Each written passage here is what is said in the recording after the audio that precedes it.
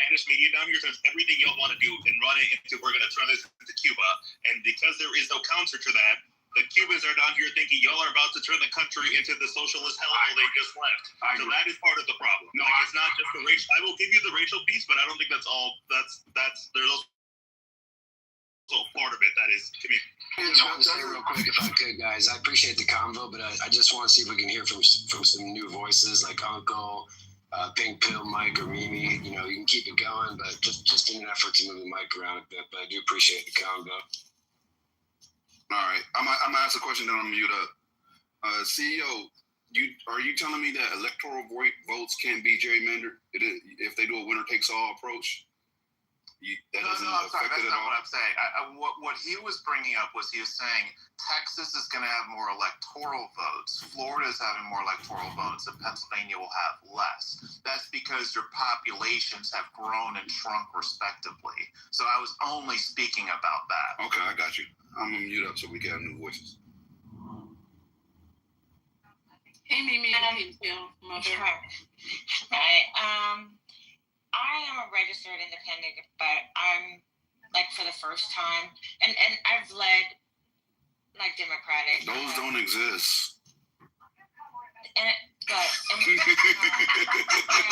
mean that's an inside joke. You can tell them. That's an inside joke. Not exist.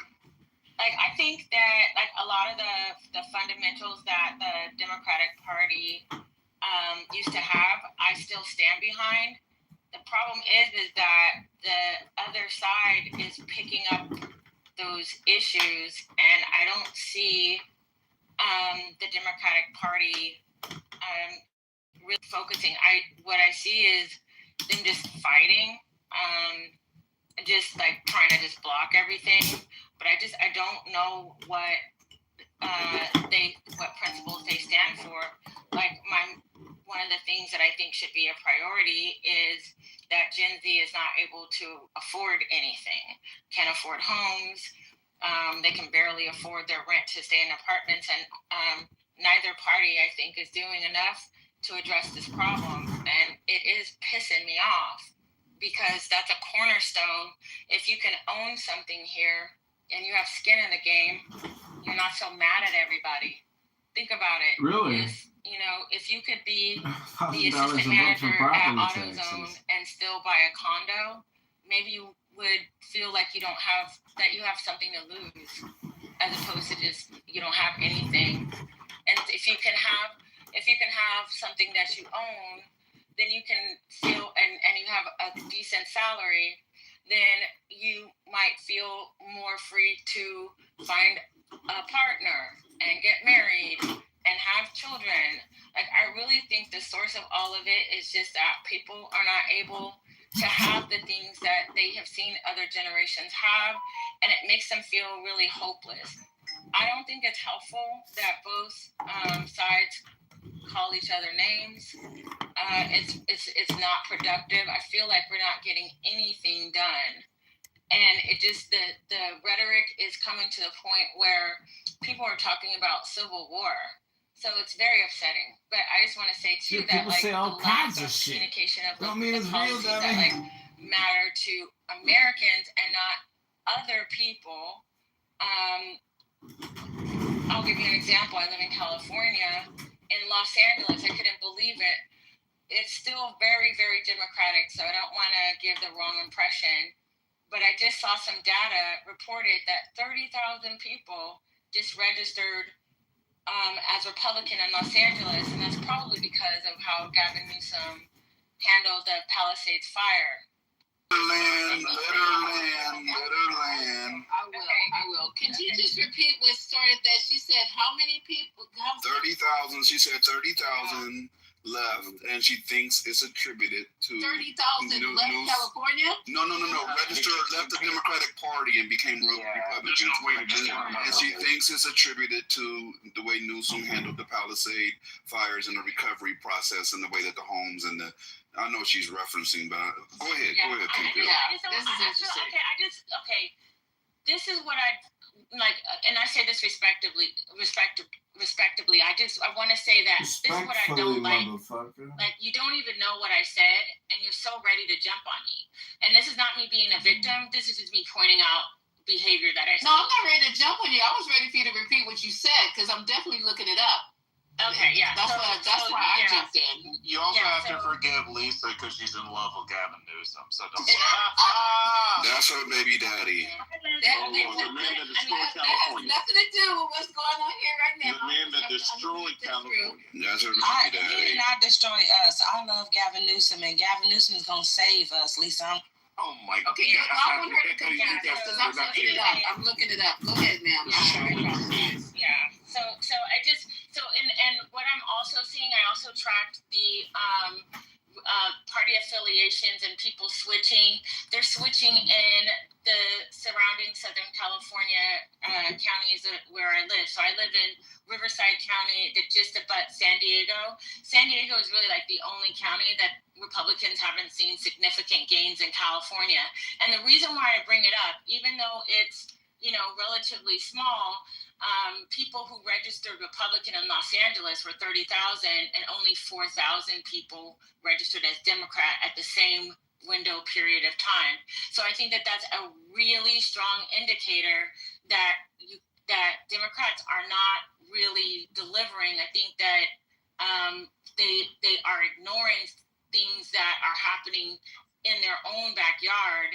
And I think people are just getting tired of people saying that they don't see what they see with their own eyes. And I live in California. I know people who were adjacent to the Palisades fire, and it was really handled very terribly. And a lot of people. What aspects do you think were handled terribly? I know what the pushback was here. I just want to hear which ones you highlight. That they didn't have available water. That a lot of the tanks. Well, the tanks were empty when the fire happened. So that was one. Another thing is that there was some spotting of a brush fire. I think it was put out, but was not put out properly. It reignited. So they have issues with that. They also, because of an endangered species, they don't want to cut down brush that is that is highly flammable because of some sort of plant that is like natural to the area. And so there's a lot of overgrown brush that environmentalists have blocked from getting cleared. So it makes everybody in danger of fire who lives in that area. And then finally, so like it's not a problem for me. I just want to preface this. But a lot of people are mad because Pacific Palisades is a beautiful area and Gavin Newsom is clearing it for low-income housing. Now, that's great for the people who need low-income housing, but just think about all those million-dollar homes, and some of those people, they couldn't even get home insurance because of the fire dangers. So they lost their homes, and they don't, they get very little recovery money, and now, like, We're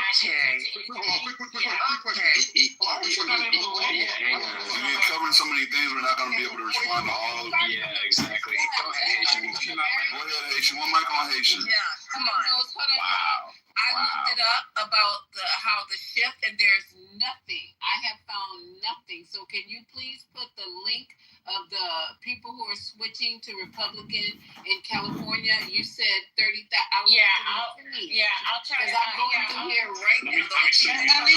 Lisa, can I make a comment? Nation wanted to go. Lisa, can I make a comment? We got one mic on Haitian. What are we doing? One mic on Haitian. Hold on. That wasn't finished. Oh, you wasn't finished, Lisa? The only thing I see is Political. There's an article in Political, and when everything settles down, I will go through that article in Political. Okay, go ahead, Haitian. I'm passing the mic. Haitian, go ahead, bro. Lisa, I put the link in the chat. She's accurate. I think maybe he swiped out by accident. He's accurate. Oh, he's back. Yeah, go ahead, Haitian. Go ahead, Haitian. No, it's interesting. You bringing up low-income housing. I just love how people just are so quick and ready to You can go on mute. Okay, he was on mute when you were speaking. Come on, Pink Pill.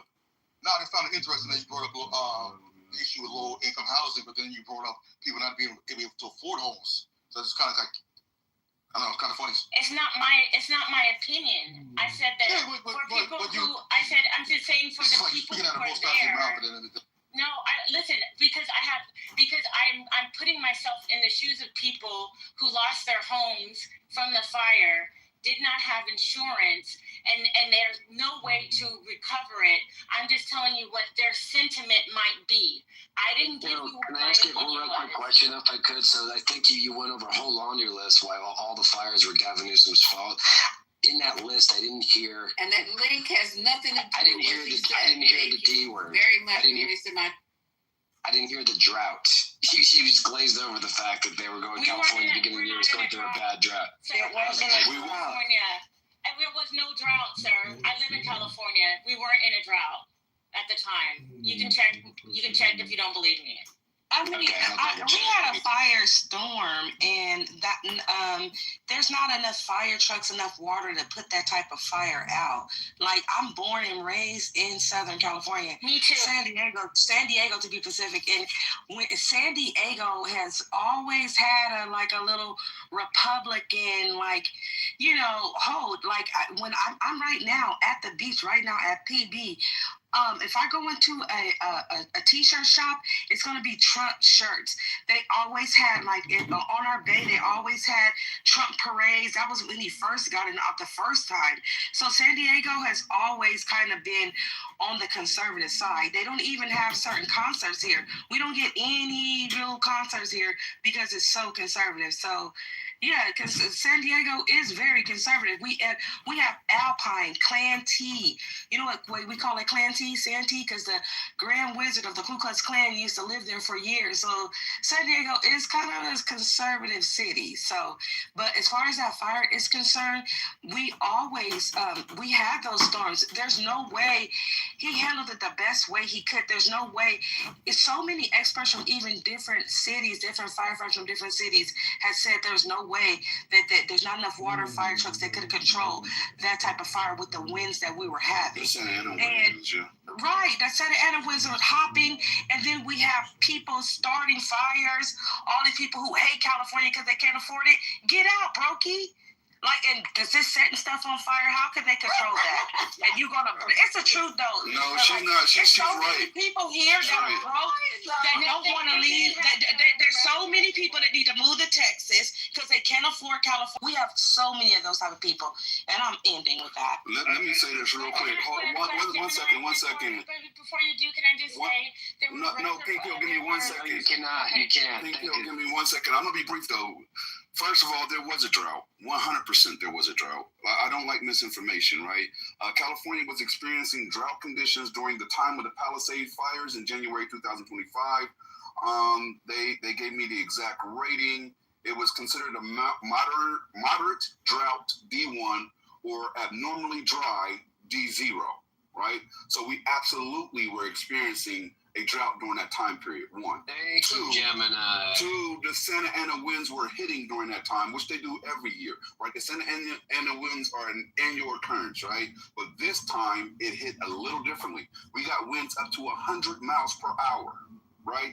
That doesn't normally happen. So that's why the fires were jumping so far. You have an ember from one location, jump to the next location, and it's unpredictable. And it makes it a lot harder for the helicopters that would normally be out to dump water or whatever fire retardant on top of those fires to be operable. There was a couple days where they couldn't even fucking move. Right, I lived out here. I got evacuated during that, right? So I can tell you right now, when you look at that, you cannot blame Gavin for what happened. You cannot blame Gavin for what happened. I'll be the first to do it. That's the fact. And I wanted to Hang on, Pinko. I think Sue was talking. Thank you. I'm listening to people. Oh, go ahead, CEO. Yeah. Just give me 7 seconds. So I just want to say that. What Pink Pill is saying, all her points are debatable, so please don't treat them like conspiracy. I've heard them many times. People have argued about these things. I'm not saying she's right, but don't treat them like conspiracy. The drought is not debatable. The drought is not accurate. You said she was accurate, and that article doesn't say what you said. The uptick since 2021 wouldn't reference a fucking fire that just happened this year. Right. That's what I said, Quinn. Thank you for wasting my fucking time reading that article. That's a stupid thing to contend. And it also says the very first thing that it says on the damn article, the very first one. It says that the first section of the article says nearly half of independent registration has declined somewhat. That's exactly what it says in the very first section of the article. Yeah, thank you for wasting my time. Hold on for just a second. Hold on. This one, there you go. Okay, well, I read it. The data point right now is brand new. It's a data point that's very clear. Okay. Whatever. Okay, so let me tell you guys a real secret about California for all the Californians who live there.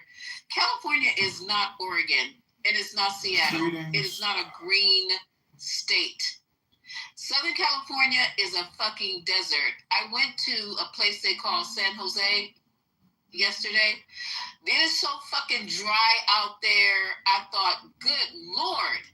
One side were the fields where they were planting shit. I don't know what kind of crops they were planting. And the other side was brittle, dry, the natural part that hadn't been farmed or touched or whatever. The hillsides where those windmilly things are, all those hills, all that grassland in California is fucking dry. It is not a green state. When is the last time it's rained in Southern California? Quickly. I can't even think about it. It wasn't a rain. It was a sprinkle. It was not a rain. Sprinkle. We don't get no rain out here. I'm in LA traffic right now. It is sunny as hell. You're right, Lisa. It's a desert. Lisa, you damn right. You were right. Everyone knows that. That's from here. I'm literally in LA traffic right now. It ain't no rain. It is not raining. What you call rain. We're talking about rain. The kind of rain they have in Seattle, the kind of rain they have in Washington State and Oregon. You guys don't get that kind of rain. The type that can be measured in inches. The fucking desert, okay? That's why there should not even be allowed to have lawns and shit in California where y'all niggas get out there and have these green ass fucking lawns back in front. Not too much on the green lawns. You done went too far. You don't went too far. Come on, be I pay Jose a lot. What are you doing? It's not the lawn. It's the brush. And you wasted all that drinkable water. I pay Jose good money to keep my shit green. It's really not. It's not the lines. It's the line. It's the brush. And people would Pink Pill was talking about them not cutting down stuff. People, because in your backyard you'll be looking at a canyon, and it's just nothing but a canyon. If it has plants and bushes and animals and people like that, oh, a squirrel, oh, I see a deer, but they gotta cut that down because that's a risk for fire. Right. Those homeowners will protest that because they don't want to look at an empty canyon in their backyard. It doesn't look pretty. They'll protest even getting that brush. Like, they only this certain amount of inches from my home. I want the wildlife. You're killing the animals. But it's really the scenic, because it would look crazy. Like you said, we shouldn't, it's because it's a desert. We shouldn't have green grass. We shouldn't have all this brush. And what would that make us look like? Arizona? No, they want to look like pretty California, and they will fucking go and they'll go against cutting down the brush because they don't want their house to look like that. They don't want the scenery in their backyard when they're looking into the canyon to look like that. So you were right. That's what it is. You guys who live in California, you guys need to go back and look at the history of California, because when my parents decided to relocate to retire in Manhattan Beach, I started studying California, even though I had an auntie who's already lived there for just about all her adult life, okay? And now she's in her late 60s, 70s. The history of California, when they started with Hollywood Land instead of Hollywood, and the drive to bring people west into California, they marketed California as a place where you go to get better, right? I'm gonna get that whole thing about that guy, that XY. Have you guys seen that place XYZ something? They marketed California as an oasis, but it was all man-made. Do you know palm trees are not even from fucking California? That they brought that shit in, but now you sound like a real hater right now. I'm love California. What the fuck? You telling us not to water our grass and all, like, what? But he's right. This is how Orange Mouth got its name. California topographically was not made for the way it's being They listed Southern California as the end of the Owens Valley. That guy That was Owens Mouth. had to build that. I thought Owens Mouth must have been a hell of a oil all the supporter. way down from Owens Valley just to bring water into California. You're talking then about that Azani. shit broke. And then the water is not evenly sourced in California. It's coming from the reservoirs. From fucking Oregon and Washington State. It never made it to Oh, California. y'all got it. Lisa, I will give you this. I'm gonna be real brief. I will give you this. To get in there too, Gemini. But go ahead. I'll yield to her right now, but I will say this, Lisa. We have to like, we get these notices that tells us like on Tuesdays and Thursdays this summer we're not allowed to use our water, or you're not allowed to use your water after 5 o'clock, and you can report your neighbor if you see them and they'll get fined. I still do it anyway. I'll pay the fine because my shit ain't gonna go brown. But at the end of the day, we do have water shortages, and it's very severe, and we get these notices all the time, right? So when somebody says it's not a drought and they live down here, I'm like, how? There's no way you live down here, because we get this in the mailbox every day. Okay, Gemini, what I'm trying to say is I just Sorry, Pink Pill. Maybe you didn't hear me before. Pink Pill Sue was waiting. You can go after her. And Thank what you. I Go want ahead, to Sue. say to all of this bantering back and forth, what's not being said is that Caruso, who wanted to be the mayor, who lives in Brentwood, has a private fire department that put out the fire on his property in the Palisades and didn't save anything else around his property, did nothing for the community, has a private fire department in Brentwood for himself and for the residents of Brentwood that pay for that.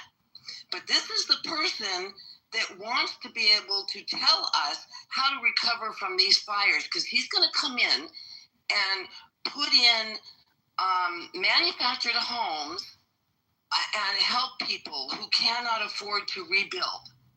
So I want to first put it out there for those of you that think you're going to tell those of us that live here how the fire is affecting us and how the rebuilding efforts are happening and how the monies are being allocated, who's getting it, who's not, where the insurance is happening, where it's not. I'm here to let you know we're living it. So before you go ahead and say what the decisions are that are being made, speak to those that live it on a daily basis. Because right now we have the largest construction project in the country going on. Right here, under my nose and Gemini's nose, the largest flippin' construction job in the country right now. And if you think that's being funded by nothing, come again. And it's happening in Altadena as well. And if you think there's no insurance paying for it, if you don't think there's government assistance happening, think again. So I want to say, Pink Pill, before you start spewing what you're spewing, get your facts together. I, too, am right here in LA County. Now, I agree. We've had a water drought for many years. It didn't start yesterday. It started 20 years ago, 30 years ago, and Lisa was spot on. Southern California was sold as the end of the gold rush, and this is where the water was going to end. And if you come to the San Fernando Valley, there are streets that run right through here. One is called Owens Mouth, and it got its name by the people that founded it, and they said it was going to be the end of the Owens Valley. The water never made it here, ever. So all of this stuff is out there, but what I don't appreciate is false information from people that live in other counties trying to tell us the way in which things are being managed here. Okay, real quick. So, because I double checked at the beginning of the year, I double checked with my references. By early 2024, California was largely drought free. Last year, we didn't have rain. So prior to that, we had been in a very long drought. We'd gotten a lot of rain, and we had officially gotten out of the drought. So I will cede that point. The other thing that I want Can you show us those references? Because I've never heard of coming out of a 10-year drought. We always in a drought. Okay, if I could, early 2024, between January and April, California was largely drought-free statewide, with 0% of the area in droughts as of late March. This followed strong winter rains and snowpack measuring 110% of historical averages by April 4th, ending a 1,000. Putting your link that you're Yeah, referencing. please put the link in, because I'll put in the link in that shows that we were in the D1 drought. Yeah, we don't. Yeah, I can definitely prove we were in the D1 drought. Wait, Thank you. Okay, if I could for a second, I don't know why you guys are getting angry. All I did was go into Brock and You're asking for facts. Thank you. Nobody's angry. I'm giving them to you. So I asked Brock, was California in a drought in 2024? So if somebody would go, listen, this is the No, she's right. She's right. And if you just let me finish, then we can move on. So, like I said, we were not in a drought, but we had come out of a 1,332 day. Yes, correct. And so that is correct. That is a fact. Okay, if I could just finish. In 2024. For God's sakes, let her finish, please. Thank you. Let her finish and then help, because she's actually right. But go ahead. Okay, so by mid-2024, conditions remained mostly normal to abnormally dry in isolated areas. By late 2024, a slow start to the rainy season led to drought expansion. By November 14th, it was abnormally dry. So you guys are right in that at the time of the fire, there was a drought. But in general, by 2024, we were all celebrating because of the long drought. We had more snowpack and our lakes had filled up. We were very happy about that. I also, just FYI, I was born in Los Angeles. I was raised in Lancaster, California, and now I live in Temecula, California. The other thing that I wanted to say in regards to what happened in the fires, I was not there. And I'm very sorry for the people who experienced frustrations with going through that. I don't want to talk to you guys like you're just, like you just don't matter, like you're just like fodder for a debate. I am sorry for what you're going through. So in Los Angeles, where the Santa Ynez Reservoir in Pacific Palisades, with a capacity of 117 million gallons, was reportedly empty at the time, and that's according to CBS News 2. It was under repair. We knew about that. Okay, so, and then finally, in regards to Republican people registering for Republican in California counties, I just wanted to say, so for between February 24 and February 25, GOP registrants, because California has to report, it doesn't have to report, like, I don't think in real time, but they do have to report. So GOP registrants as of February 2025 in Los Angeles County, I was wrong. They had a net gain of 83,552 new registered Republicans. In Orange County, 38,101. San Diego, 31,875.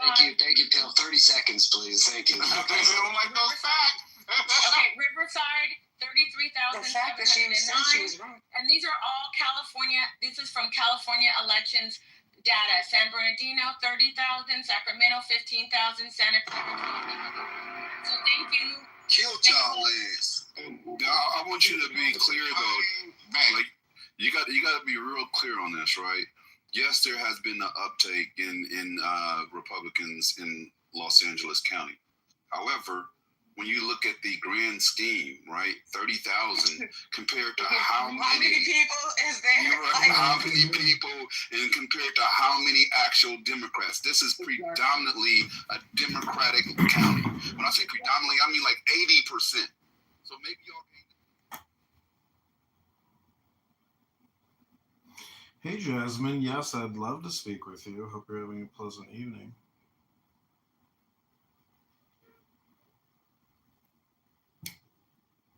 Instead of just being defensive, note the change and maybe look into it. No, Because we got a lot of people that need to move.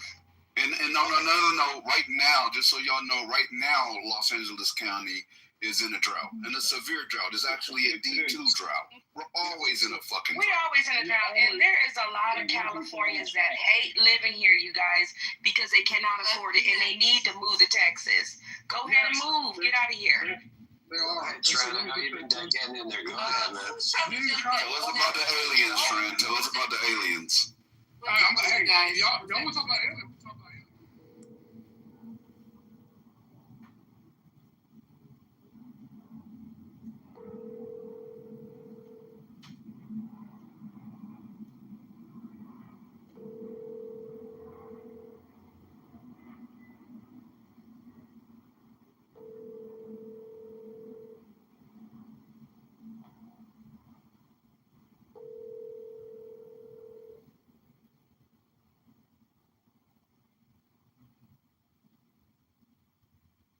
Please leave your message for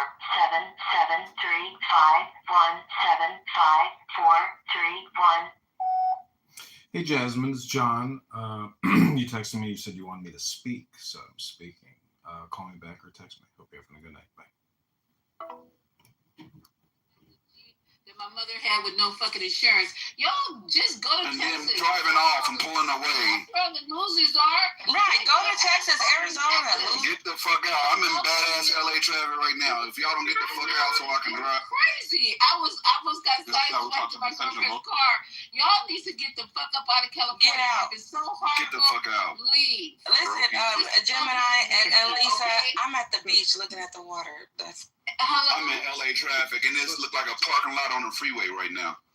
Where are you at, Trent? Are you on the border in Mission, Texas.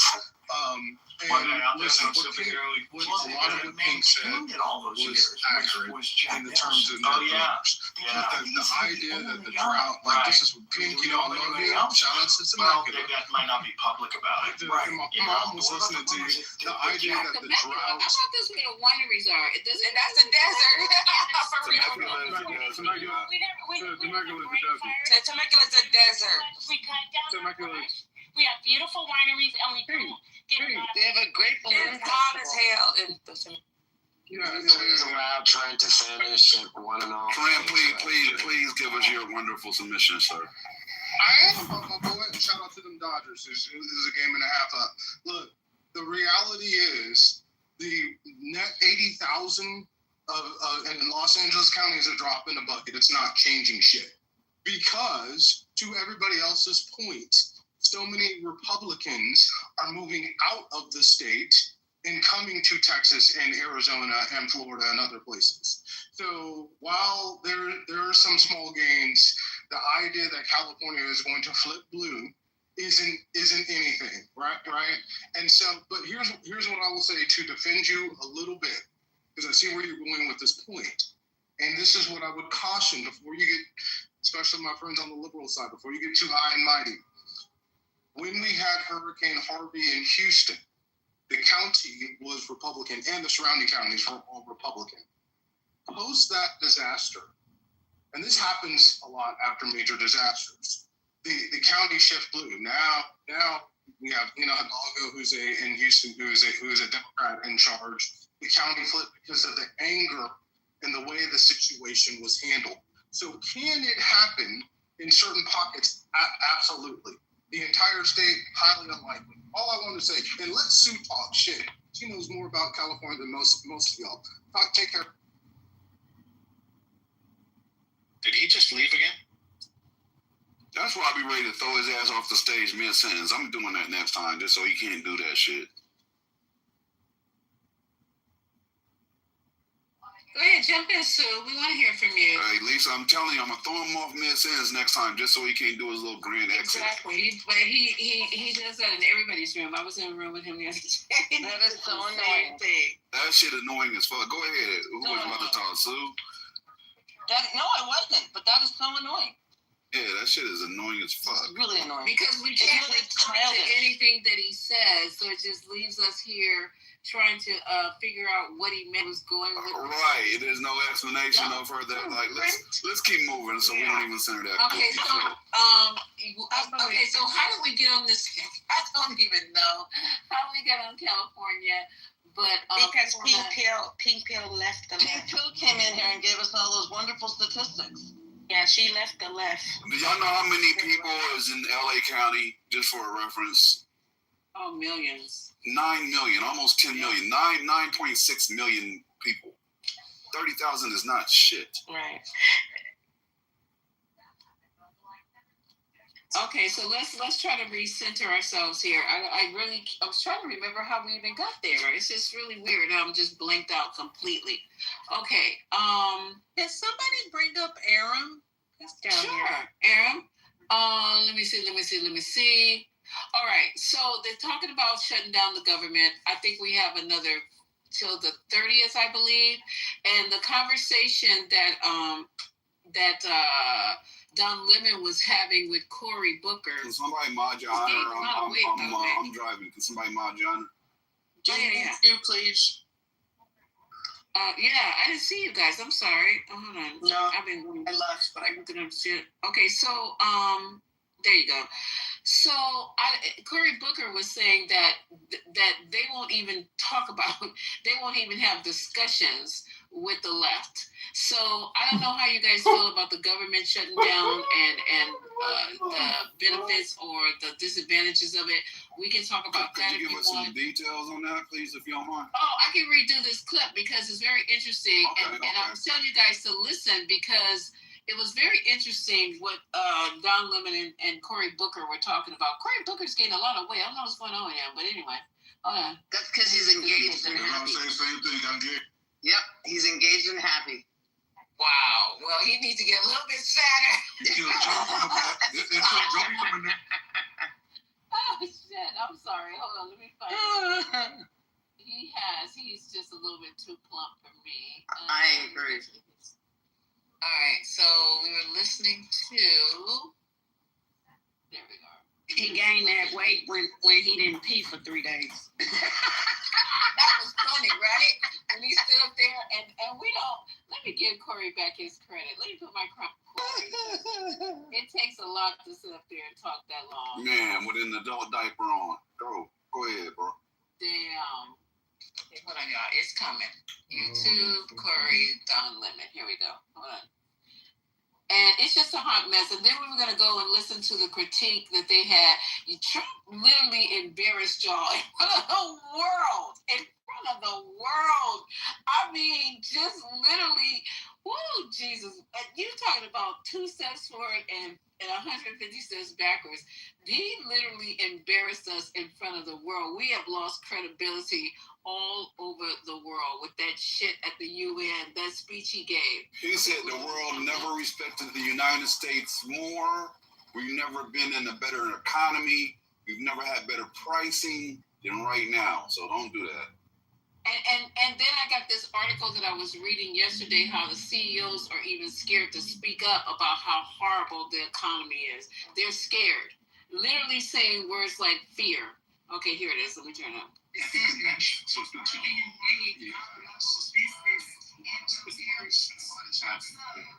somebody else is talking. Hold on for a second. Too many people. Oh, hold on. I gotta put that on hold. My understanding is that the president agreed to a meeting with Democratic leaders and then canceled it. Yeah, stunningly. Are we going to shut down? Look, how do you... There's no way to get this bill done. They control the House, the Senate, and the White House. But the only way to get through the Senate is by getting at least 7 Democratic votes. I'm not going to give my vote away without them doing something in terms of negotiation or compromise. And what a Democrat's asking for is do something about the tens of millions of Americans who are seeing their costs go up, their health care become more expensive, or losing their health care. Because of the things that you've done, Donald Trump has been in office for 9 months. America is poorer, and America is sicker or has less access to health care. So I've never seen like this. The other side won't even talk or engage with us, even though there's only one way to get this done is together. So for Donald Trump to cancel a meeting, for the Speaker of the House of Representatives to dismiss the House, to send them out on recess until after the shutdown date is just stunning to me, and it shows me that they want to drive our country into a government shutdown. What's the point? What is the point? I don't understand. I mean, they have succeeded in bullying their way, stealing power. We see case after case going up to the Supreme Court because Donald Trump is being an authoritarian executive. He doesn't believe he's president. It seems like he's trying to be all the constitutional power to himself. This is the process. You have both sides of the both Article 1 and Article 2 branch have to do it together. But he seems to want to do it his way or no way. And that's what the problem is. He's got to be willing to negotiate. I'm glad you mentioned Article 1. I saw Hillary Clinton on a morning show this morning discussing that. It was a very interesting conversation. She said everyone should get pins that says Article 1 and see if the Republicans wear it. You know what I mean? Yeah. Well, I mean, look, I'll be honest. I have private conversations with Republican colleagues sometimes where they point out that what they're seeing the executive do is not right. I've heard comments about the tariffs and the pain they're causing us. I've seen them comment about head theft not being qualified, or that you signal out, put out on a commercial app battle plan, but not in public. They won't say it. But that's the point. They're not doing it in public. They're not calling hearings. They're not doing the job of checks and balances or oversight of the executive. And so if you're basically saying Article 1 will do nothing to check the presidency, you are literally undermining our constitutional framework and turning him in de facto into more powerful, demagogic, authoritarian leader. And so I know this. Jefferson said it so powerfully around the founding of our country. When the people are afraid of their government, there is tyranny. When the government is afraid of the people, there's liberty. Well, what happens when senators are more afraid of their government, their president, than they are of the people they represent? Yeah. That's the problem we have right now. Yeah. The Affordable Care Act, the tax credits, I hear that is a sticking point. Democrats want that in there. Republicans are saying no. Is that the main sticking point or a major sticking point? I'll be honest with you. I'm not giving my vote away for free. Do something on health care. There's a lot going on. You have these looming Medicaid cuts that they conveniently pushed out. You fix the Affordable Care Act. There's a lot of things that could be on the table, but we aren't even at the table. Donald Trump is refusing to sit down with us at a negotiating table. The leaders of the House and Senate are refusing to sit down with us. That's the thing that's surprising me. I've been here for 13 years, and when we do budgets, we do them in a bipartisan fashion. We have passed 3 bipartisan budget bills out of the Senate. They haven't gone anywhere else. But we've shown that we have the wherewithal to do bipartisan budgets. The American people should not see their government shut down. But this president and the Speaker of the House, by their actions this past week, seem determined to do just that. Okay, so what do you guys think so far? They're not even trying to talk to the Democrats. So what do you guys think? So I have a thought related to his UN appearance, and I think it connects back to this story with not meeting with them. So there was a story that came out in the Times. Trump strikes radically different tones in public and in private. So we all know what he said, at the United Nations, and he talked so tough, blah, blah, blah. But it says, in the decades since Trump burst onto the political scene, world leaders have gotten used to the two versions of the American president. There's the public one who shows up in speeches, social media, and the private in-person one who's often conflict averse, eager to accommodate in one-on-one or smaller conversations. So, wait, let me get to this quote of what he said.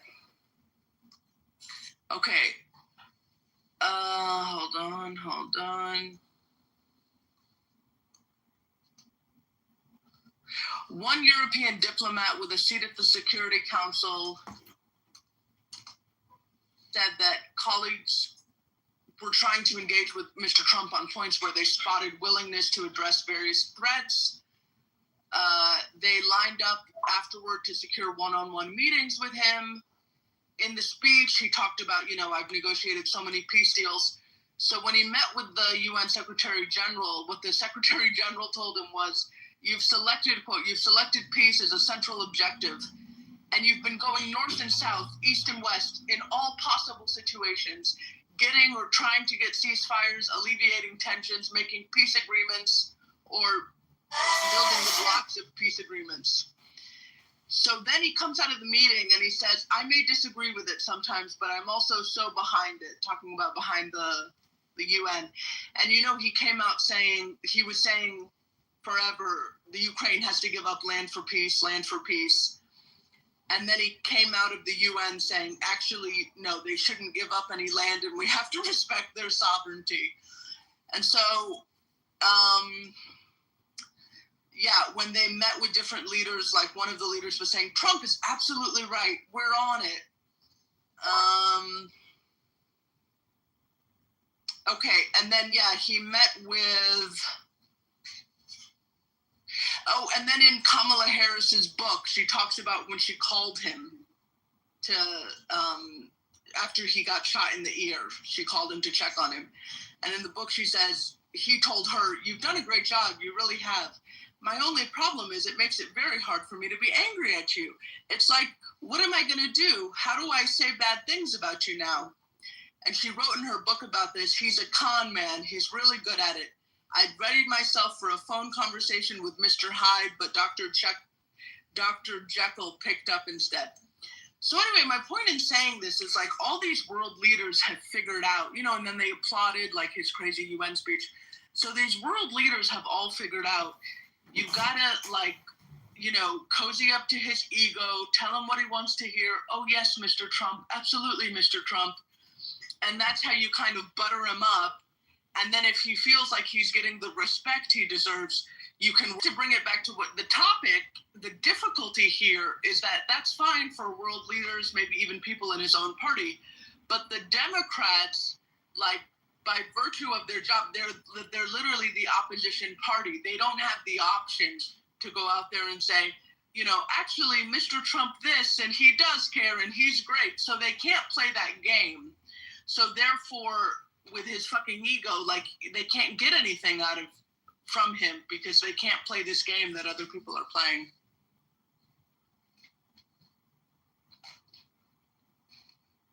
Anybody else want to add to this? Yeah, he's basically, imagine a 3-year-old who's picked up a loaded weapon. Like, you know, the 3-year-old lacks judgment. And is like kind of nuts. But they're holding a loaded gun, right?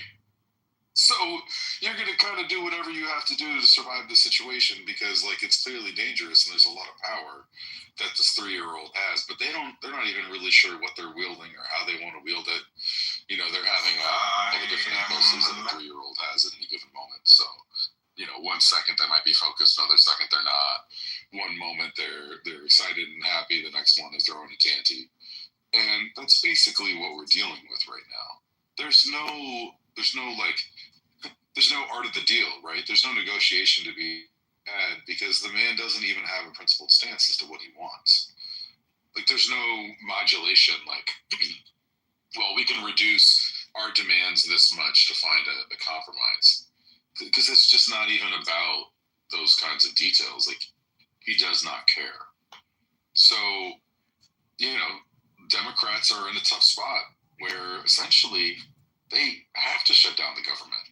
And the Republicans may very well want it in the short term because that's what, you know, the 3-year-old with the loaded gun wants. And they're just as afraid of the 3-year-old with the loaded gun as anyone else. You know, they're just kind of hiding in the corners hoping that they're, you know, out of the firing lane or whatever, whereas the Democrats have to do something about it because, you know, their people are the ones who are most likely to get shot. And so, like, I think the government probably is going to shut down because I don't see any other off-ramp that could possibly happen. And the idea of the Democrats just capitulating for the second time, mind you, why would they do that? Like, so they can look even more feckless and weak? Like, it looked terrible the last time was they had no strategy until, like, it was like 48 hours before that Schumer started to shift his opinion from, oh, we're never going to give in, to, hey, everyone, we really got to give in. And so instead of the story being about the Republicans, and they're intransigents and they're malfeasance and all this shit. It became about Schumer being a punk and this like Democrats in disarray argument. And once again, we're moving towards this moment, and there isn't clear messaging about what should happen. And like, I almost care less about which choice they make than the fact that they make a strong, robust argument that stands up to scrutiny and looks like they actually know what they believe in and what they care about, and that they're going to make that principled stand, right? That people are going to have to contend with one way or the other.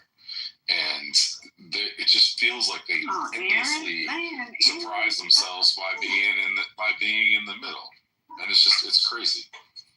I would say this: if the Democrats take your Honor's advice, and someone like Cory Booker, whose seat is always safe, I would say for those who are vulnerable, I think that's a bad idea. I think Ossoff and others should not go along and try to shut down the government. That wasn't even my advice. Did you just hear what I said? I heard you say. I said they should have a clear strategy and go with it. My opinion is, look, they should have a strategy when the Senate is pretty low. I think at this point, but you're going to give a supermajority to the Senate? Is that, well, Deborah, I don't even know. Did you know that they tried to meet with the president and literally before it was supposed to take place, he canceled? Did you know that? So I know that Mike Johnson was on Fox News and he had a different opinion. He also had a press conference a few days that I posted. So I don't know. How do you have an opinion about a fact? Mike Johnson is lapdog. What's wrong with you? So Cory Booker is Spartacus and he's very dramatic. So I don't really take Cory Booker very serious. Dude, the news reported it was shut down. It's not Cory Booker. I don't trust Cory Booker. You don't have to. That's Deborah's point. There are lots of people who The news reported it. Clown. The news reported it, not the senator. The news reported it. What's wrong with you? The Democrats are not trying to have a serious conversation. Period. You got to be the dumbest. How do you know that? Because everybody knows that. Because everybody knows that. That's not an answer. Incredible. Because guess what? Because Don Lemon is some crazy stuff. Don Lemon of all people. You a fool, boy. If this real, Don Lemon ain't the only one reporting it. Go to a credible news source, clown. You don't have to get it from Don Lemon. But you sure need to stay away from Fox News. But Don Lemon, that's why you're so ignorant now. They're going to keep you ignorant. I got it from the speaker. The speaker, I take the speaker Mike Johnson's word. I don't need the news when they got the speaker. So the speaker said the meeting was canceled. Did he say wasn't he the same one who said that Donald Trump was an FBI informant? You were talking about Cory Booker. He was talking to an actual person who's in. Oh my God, he was talking to Cory Booker. He wasn't sitting up there like he was making this shit up. I don't understand. Cory Booker said the meeting was canceled. So you're saying that he's lying? And what would be the benefit of him lying about that? You want to play the video that I posted? You can play the 6-minute video. Mike Johnson is the same guy that said that. Apparently you can't keep your apparently you don't have 6 minutes worth of listening in your brain. I think we should hear a different side. Let me say that you got it wrong. You can't concentrate for 6 minutes. Let me just say this. Hold on a second. Let me say this, Omari, please. Mike Johnson told everybody that Donald Trump was an FBI informant, and that's why he hung out with Jeffrey Epstein so much. And then the lie was so overblown and ridiculous that the next day he had to backtrack on it. So yeah, he's not credible. Okay, so I was about to say, we can find Spartacus comments. We don't want to go there because he's a fool. Ms. Deborah was 100% accurate. The news reported that Donald canceled the meeting about reopening. However, even more importantly, Donald himself went on Truth Social, right, and said that he canceled it because he felt that the Democrats' demands were ridiculous and not worth talking to. Thank you. Yeah, but Gemini. So hold on. What do you mean, thank you? What do you mean, thank you? You just I said mean, that he you didn't was cancel it. wrong. Yeah, you were dead I wrong. never said the word he didn't cancel. You definitely didn't hear the word that I said that Oh, he. boy, would you stop playing around with words? What you missed. Ms. Weber, you were right. Bottom line, you were right. What you misheard. Well, hold on. I can clarify. I'm a grown man. I can clarify what I was stating. What I was trying to tell you guys is they weren't trying to negotiate in good faith. Exactly what they're not trying to negotiate in good faith. It's ridiculous demand. I came off mic is because you said they should try to have a meeting with him. That's why I came off mic to report that they tried to have a meeting and it was literally canceled when they were on their way to the meeting. It got canceled. That's why I came off mic. Again, Literally, that's why I came off mic as well. Meeting. They should try to do it like they're not trying to work with them. Stop the misinformation, Omari. I'm talking about the. See. That's why I know you guys don't follow. You guys don't follow or listen. You can only hear. I just told you. You're the one not listening. I just told you why I came off the mic. Because you said what they should do, the Democrats should try to have a meeting with Donald Trump. Exactly. That is what you said. And I responded directly to your comment. They tried to have a meeting.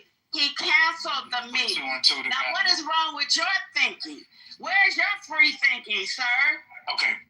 Matt, I know Matt's the only one that's honest. Just a second. Hold on a second. I said vulnerable. Hold on 1 second. Deborah, it's not good for you to shout and to scream. Now, I'm not saying that to tell you what to do. I respect you too much. But I love your throat. And I appreciate who you are, and I don't want you to hurt yourself. And well, I have to do that when I'm always spoken over. That's what I'm saying. To be spoken over. I understand, and I don't want you to wake up hoarse and you can't sing in church. So, Omari and others. Hey, I just placed an order, and I actually meant to place it at the Milwaukee location.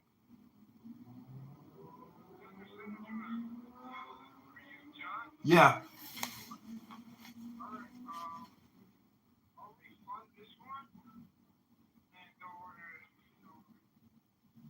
Okay, I apologize about that. Thanks.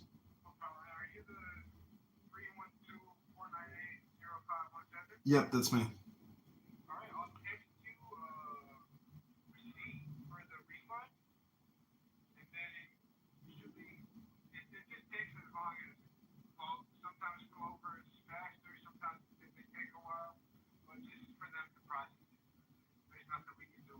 I understand. I trust you. I appreciate it. Love your food. Thanks so much. Okay, thanks. Bye. Right now, you absolutely said they should try to have a meeting. Well, sometimes I don't put my words together correctly. So can I redo it like Scrabble? So what I was trying to say, Deborah, is I was talking about the vulnerable one. So because maybe I might have jumped into like multiple conversations, and that might have thrown me off, and I apologize if that was the case. I wasn't thrown off. I responded to what you said. So don't tell me maybe that's you continue. Hold on, you're continuing to gaslight me. I didn't misunderstand what you said. I responded to what you said. I did not. You say, okay, before I stop talking, you're gonna say, okay, didn't misunderstand what I said. If you're not going to say that, then I'm going to keep saying, come up here and say whatever you want to say, and then it's supposed to be true. You're not going to gaslight me and say, because you could have just went on and kept talking. But when you say, I misunderstood what you said, or I didn't understand, you're a fucking lie, and I'm not going to let you get away with it, sir. You're not getting away with it. That's fair. That's fair. I'll take that. That's a good call out and good feedback. I appreciate that. What I would say is I was talking about the vulnerable Democrats, not the ones that have safe seats. And if it didn't come off that way, then okay. And then you keep going from there. Don't interject. So, Deborah, you misunderstood what I said. Right. No, I didn't. You're right. I'll take that back. And don't ever do it to me again. I'm sorry, Miss Deborah. I hear you. Loud and clear. Noted. Is that fair? Grazie. Yes, sir. That's fair. Thank you. Maybe something else I'll say just in relation to the shutdown, because a question that I had was, why was the prospect of a shutdown so unacceptable to, Chuck Schumer and others in the first few months of his presidency, and now it's a more viable option. But someone made a really good point, I don't know if it was this room, about the context, which is that when the first prospect of the shutdown came up, it was in the context of Doge. And, they were trying to lay off people and shut down as many agencies but now the Doge program has been scaled back and it's been absorbed into broader administrative, restructuring and whatever. And so because the heat has come down a little bit on the pressure that Doge was posing, it's a little less scary, the prospect of a government shutdown. Do people agree with that? Well, the problem is that they already did most of what was there to be done anyway. Like, all the NIH grants that they were going to be able to cancel, like, they did it. You know what I mean? Like, they sabotaged the government in so many ways. Like, basically anything they didn't like is sabotaged.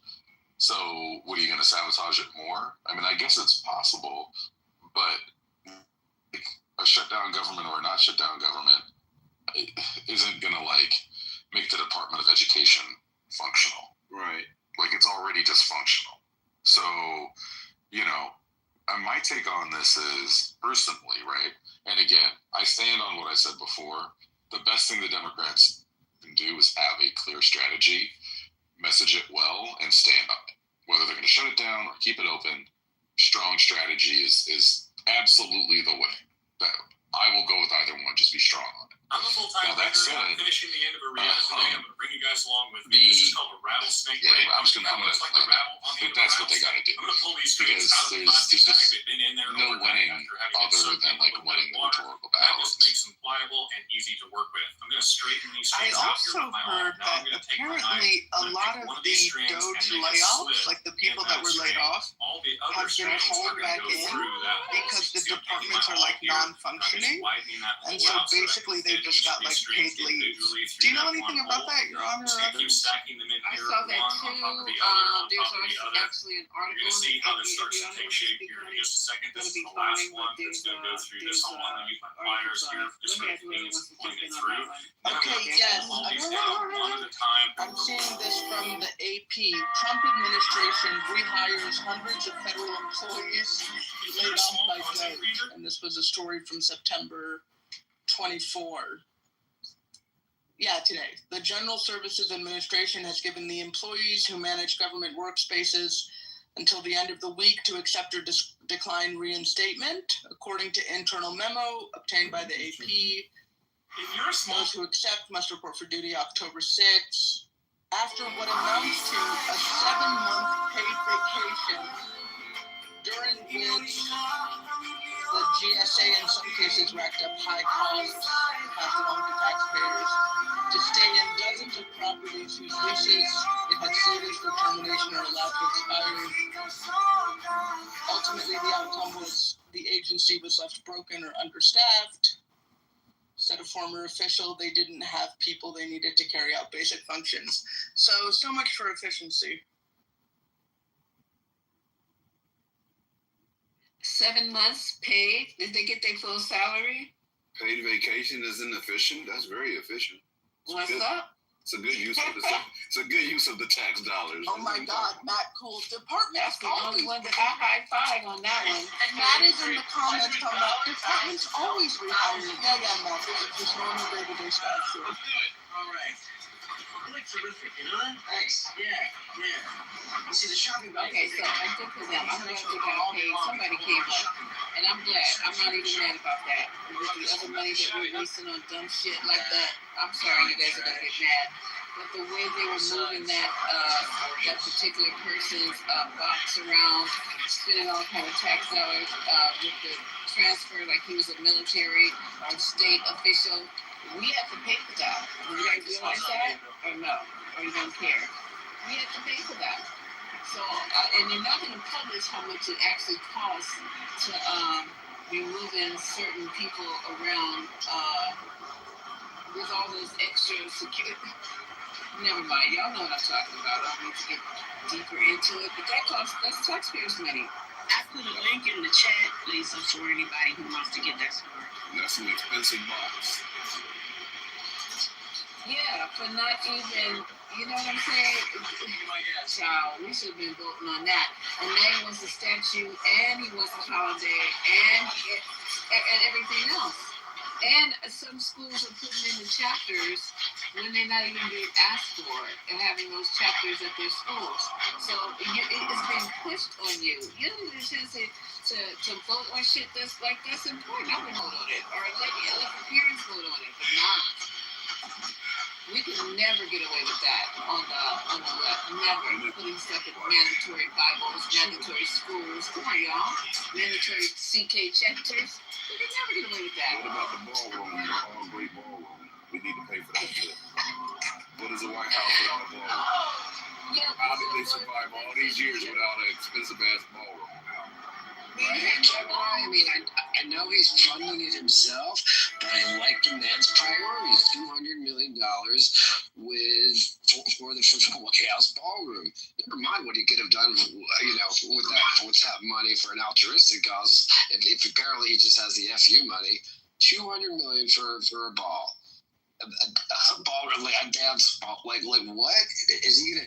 Maybe is that like foreshadowing for him? Maybe he'll return to reality TV and it'd be like a judge, like former presidents, can dance or something, or convicted felons who became presidents can dance or something. I don't know. Maybe that's his big picture. Or maybe that's where he's going to celebrate his 2028 re-election. There you go. That part. Lord help us. Oh, God, this is scary. Okay, so do you guys want to listen to this Dr. Carr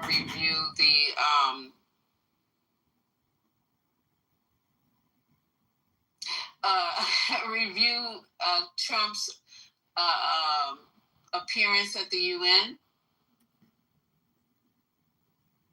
Let's do it. Let's get it. Okay, we're going to get this. I'm going to stop it. It's not that long. Dr. Carr just goes into just highlighting just the craziest shit that happens, stuff that I even missed. So let me see if it's okay. I haven't vetted it. African Heritage Day. If you want to give a look into that, today is a day when South Africans are encouraged to celebrate their culture and the diversity and traditions in a wider context of a nation that belongs to all of its people. So shout out to them. If you're from there, I know we got a listener in the building. He's a South African national. Shout out to you. Yes. And good to see you, Dr. Carr. It's a good word. How you feeling? All right. How you doing? I'm coolin', man. Just waiting on these other things. Shaka Day used to. Shaka Day is what it used to be known as in South Africa. South Africa is a wonderful example of how African people having overcome native minority rule have, rather than exact revenge, overwhelmed white nationalism with a sense of archival humanity. Their national holidays often reach into their memory and restore some sense of collective memory. So, like you said today, Heritage Day, drawing from Shaka Day, which is, of course, the Zulu people, one of the English language speaking groups with the Sotho and the Swana and the Xhosa there, and so that brings them in. Youth Day is actually the day in July, which marks they observe the date that the South African white minority police attacked and killed young people in Soweto. They take the day of the Sharpeville Massacre and turn that into a national holiday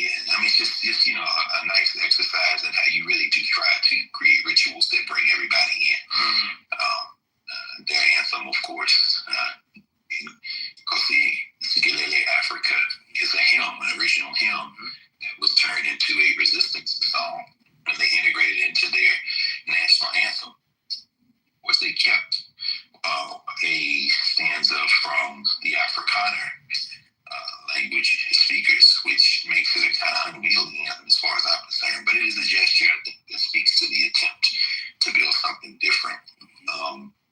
The same spirit that caused 80 years ago the countries of the world to come together to form in San Francisco in 1945 the United Nations. That was one animating spirit. Of course, the main animating spirit for the West was trying to build a structure that could keep them in charge for another few years, and that has worked for them too, at least in a general sense. But I must say, not only happy 80th birthday to the United Nations, it's shout out to Bozo. Yeah. Bozo showed his ass cheeks in a way yesterday that I think set a new standard, a new global standard. I mean, I just, I know we have some audio of Bozo's speech, but in order to really enjoy it, this rambling that took over an hour, just about an hour, generally each world leader or their representative is allowed around 10 minutes. They don't cut people off. After all, it is the United Nations, but Bo spoke for about an hour yesterday, and it was magnificent. In fact, this morning, overnight, Jonathan Lemire and Missy Ryan, writing in The Atlantic, the first sentence in the article Trump did the United Nations to mock him now is the world laughed at Donald Trump. Do you think he noticed? Do you think he notices when the world is like? Here's the thing. We were talking about this just before we went live. I think we are closer than ever to the 25th Amendment, and I'm not saying that because any of Trump's lackeys. I mean, looking at little Marco yesterday at the United Nations, his face more and more a mask, as he certainly knows that the history books will certainly write him down as a purebred lackey. But in real time, he will live, it seems to me, to see his utter humiliation, not only on the global stage, but on the domestic stage as well. He won't ever be president, Little Marco. But I think he's oblivious. Yeah. I think it's very. I mean, he's more and more sitting in the White House when he does have meetings. He doesn't have many meetings. He's never had many meetings, but he has fewer than ever now. He can't walk in a straight line. He is clearly just unwell. He appears unwell anyway. Right. And this move against Jimmy Kimmel with his, how can you be a lapdog and a lord and master at the same time, but that nasty piece of work at the Federal Communications, Brendan Carr, is, I think this might have been the thing that tipped them over. Because even the hillbilly horde realizes that they could be next. In fact, they may be in the crosshairs. We saw Ted Cruz with his bad mob boss impressions, and Joe Rogan has finally crawled out of his spider hole to speak. Now that it appears that it might be safe to actually criticize this administration, at least around the First Amendment, but their signing pen is leaking ink. So I don't know. If you listen to the whole speech yesterday, man, this dude, man, I know we got some sound. We can jump sound. Yeah, we can jump in. Here, he actually is speaking to the people who he's questioning. Clip 4. I didn't think of it at the time because I was too busy working to save millions of lives. That is the saving and stopping of these wars. But later I realized that the United Nations wasn't there for us. They weren't there. I thought of it really after the fact, not during these negotiations, which were not easy. That being the case, what is the purpose of the United Nations? The UN has such tremendous potential. I've always said it.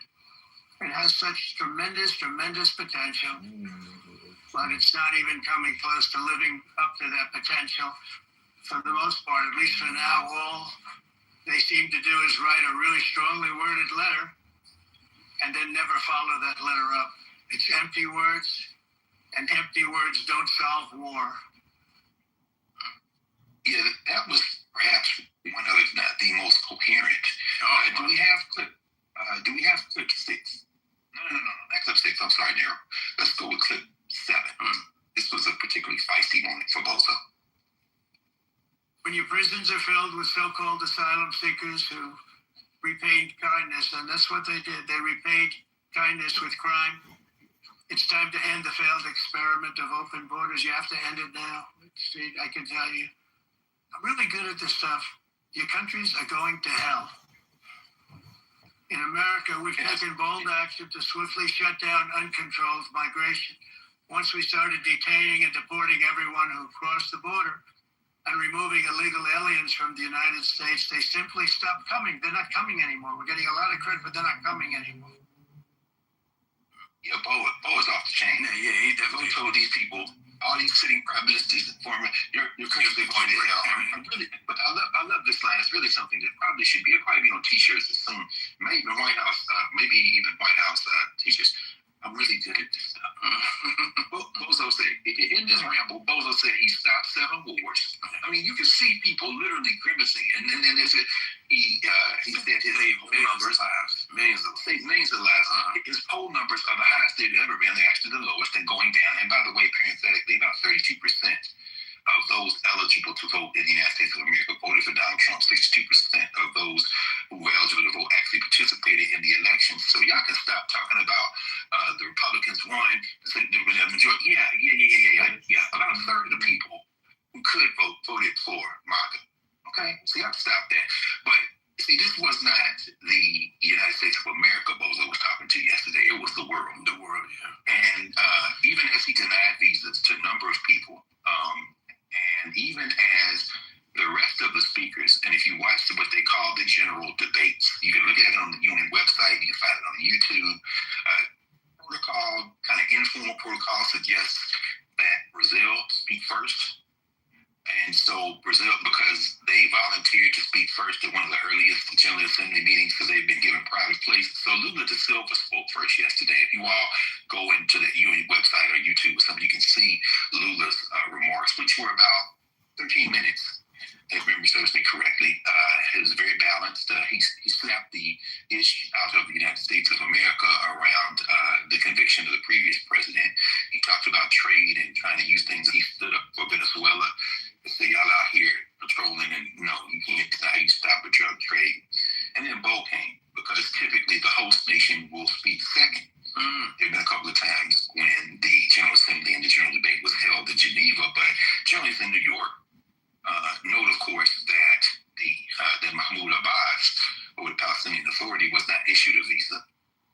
So he was not able to speak in person. He won't be able to speak in person. But of course, they had a 2-day summit prior to the opening of the General Assembly and the General Debate this week, at which France, England, a couple of countries recognized the Palestinian state. It's not stopping the international killer, Bibi Netanyahu, who was continuing to wage war through his Israeli Defense Forces. But it's pretty clear now that the entire world, as Dr. King might say, the whole world, is against today. I think Tinubu, or his representative, Tinubu's not coming from Nigeria. His second in command is speaking, I think, today, this afternoon.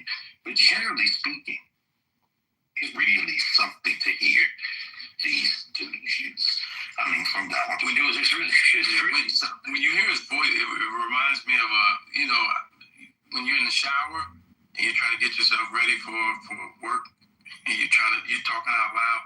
But you're in a room full of hens is an understatement when you hear his voice. It's just, I think you may be on to something. Loopy. I mean, loopy, what you said before. Yeah, he's definitely loopy.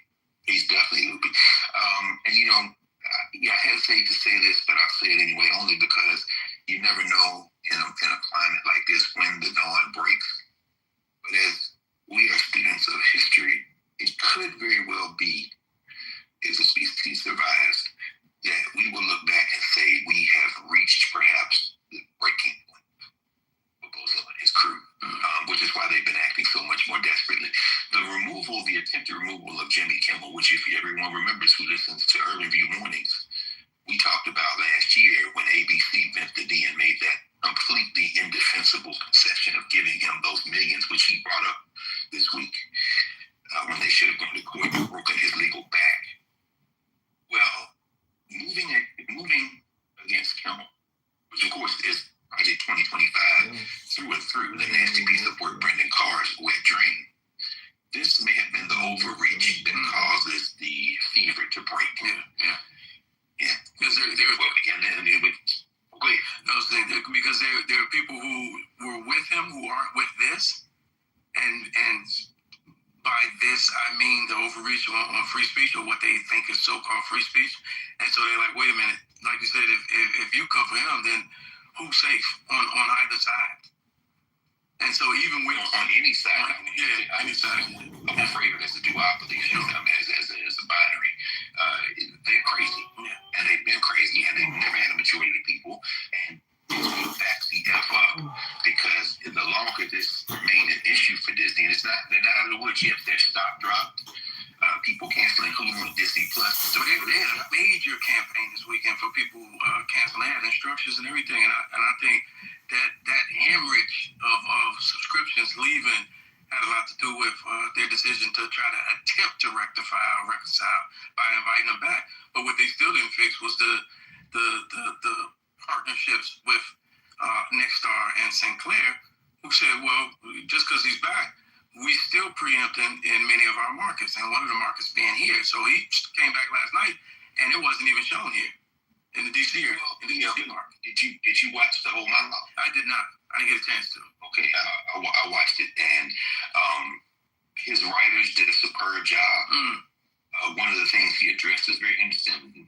At the very end of the monologue, he said, well, Disney has a statement that they'd like me to read. He reaches into his pocket for a folded piece of paper, which may or may not have had anything on it. It was for effect on anything. And then he read instructions for rejoining Disney Plus and Hulu to the laughter of the crowd. He did mention that among the places that Nexstar and what's the other one? Sinclair have said they're not going to run the show, where his wife's hometown, I think she's from St. Louis, his mother-in-law, he apologized. He said, I guess you'll have to go to YouTube. As of the time we went to air this morning at 7 a.m. on the East Coast of the United States, there were over 5 million views on YouTube. And then he went on to, it was a master class. Really, it was the defense of the First Amendment. I thought the cameo appearance of Robert De Niro in the role of Brendan Carr was hilarious. He brought in him to be the new mob boss appointed at the FCC. This is after he slapped the ish out of Brendan Carr. Maybe we have a clip on that. Maybe we'll play that in a second. But directly to your point as it relates to Nexstar and Sinclair, the white nationalists, and I just want to pause here and lift them up and thank them for revealing to people who may not have been paying attention. And by the way, Bob Reif on his Instagram, not his Instagram, we kind of thing, on his Substack, goes under a headline, "The Sleeping Giant is Awakening." I think may have it right when he says that he's been a professor and an academic and a policymaker for over 60 years, and he's saying this may be the moment when people start paying attention. But I want to think Nexstar. I'm sorry, I don't want to think, I keep messing them up because they're the same in my mind. Sinclair, and what's the other one? Nexstar and Sinclair is the two. Nexstar and Sinclair. I'd like to thank them because they're overreach. They're white nationalists overreach. People like John Oliver have been on them for years. You know, we've seen that commercial where they all say the same thing and they're out in their editorials. Well, you've reached your limit, my friend. And while people won't cancel the local affiliates, I think your attempt to quadruple down on this imaginary white silent majority, one that is clearly not expressed in electoral politics, and maybe later in the show we'll talk about the Arizona seat that the Democrats retained overnight in an special election out there. Now the margin is down to 2 in the federal legislature in terms of the MAGA Muppets' ability to block legislation if all the Democrats vote in the same way. But they won't play their hands. And there is, after all, there are many other options other than watching your local television network. Yeah, that's true. And I think, as Kimmel said last night, the president, after playing a clip of Bozo saying his numbers are terrible, Kimmel replied, not tonight. Yeah, no, so, we got some ideas. Let's play clip 10. Think about it. If Ted Cruz can't speak freely, then he can't cast spells on the Smurfs. Even though I don't agree with many of those people on most subjects, some of the things they say even make me want to throw up. It takes courage for them to speak out against this administration, and they did, and they deserve credit for it. And for telling their followers that our government cannot be allowed to control what we do and do not say on television, and that we have to stand up to it. His writers. Oh, okay, I thought it was. Yeah, that was good. His writers did. It was very interesting. I mean, he thanked obviously the people who stood for him first, of course, Colbert and them, and then he thanked a broader range of people, and then he thanked the people he with. Mm-hmm. He name checked Candace Owens. He name checked. It was very interesting to see. And then, of course, he thanked the general public. Basically, what Kimmel's writers did yesterday, last night, was curate an army through the proxy of the First Amendment to slam these guys. This over at the Pentagon, talking folks about Pete Hegseth, who is now telling people not to answer reporter questions about general information, not even declassified or unclassified information, not to give them information. Basically, what he did last night was curate people in a way to create a situation where you're revealing these people for exactly who they are. That's a collection of bigots, religious ideologues, and lustful billionaires. And that's not going to bode well for them in the continuing electoral cycle. And I saw Kim on them do a great job last night. Masterclass, and it's not going to go away either. And I think for him, what they did was the unintended consequences. It's kind of a reset for him. This is a starting point for if you weren't checking for Kimmel, now you are, or now you're back to, and it gives him a chance to do. I feel like push the envelope even more.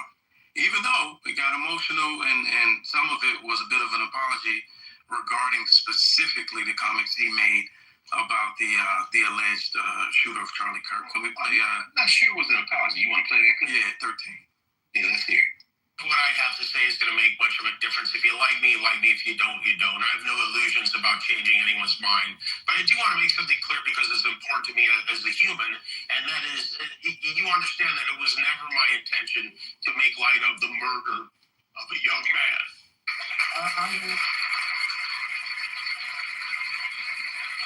I don't think there's anything funny about it.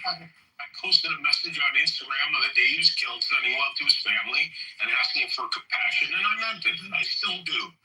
Nor was it my intention to blame any specific group for the actions of what it was obviously a deeply disturbed individual. That was really the opposite of the point I was trying to make, but I understand that to some that felt either ill-timed or unclear, or maybe both. And for those who think I did point the finger, I get why you're upset. If the situation was reversed, there's a good chance I'd have felt the same way. Exactly. I didn't hear an apology. Well, the tone was very apologetic, yes. I heard a clarification. I think every word in what he said was so carefully and precisely selected that he will hope that those who are against him, because they are feckless, deliberate misinterpreters of his intent and his sentiment, I think he hopes they will be persuaded to understand that they are incorrect. But the first line in that, I think, is the definitive line. If you like me, you like me. If you don't, you don't. Mm-hmm. But that having been said, let me offer you an olive branch. Because what he then did was to go on and clarify what he said before. I said, I meant it then, I meant it now. I think everybody does. Nobody wants to see anyone be killed. And he goes on to talk about not supporting violence in any kind. It can't be done. Mm-hmm. I think the closest he may have come to a sense of apology might have been when he localized it about the shooter, which was, of course, the point of entry they used to misinterpret how he was going about what he said. And then he closed off with, if the roles were reversed, I would feel, maybe I would have reacted the same way. What roles are those that may have been reversed? I think when specifically what he's saying is, if someone had said what he said about someone that he followed. Exactly. I think this language was so precise and well selected. And then, of course, he went on to finish off that piece of work at the FCC written in card. Do we have that? Yeah, we got that too. Yeah. 10 years ago, this sounded crazy. Brendan Carr, the chairman of the FCC, telling an American company, we can do this the easy way or the hard way, and that these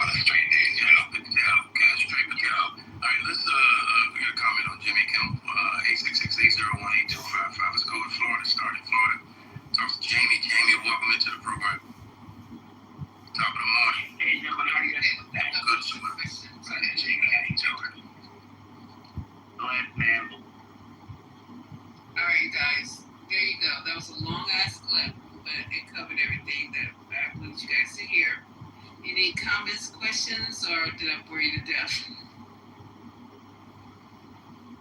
Oh, that was good.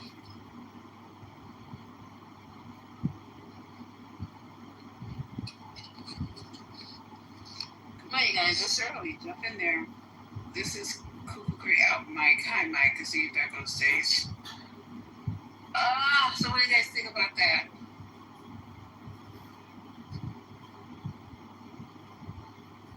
Oh, you loved it? Mike, you actually loved it? No, I just said hi. I have nothing to say too much with it. Okay.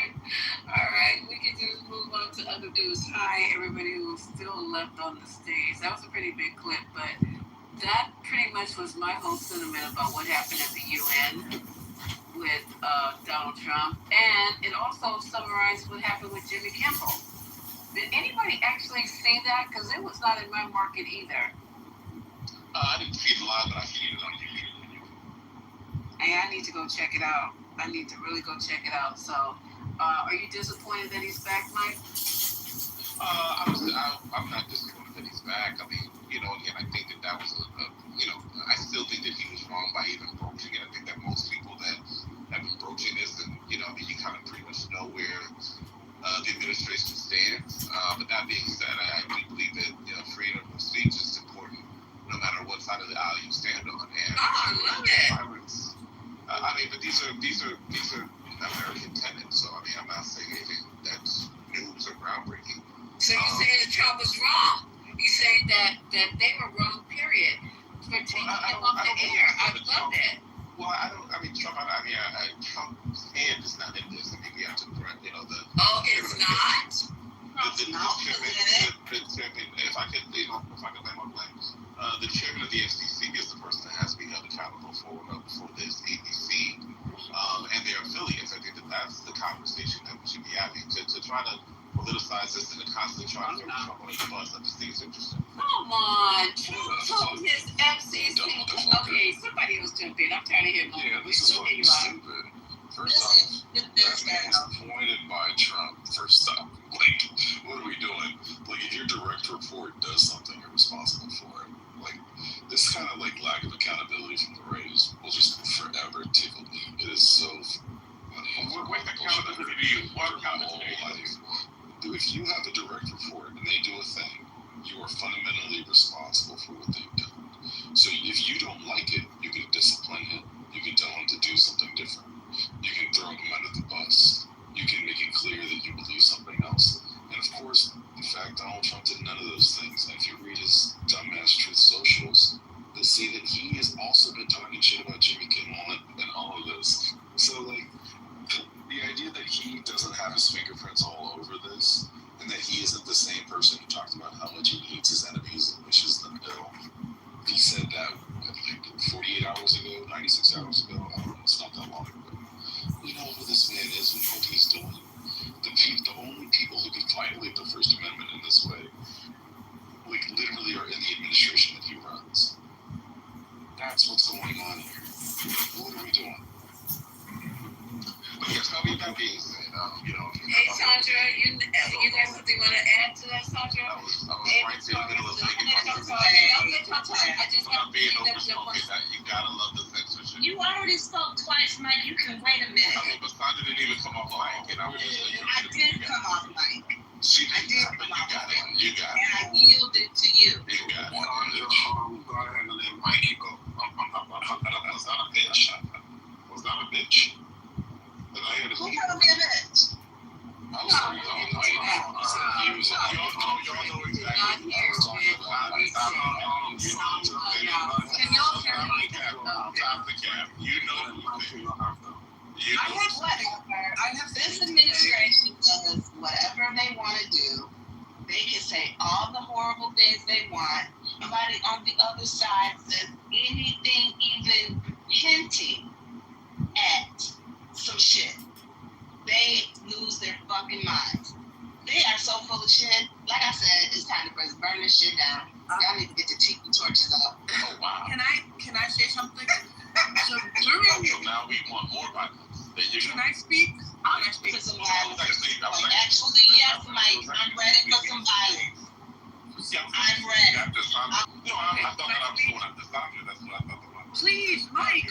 speak. Will you allow me to speak? Go ahead, ma'am. Thank you. Jesus. So, during the Kimmel monologue, he posted a tweet that spoke very powerfully for free speech. And he said he agreed with it. Here's the tweet. Political satire is one of the oldest and most important forms of free speech. It challenges those in power while using humor to draw more people into the discussion. That's why people in influential positions have always targeted it for censorship. So that tweet is actually from Brendan Carr. He tweeted that in 2022 when Biden was president and he was the FCC chair.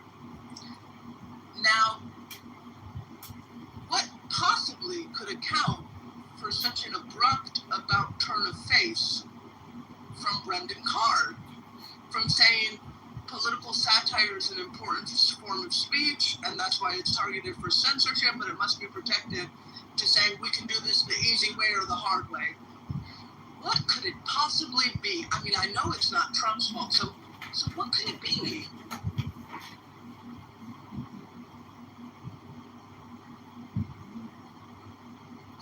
Well, I mean, at the end of the day, I mean, again, all of this, and of course, in this room, we will never be able to have a real conversation about it. But, well, I mean, people cut me off. I mean, I pretty much know how it goes. Let's get to the point. And again, we got multiple people coming off the mic. Okay, no, back up, y'all, because I always Mike, no, y'all. Woo. Go ahead, Mike. The floor is yours. And everybody, we're going to talk about this. We're not going to have people saying we're cutting them off. I accidentally cut you off. I apologize. Everybody gets 30. Wait, hold up, Jeff. I got this. Everybody gets 30 seconds. Everybody gets 30 seconds.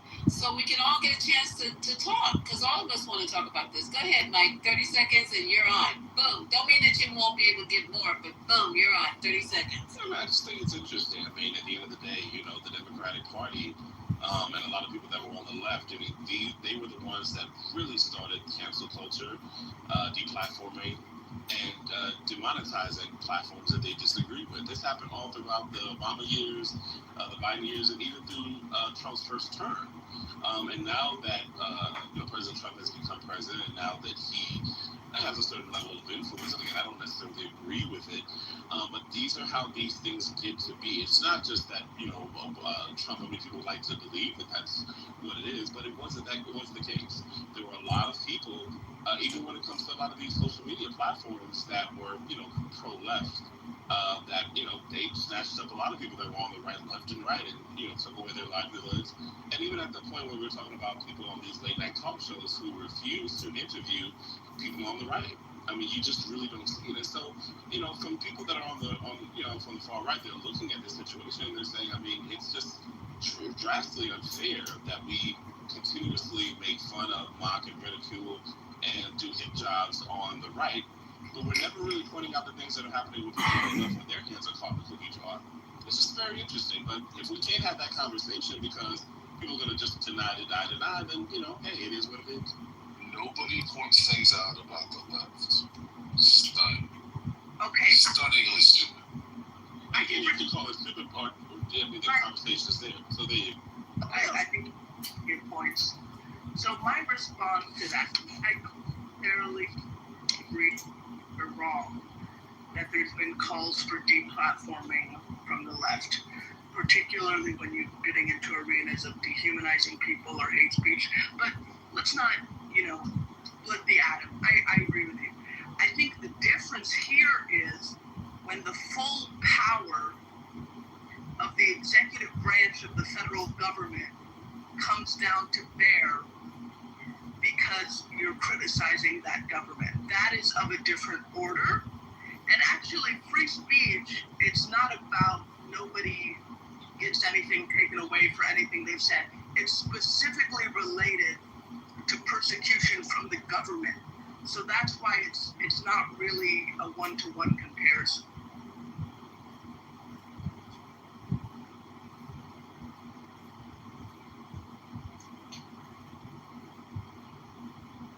Okay. Mike?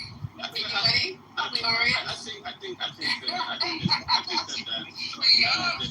really be quiet. Okay. No, I think that's an interesting point, and I can receive that. But however, again, what I was at these conversations, but you went around for many years. You went along for many years doing whatever you wanted to do, and you just didn't think that there was going to be a clapback. You didn't think that the Republicans was going to get their lick off. You didn't think that they was going to try to get back for, again, all of the years of being the platform, not being invited to these shows, the continuous ways in which you went against them, but you didn't go against your own. What did you think was going to happen? This is just I know it hurts, but hey, it is what it is. Well, Malak, why are you talking over me? I understand why the dumbass is talking over me, but you don't need to talk over me. You're a dumbass. Like, the stunning stupidity of this, first off, cancel culture in the U.S. is as old as the fucking Salem witch trials. Like, it predates the country. Like, this is a thing that's been going on for forever. McCarthyism is a form of cancel culture, right? Like this goes on and on and on. There was all kinds of stuff going on with all the bullshit with, the rise of the right.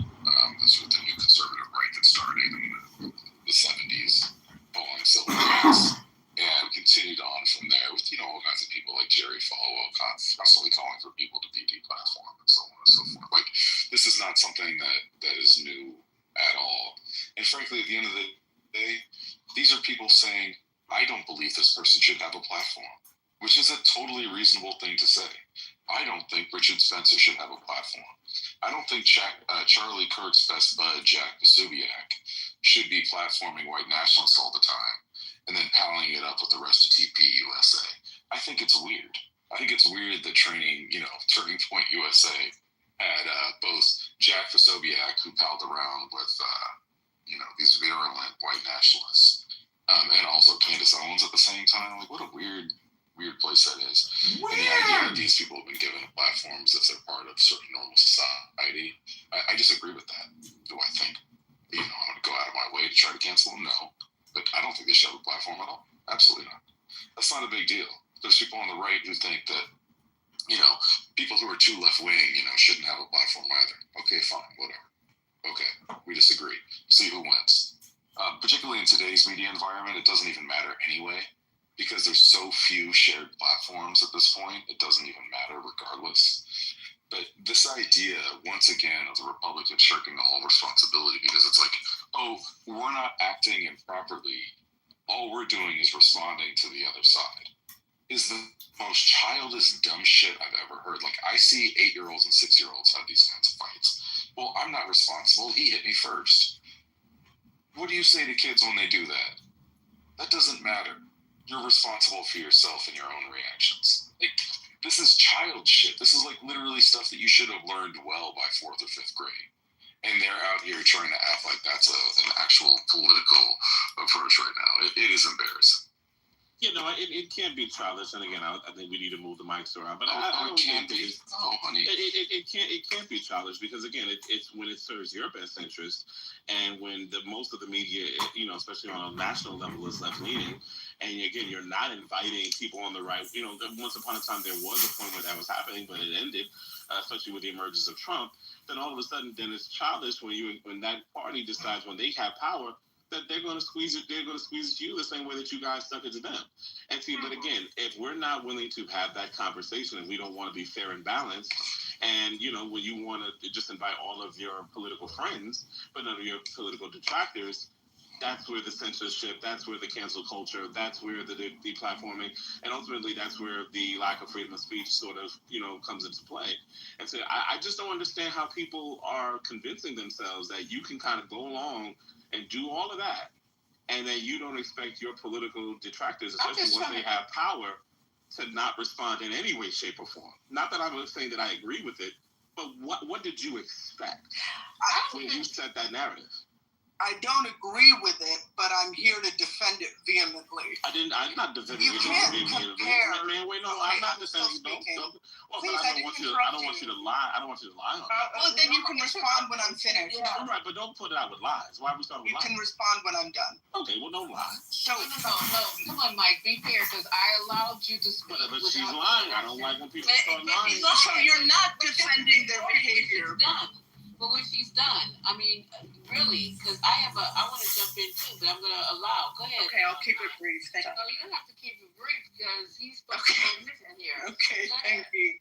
The thing is you cannot compare the behavior of a talk show host, a late night talk show host, to the behavior of the President of the United States and his lackeys. There are different orders of responsibility there. So the comparison didn't work. If you want to make a comparison of, well, the left did it, then you should be talking about how the Obama administration went after Fox News. But, oh, wait, that didn't happen.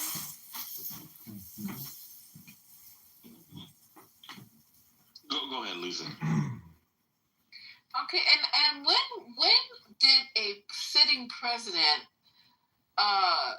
wrangle to try to get a talk show host off the air? Literally, never. Because he keeps saying now it's gonna happen to you because it happened to us, and y'all should have known that we were gonna clap back. I mean, the things that this guy is doing in the name of vengeance and retribution is absolute. When was the last time we had a president who's just set up and just started going after everybody who didn't like him?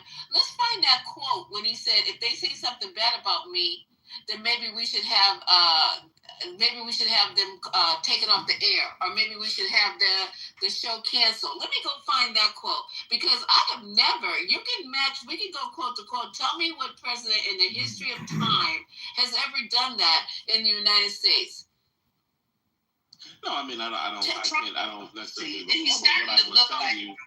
But what I would say is this. Again, and I don't agree. I think you said going back, and we will get ours. Yeah, absolutely. But again, I think that the president has more, pressing issues than to just go after Jimmy Kimmel. You damn right. But what I will say is that, again, when you have multiple people on one particular side of the aisle that are experiencing a certain level of comfort, as far as not just what Donald Trump is doing, but even just, again, with the many people that have sharing those same sentiments and ideas, I just don't know why people are surprised. You can't play it unfair one day and then you want it fair for you the other day. And I think that people that are on the left, they sort of have a problem with that. Yeah, you provided no example. You provided no example. You provided zero examples. There were many people that were on the right that were deplatformed. There were many different people that were demonetized. There were many different people that weren't invited. There were many people that weren't. There weren't many people that were not invited and still are not invited to these shows. Not invited. It's just again that is a form of censorship. You kids are private. Me, I want to be invited. Oh my God! But again, now that the right is doing what they're doing, now y'all are crying. It's stunning. It's not. But see what you don't understand. Everybody's doing the same thing. This is what's wrong with you, Mike. Let me explain to you.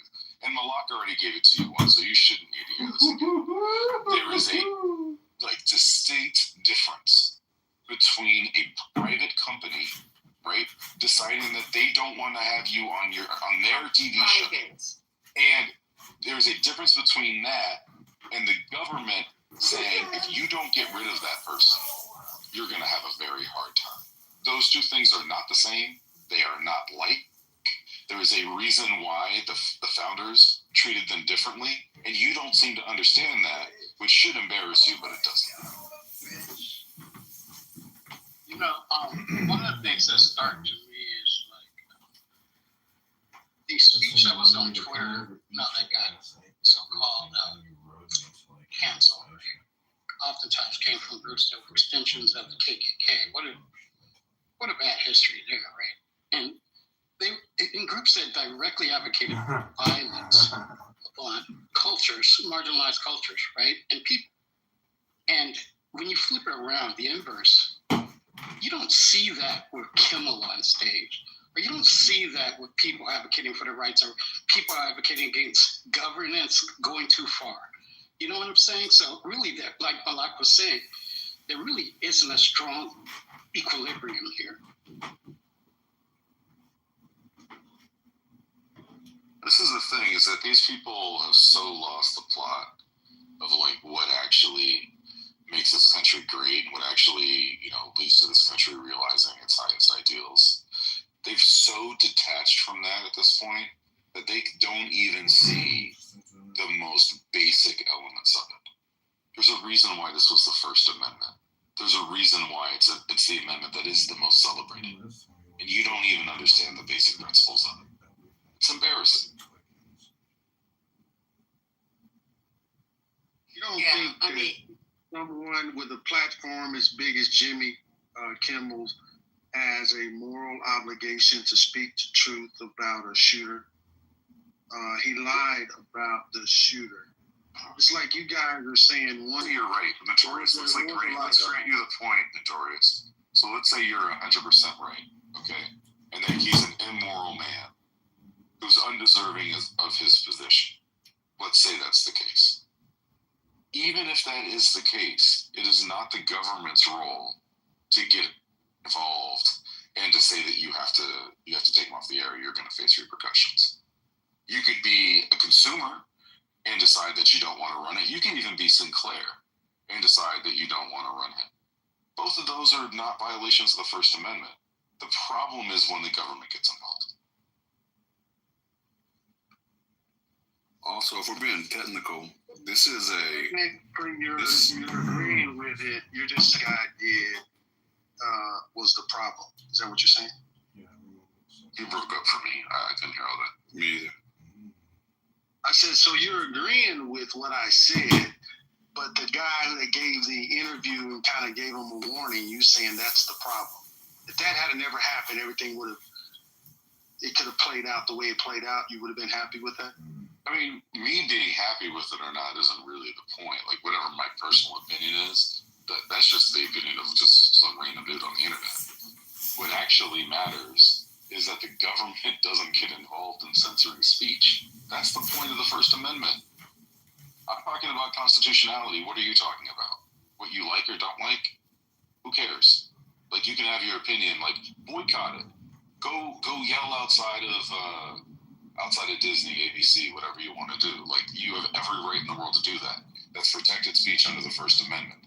But if while you're protesting outside of ABC, there's some government employee who says, if you keep yelling outside of ABC, I'm going to throw you in jail, or I'm going to otherwise sanction you in some way, shape, or form, that's wrong. It's a constitutional violation in this country. Yeah. I just think people are mad that the people on the right, they're just putting their foot in it. And again, I'm not even saying that I agree with it, but, that's really just the way my read is on this whole thing. It's, a lot of the people on the left, they did what they did, whether they want to admit to it or not, that's fine. And now that the Republicans are in the seat, they're just putting their foot in it. They just, it's almost like, finesse pimping versus guerrilla pimping. That's just really that's not accurate at all. One party, one group is putting their foot in it way more than the other, and folks are just mad about that. I think give me 1 second. There's a big difference in what you're saying and what's actually happened. Like, there's a distinct difference. They're not putting their foot in it. They're overstepping constitutional boundaries. It's really, really simple. And one thing that Trump said on the campaign trail, I don't know if you remember what your great orange childish-like leader said, but what he did say during his campaign trail was he was not for government overreaching or big government. The government is doing too much. We have an overreach of the government. Yet, when he gets into office, he's putting people in place and backing them as they do the exact thing he campaigned against, right? So there's a lack of integrity in the way that they're moving, right? Oh, I agree. And to take it a step further, Notorious says something along the lines of he has a moral obligation. He's not the news. He is a late night entertainment host. I don't know if you understand the entertainment portion, but that's very relevant to the conversation, which means he has a right to give his opinion. his political opinion can be biased. He is not a newscaster. When did you just say? So his political opinion can be biased. Now he might have to check. It is. I hate that person, right? You got the right to say that. Right, he has a right to say that. That's the First Amendment. That's not wild. If the wild to me lets me know that you don't understand. You don't understand that the First Amendment right still applies to a late night talk host. All these Republicans and folks that sit up here and try to strip away people's rights. You wouldn't like it if somebody stripped away your rights and all this other kind of stuff. I told a dude one time, if you're throwing rocks at my glass house, you wouldn't want me to throw tables or flipped on you. Remember, y'all keep talking about table slips. The good Lord says things will catch up to you, including the ugly. So when you continue to be ugly, eventually ugly will hit you in the face like the door swings on the way out. At the end of the day, you can't do this kind of stuff and sit here and do this, man. It is, trying to hold people to a moral standard that y'all don't live up to either. You got a president that talks about inappropriate stuff, touching women in inappropriate areas and all that other kind of stuff. Y'all can't sit up here and hold a moral compass that you're not walking. I'm going to say that one more time. You can't sit here and hold a moral compass that your party is not walking. That is really embarrassing, and a pastor once said that. That's embarrassing. Y'all got to get that right before y'all sit up here and chunk rocks at other people. Fix it. So, Gemini, where have you been for 10 days? So, Gemini,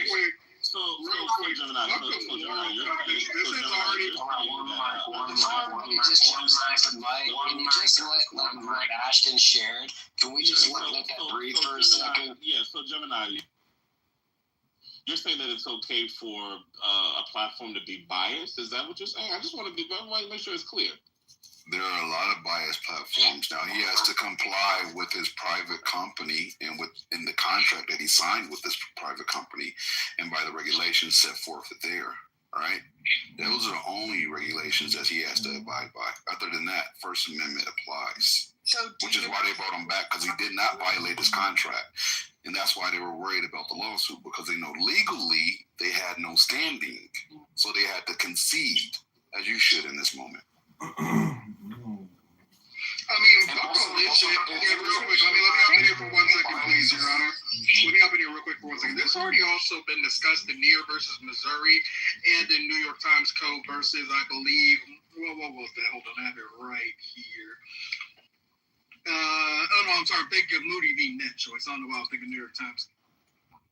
Both have been decided 2 times, really 5 times to be exact, by the Supreme Court. The government cannot intervene inside of any type of news publication or any forms of media to suppress or get rid of anything that they disagree with or find harmful. It's already been ruled as a direct violation of the First Amendment and to the freedoms of press and to the media. So, I mean, fuck the moral standing. The government quite literally cannot intervene. Yeah, and also just around this question of there would be oh my God, Ashton, like the idea that we'd be shocked that there's bias in media. Bias is inherent. Like, I don't know if we understand this. Like, just the editorials that you make about what you include or don't include is a form of bias. The way you talk about something has bias to it. Now, if you're trying to present something as just pure reporting and you're not aspiring to some level of objectivity, you can be judged for that, for being a bad reporter or a bad journalist or something like that. Like, fair enough. Like, that's okay.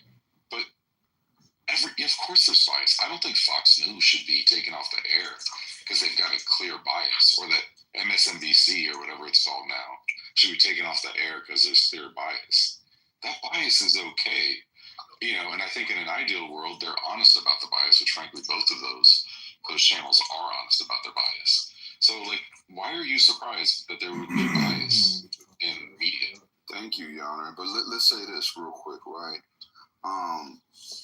ABC is regulated. They're regulated by the FCC, right? And this is the ways they're regulated by the FCC. If it comes to indecency, obscenity, equal time rules as far as political candidates during debates, during elections, and fairness in advertising, right? But not editorial content. What the FCC does not regulate legally is bias or opinions. So legally, when they started to threaten based on an opinion, they were outside of what they're legally capable of doing. Now, as far as ABC's internal standards, they have internal standards regarding tone and appropriateness, audience expectations, and legal liability. Like they can't do defamation and misinformation and shit like that, right?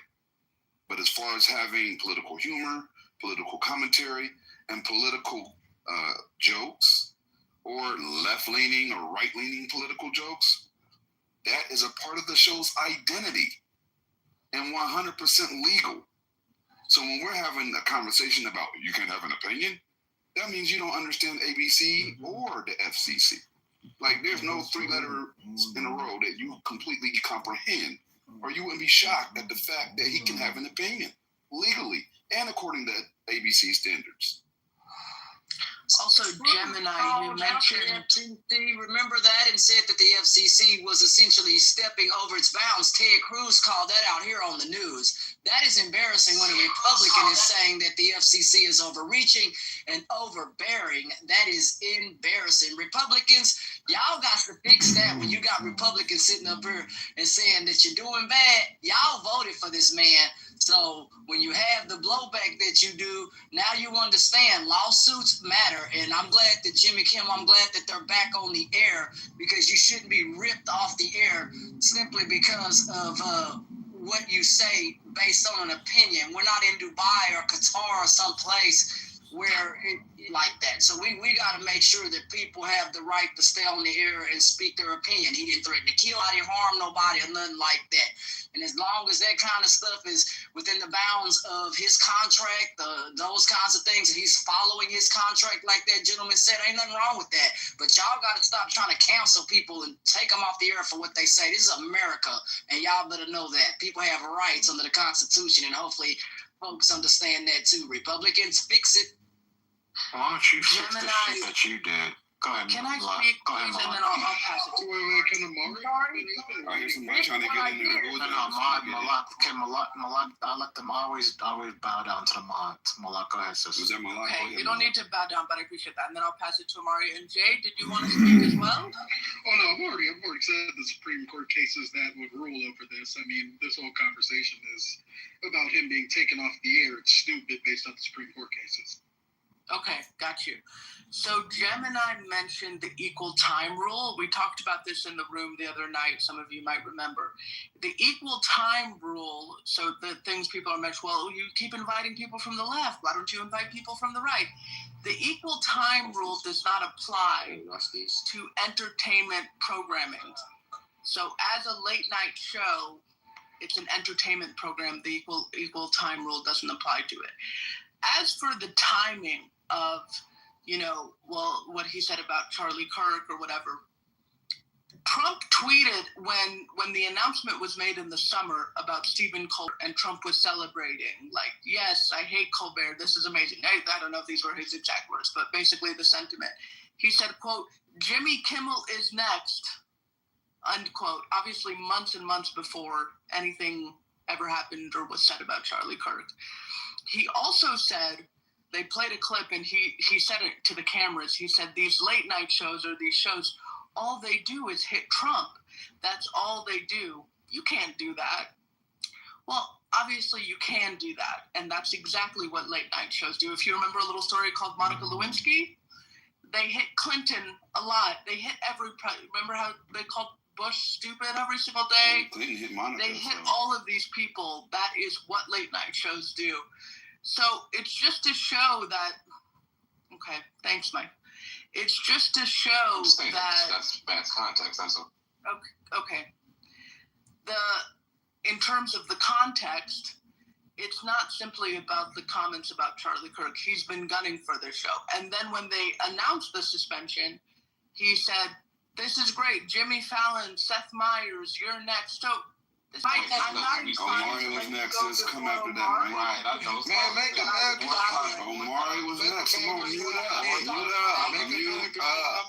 Mute up. Go ahead, Omari. Mike, if you want to be put in front of people in the line, maybe you shouldn't say that I'm babbling in the chat. Go ahead. No, what we'll do is this. Lisa's going to put her Cash App up, and if you want to skip the line, you have to hit her Cash App, and then you can go ahead and do it. Lisa don't have no Cash App. People, Man, foot down the throat. I really don't. I I want can a use somebody refund. else's Cash App though, and I'm Can I get also a putting refund? Cash App up if you want to knock people down off the stage and all that kind of shit like Don't that. do that, Lisa. This It is ain't $5. We'll start at $5 This is not Homeboy's room. It'll be a $5 a shoot and a $10 recovery paid directly to the owner of the room. Stop blocking my coins, Amari. This ain't dark side. Please don't go Get there, my please. key off the stage. There's a $5 to shoot fee and a $10 recovery fee paid directly to Lisa. I've been I'll get in the queue after Omari. Lisa does plus users, VIP, get mod badges. Oh, definitely plus members. Yeah, I'll get in the queue after Omar because I want to respond. You gotta pay to be a plus member of this room, so you have to pay a fee directly to Lisa. Then you're considered a actual 420 plus member. There's a difference. Okay, go ahead, Amari. All right, so there's a couple of points I was taking notes on because I don't want to be rude. Ashton, one, what you're seeing right now is something that was going on a decade ago almost. So I think possibly, Ted Cruz, the senator that you mentioned, has talked about the Russian collusion hoax. I think you might want to go back and listen to his videos. 600 days plus, a man was under investigation, which basically destroyed almost the first 2 years of his first term. Think about that.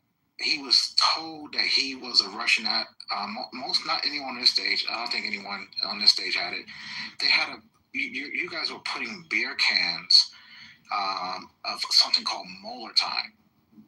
Everybody had Molar time. Like FBI is gonna come and take this man in handcuffs from the White House, and you've pushing that, and everybody believed that bullshit. ABC, CBS, NBC, MSNBC. 2 years. He lost the midterm because of that. Because he was a Russian asset. So please don't tell us about what's going on now, because we don't want to hear that shit. I was talking about what happened 10 years ago. I'm talking about here recently. It ain't no fun when the rabbit got the what. Right? That's right. And so now that's not what I'm talking about, brother. You missaid stuff. Hold on, can I finish? I took notes. You can take notes and respond back when I finish, respectfully. All right? So I don't want to hear about, again, on the whole show, Jimmy Kimmel, I don't care. I don't care that Jimmy Kimmel was back on. I don't care when he was off. I just don't care. I don't care that President Trump also has the First Amendment right to also tweet what the fuck he want to tweet. If he want to say the motherfucker should be gone, he has that same First Amendment right. His First Amendment rights don't go away. His Second Amendment rights don't go away. The Constitution also protects the President of the United States of this America. It goes to motivate. Buckle, that's on them. They got to grow a backbone. As long as there's no emails or anything saying there's no quid pro quo to do this, then everything is Gucci. Omari, I'm gonna show you where you're wrong. Hold up. I love your submission. I appreciate that. It was wonderfully put, sir. However, there's a slight issue with your submission, and I would like to highlight that. Right, when you have the president that instates someone as the head of the FCC, and then he says it, and then they start carrying out his bidding, going against what's legal, right?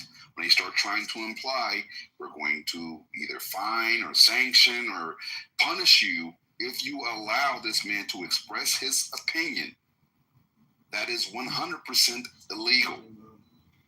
That is no longer, the president has free speech and so does the head of the FCC. No, he's wielding his position, not the president, but the head of the FCC. The president is indirectly. The FCC is doing it directly, and that is technically illegal. It's not my opinion, it's just a fact. Can I get in the queue? Let's just say you're right. That's a fact. Let's just say I'm right. You can literally look that up and then get back to me. My assumption is that he will be then prosecuted for some type, whichever section of law, federal law that he violated. So he should be prosecuted if it's illegal. Whoever Justice Department. So if you did something illegal, no one's above the law, right? That's what we heard for since Trump's above the law. He's got 34 felonies and then become president. That's all the law. Those are state and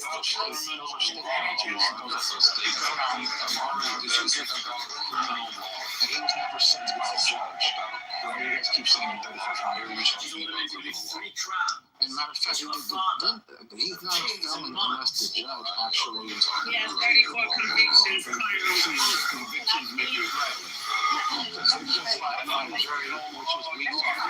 you know how many people get convicted and then get a suspended sentence? Somebody else One mic on Miss Deborah. Go ahead, Miss Deborah. She was cussing me up and she was triggered, Lisa. This is crazy. Ain't nobody cussing. Lisa. She cut me off. Like, yeah, but you already. No telling you guys what you guys were saying. Be quiet. But you know what, Gemini, respectfully, I took notes and everybody was talking. I'm trying to take. He can say whatever he wants to say. And as a matter of fact, because he does, he's gonna mess around and Tish James and the other man, all the people that he's gone after, their attorneys going to get off because he likes to tweet. So he can say whatever he wants. Every time he opens his mouth on Twitter and on Truth Social, he makes America weaker because he keeps showing how dumb he is, what's on his mind, and it's going to in trouble. But yeah, I think he can say whatever he wants. So why are you arguing that, Mike P? Nobody said he couldn't say It's anything. Amari, it's not Mike. Amari in the chat said it. And guess what? She ran on getting Trump during her campaign. And you cut me off, so I'm gonna keep talking. It's your room. It's fine. It's not my room. It's our room. It's yours too. But you know, when you're saying that he never got he didn't get convicted. The judge didn't convict him, but I mean didn't sentence him. But he was convicted. That's what we said. So your points don't even make sense. Sometimes you could just be quiet.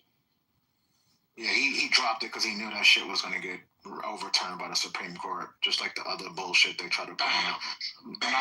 Stop the cap. Why don't you guys be honest? Why can't you call balls or strikes this time around? He knew that was a trumped up, no pun intended, case. It's just literally free statement. It's just literally She campaigned on getting Alvin Braggs campaigned on getting. We gonna take down Donald Trump. Like, how do you campaign and not say that's illegal? A law enforcer campaigned on prosecuting a criminal. Wow. Like, see your bias right there? That's true, though. We are innocent before guilty. That is the Constitution. Omari, let's say that somebody, I don't want to use you because that'd be rude. I don't want to disrespect you. Let's say there was somebody that was a pedophile.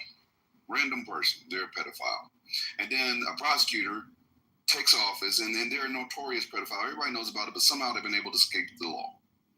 And then a prosecutor campaigns on, you know what, I'm going to hold this pedophile accountable. Doesn't mean that the guy's not a pedophile. Doesn't mean that the prosecutor is wrong for saying, I'm going to target this particular pedophile. It just means that the DA is letting it be known, I'm going to target this pedophile. They didn't create a crime. They didn't find something and make it up. But the basic question you have to ask is by doing those actions for which he was held accountable. So what you're saying shows a lack of accountability. Wow, somebody said they're going to hold him accountable for his crime. What's wrong with them? Are you serious? This is wild. This is wild. This is a really strong. I mean, I don't even know why you guys bring this up. This is a strategy by Omari in the first place, because what we were actually talking about. I responded to Ashton. And when the government violates free speech, what doesn't happen is like the government official doesn't go to prison. That's not what happens. Like what happens is that there's a ruling by a judge that says that this person's free speech rights or whatever constitutional right has been violated, and they say to the person who's violating those rights that you need to stop violating those rights. And in some cases, there's some kind of action that then happens above and beyond that, right? It could essentially be remuneration, right? They may get some money. They may get their job back. There's different things that can happen when your rights are violated. What doesn't happen is someone goes to prison. Like, for example, there was one of the ways that Biden tried to, provide student loan relief. It went through the courts. It was decided in multiple directions and ultimately decided that one of the ways that he had tried to provide student loan relief was actually illegal. And so he needed to not do that. And he didn't go to prison just because he was wrong. And he actually tried to do it again, even after they said it. You guys need basic civics to just understand how the law works. And you keep talking and then you shift it to something completely different. Now we're talking about the 30. Because you made a statement and then you didn't even justify your statement that he still tried to do it after the Supreme Court. And let's just did something different, Amari. Yeah, he did something different. Sprinkles on shit. That's what he did. So that's what you think. That's your opinion. So let's just hold on. Let's put a ball on the shit. And the thing that you're doing is you're pretending like the law isn't complicated. So it is often complicated. However, that's not complicated. What is it? The Supreme Court said you can't do it. And he tried to redo it again. Do you know that he won in lower court, Amari? The Supreme Court said you cannot. Do you know that he won in lower court? And the Supreme Court. I know what the Supreme Court said. Okay, but it's the lower court. Let's put a ball on this. We're derailed. Stop. No, you're going to stop for a second. Okay, go ahead and finish what you're going to say. If the lower court ruled one way and a higher court rules another way, that's almost the definition of it being complicated. If judges who are trained in the law, who are literally in their positions to adjudicate, disagree, then there is complexity. What there is not complexity in is the government shutting down speech. It's cut and dried. There's no question about it. There's no gray area here.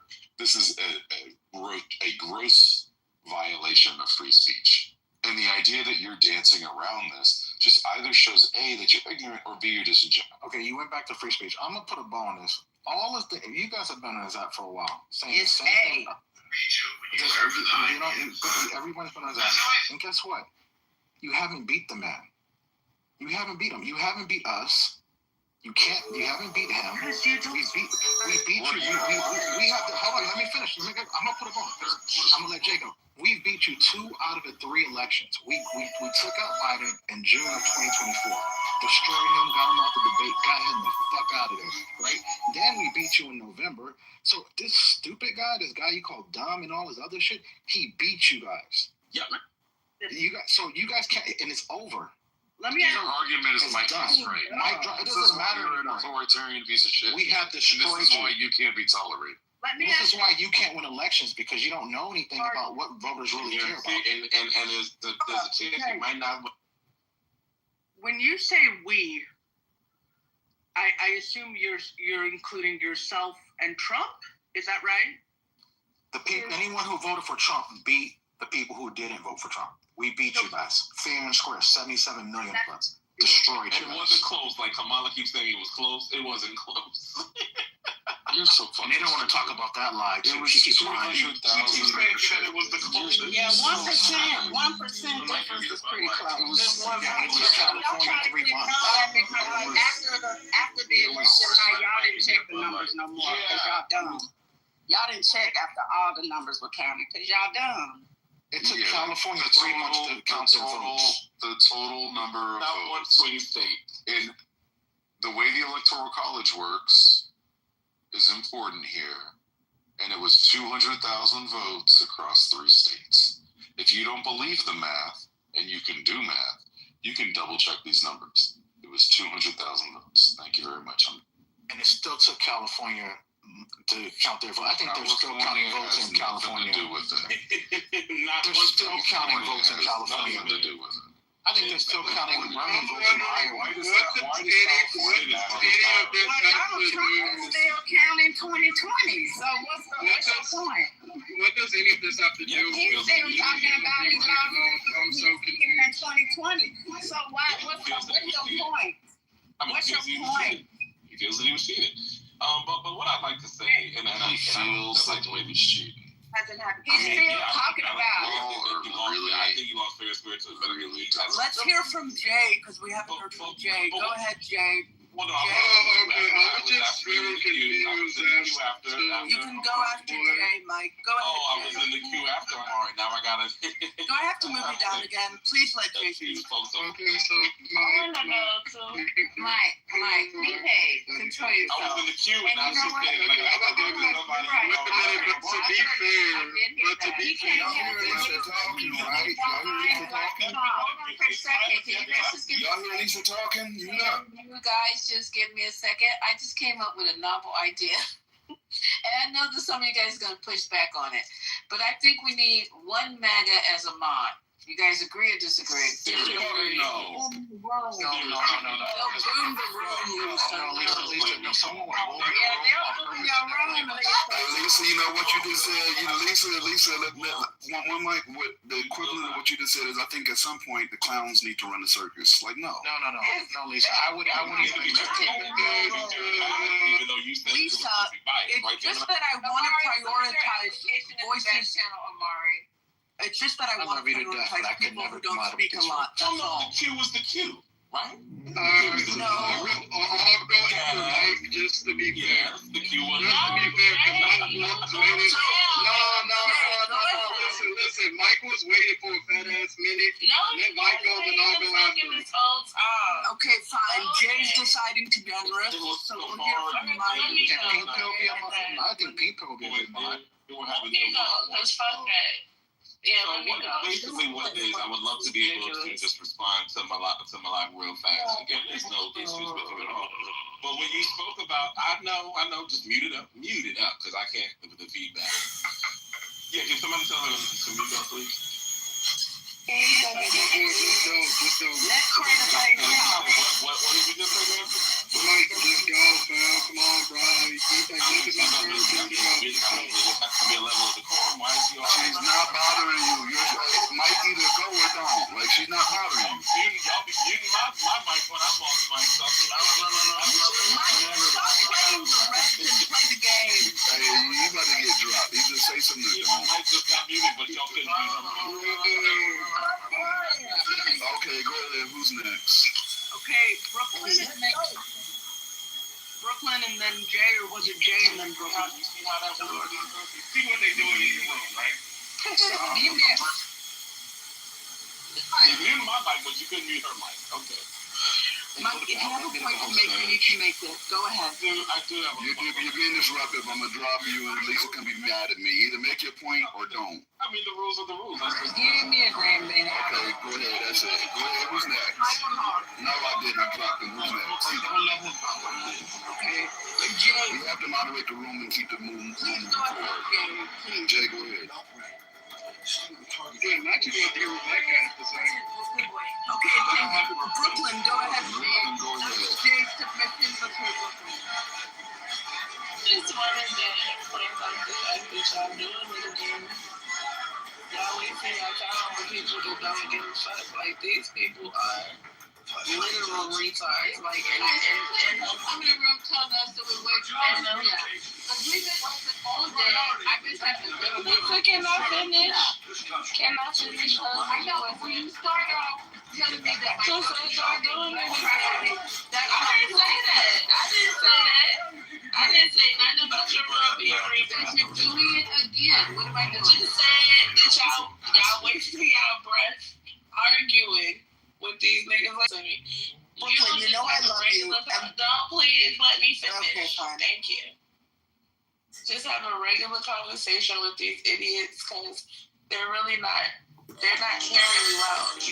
All I hear is you, Democrats. I guess that's what y'all trying to prove to them that y'all right, and y'all are right, but they don't care, right? So just have to talk and keep moving.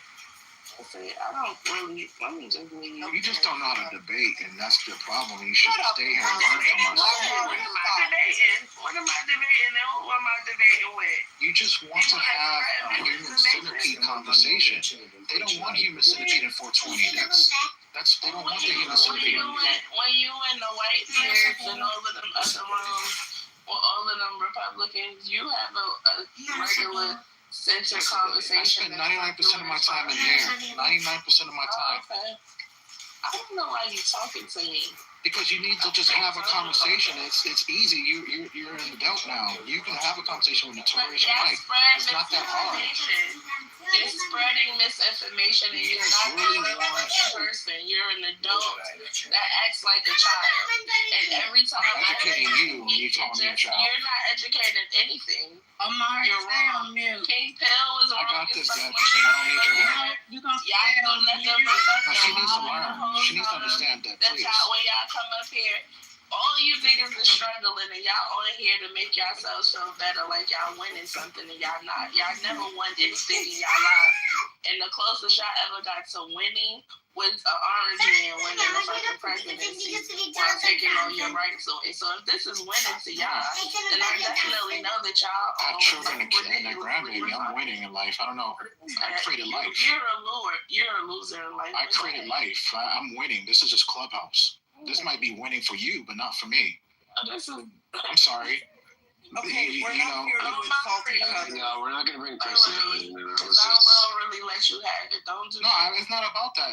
It's not about us getting personal. I treat you so sweet. Don't do it because you already know they're going to censor me after I get in your ass. So when you want me, why would you drop me down when we're having a conversation? You need to stop. You're not Omari. I'm gonna go to the audience now. I'm here in Brooklyn. Just stay up. There's no need for you to involve. It's not that deep, bro. Like, why are you running? 1 second. No, I want her to stay on stage and talk to us. That's my point. So just give me a second. Brooklyn, come back up. Finish saying what you're saying. Omar, you can get back if she's finished speaking. Thanks much. Yeah, for sure. She come back out. I'll give her the mic, and then I just want to continue. I like Brooklyn a lot. Yeah. She come back on stage. I was trying to keep you on mute, but I was talking. Okay, you know what? Let me just do this for you guys, okay? I love all you guys to death. I really do. I really, really do. And I give you a lot of free range here. But there's certain people that I do not want dropped. And Omari is one of them. I don't want him dropped. He spends a lot of time in here. He contributes to the whole lot. Omari can talk the entire fucking shift. And I appreciate him contributing to the room as that other voice. Without him being in this room to push back, it's a lot of dead air. So I appreciate you, Omari, and I welcome you to the room. I welcome you to speak. I welcome you to contribute. And you guys gotta understand that. And until you contribute as much as Omari, step back. It's crazy. Omari doesn't do anything wrong. He is the most gentle MAGA that I've ever met. Okay? He's not annoying like Manfinity. He doesn't hate me like Notorious. I mean, just why you guys want to pick on Omari? He's antagonizing Brooklyn. No, okay, antagonizing? Have you guys heard antagonizing? When people come on the stage and call me a bitch and talk about my vagina and talk about my kids? That's what I call antagonizing. I would call that worse than antagonizing. Well, I'm just saying. So Omari's done none of that. He just has a different opinion. So okay. I'm good. I mean, I don't know if you guys are not good with it. I'm pretty good. Brooklyn, I sent you an invite. You don't want to come back up, Brooklyn. Okay, so on that note, I'm not done talking. Okay, I'm sorry. Oh, yeah, Brooklyn, you don't want to come back up. Mike, we got Matt on the stage now. We got you. We got Omari. We got Notorious. Let's just have this conversation. It's getting late. So let's just have it. I was enjoying the hell out of it. I got people over here listening to you guys. We're enjoying it. Yes, indeed. No, I wanted to respond to what Malak had said some time ago. I mean, we got a little bit disengaged by all that battle. Shout out to Omar, because he's way more patient than I am. But, you know, when Malak brought up the whole thing, because we were talking about Jimmy Kimmel, you know, and again, I don't agree with him being taken off the air, just for the record. But the difference in this country, when you bring up Bill Clinton and his improprieties and how they were spoken about on late night TV, and also with Bush, you know, the country was at a different time. It was a different tone. It was a different energy. It was a lot more balanced. If you did something, no matter who did it, they fired you up. And we're cool with that. What has happened with the emergence of Donald Trump is that it has tilted dramatically to the point now where you hardly talk about he's constantly Wait, no. doing It has tilted, and we can see that it's tilted. There were many more Republicans that were being invited, and people, conservatives back in those days that you spoke to, that were invited on those shows, that were allowed to speak, that were allowed to promote their books, that were allowed to, pontificate and say all sorts of things. It was just a different time. It was way more balanced. Today it is not. And that has a lot to do with the emergence of Donald Trump. If I could just... And so when you do things like that, and when people are seeing this, and they're seeing the disproportionate way in which one side is being served versus the other side is being attacked, or one side is able to be accepted versus the other side isn't necessarily, or one side is being, you're handling with kid gloves, but the other side you're going extra in. Again, I don't have a problem with anybody going extra in on Donald Trump, it's fine. But when you're not doing that to the other side, you gotta get, at some point, you can't be God. You're not God. Like, you can't believe that your side is so right and so progressive and so ambassador excellence that you just get to do whatever you want to do. And then when they start doing things, then all of a sudden, where's the hold up? And that's the problem. Undesired. Which show? Who's not invited to go on the show? What show are you talking about? Because you can say that all day long. You have no clue of what you just said. None whatsoever. We see a lot of conservatives every day. None. You just talking. You have any evidence to any submission that you make. You just talk, run your mouth. Okay, so then put something in the damn phone. Give us one. Give us one. I think an example. There was a, and you might have an example, but Mike don't have one. Mike don't have one. Yeah, wait a minute. Can we not act like that? Can we not act like that? The MAGAs are the same as conservatives, please? Because they're not. MAGAs up today. No, please. When you're talking about the past, I'm assuming you're talking about like around between 2000 and 2016 about when Republicans and Democrats all go on these little podcast interviews, shows, shit like that, promote themselves, promote their books, promote their works. It's a very completely different time from then. Even Democrats between 2000 and 2015. There is no God than me, and my Lord had it that you're in the mood now. Therefore, I am not by my name. Jay, you were in the Matrix. Oh, okay. With me. Since I am infinite, fucked up, man. We can't hear and you. the infinite stars around me also love. No, you're not good.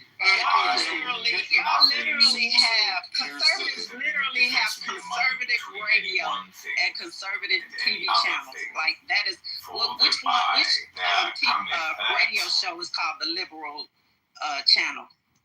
And also, so y'all have been doing this a whole way longer.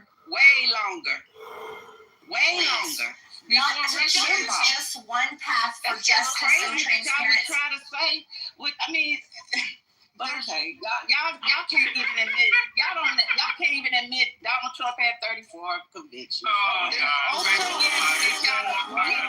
to be truthful, especially you, Mike Pence. You still ain't admitted that. Can y'all hear me now? Nothing you say is credible, sir. Can y'all hear me now? Yeah, hang on, Jay. There's also the show Real Time with Bill Maher, if you're familiar with that popular late night program, which has had a number of conservatives on it. And just the other week had Ben Shapiro. That's one, yes, indeed, that's one. Jay, all right, you still there? I think you're good. All right, cool. Yeah. I do just want to say, though, I feel like Mike is correct, but I feel like when you say conservatives, Mike, we're getting, like, conservatives back then between 2000, I would say actually 1998 and in 2016, between that time period, conservatives and Democrats of then would look at the conservatives and Democrats of today and say, what the fuck are you doing? Both parties have kind of gone a little bit too far to the left and too far to the right and can't agree on shit. So I can understand what you're saying when you mean that neither side can really do as much as they used to promote themselves as they used to. You are correct. But let's also not act like it's all the same party as they used to be. Both sides have gone too far, and both sides have not been right on many occasions. And to the guy, I forgot who it was earlier, said that Trump beat us. You're absolutely right. He did beat us. I mean, Trump did beat Democrats. He absolutely did. We weren't together. We weren't, however. And if we don't get our shit together, he'll repeat in the next presidential election. But we got some time. Hopefully we can do a little bit of a turnaround. And finally, Mike, you are also correct about the emergence of Donald Trump. It did change the political landscape as a whole, as you can see. And we can't say it's not. That's all. Hey, Jay, can I ask you a lot with what you said? Can I ask you one question, though, Jay? Well, sure. 1 sec, please. True or false? Donald J. Trump's the first president not only to be a convicted felon, but with 34 felonies. True or false? Yeah, he has 34 convictions. Mike, your name's not Jay. Go on mute. Sorry, go ahead, Jay. I'm not going to... Yeah, he has 34 convictions. I mean, what's the issue here? Okay, but the issue is that it's easy for you to say, but Mike, for some reason, is allergic to reality. I just wanted to put that out there. Do you want to ask it a question? All right. He has 34 convictions. I've been waiting to go. I'm waiting to go. I'm going to go. I want to ask you a question. I'm going to go. Jay, it's just for disingenuous. That's all, Jay. Yeah, I want to ask my question real quick. And so, hold on a second, Butter. You're gonna go after me, and I'm gonna go right now. So I disagree with something that you said, Jay, and I think it's a really important distinction. I have no problem with fierce disagreement. I have no problem with Republicans or MAGA or whoever else having their own space where they have their own media, they only talk to their own people, or if they want to have a diverse set of opinions, I don't have a problem with that either. I think that's all fine. I absolutely believe in each and every person's right to be able to do those different things. I don't like OAN. I don't think it should be taken off the air, right? I don't like Fox News. I don't think it should be taken off the air, right? The going on now is that there wasn't an Obama or Biden push to take Fox News off the air, right? Or to take, say, Jesse Waters off the air. But there has been a Trump administration effort to go after late night hosts that he doesn't like. That is different in kind. And this idea that it's like, oh, well, now the shoe's on the other foot, or the rabbit has the gun, whatever other stupid ass phrase people are using, is nonsense. Because that actually isn't what's happening. And in the rare cases where there's been something where there's been some kind of malfeasance on the side of the demo, that's what it's been targeting, I'm against that. I don't think that that's good. It's very rarely happened, though. What we're seeing now under Donald Trump is a wide-scale use of government to go after Trump's perceived enemies. And that is something that is different. It is new. It is not something that, like, George W. Bush did in the same way, or Clinton did in the same way, or Obama or Biden. It is uniquely, to the extent that we're seeing now, it is uniquely a Trump thing. And pretending that those two things are equal does a disservice to all of us, because they are not equal. I never tried to make them seem equal, so I'm a little confused as to where you... That part, thank you. You were saying you did this both sides thing where you think both sides have been doing this and coming at each other back and forth. And if I misunderstood that, or maybe what I'm really doing is pointing out what I think is a really important omission. Maybe that's what's going on here. I'm pointing out what I think is an extremely important omission. That the thing that we've been talking about around free speech is really about the use of government power, about using offices that belong to the people for personal or political gain, as opposed to using them in service of the popular good. The other Can we bring up Christian? They just punish in different ways. No, lady, punches a lot on stage. Can we? Butter has been waiting to talk. Yeah, I've been trying to, and I'm going to be super quick. The only thing I wanted to add was that there were all kinds of changes as far as election integrity in Georgia in particular during that election that really affected certain groups of people, certain counties. The primary election when Trump and before that actually, it was I think 2021 when they started the reforms in Georgia. They had some kind of a election integrity act, I believe it was called. Right, where they lost the state and then they tried to make it harder for everyone to vote. Exactly. So that's the only thing I wanted to add is that there was, I think, if you want to make changes like that, just so that you can make it difficult for people to vote or be confused about where they're going to vote now or make their polls so far away that it deters them from voting, I think you could say that's manipulative. That's all I want to say. Thanks, Butter. So I did a little research, and there have been a number of conservatives on these late night shows. Now, it's important to point out that the Bill Maher show, for example, which I named, that's an explicitly political show. Most of these shows are not explicitly political. The only really political part is the monologue. They joke about current events and politics. But after the monologue is finished, in terms of the guests, as I said, they mainly have actors, comedians, musicians. They don't have politicians a lot. Usually, in order to be a politician that can get on these shows, you have to have a very high profile, i.e. be quite famous. But that being said, they have had a number of conservative guests. They had Jimmy Kimmel in 2021 and 23, had Mike Lindell, the MyPillow CEO. They've had Orrin on The Daily Show. This is all in the past few years. Orrin Cass, conservative policy thinker. They've had Meghan McCain. They've had Ted Cruz, Liz Cheney, Adam Kinzinger. Now, I think part of the problem, by the way, in terms of the liberals, it's not like they've had that many more. They've had, like I said, big names, Bernie Sanders, Cory Booker, Tammy Duckworth, Joe Biden, Elizabeth Warren. But if you're using the same time period, it's not that many more politicians. But I think the difference between someone was saying MAGA and conservatives, it's not really the same thing. I think part of the problem is these network late night shows, they're within the mainstream. So first of all, not all the late night shows have guests like that, but of the ones they do, they're really, the network shows are very much in the mainstream. And a lot of the MAGA policy positions and the things that they say, they're very far outside of the mainstream. So they're trying to move, they want to move the mainstream, but it's in the process. They haven't fully moved it yet. So if you want to go so far outside of the mainstream in terms of the things that you back and the views that you have, yeah, you probably won't be brought up on mainstream media as much. That's all I wanted to say. I would say this again, and again, thank you, Lisa, for what you stated. It's frustrating because all we do, I know Mike does a little bit more trolling than most of us. I know TC comes on, he's Mike, you do have to chill. Just they try to stop Fox News. Don't hold on before you come off mic. We know that when Tucker Carlson got kicked off, he was laughing. He thought it was funny. So again, let's not act like Jimmy Kimmel has not been Kimmel. I did the B again, right? Sorry.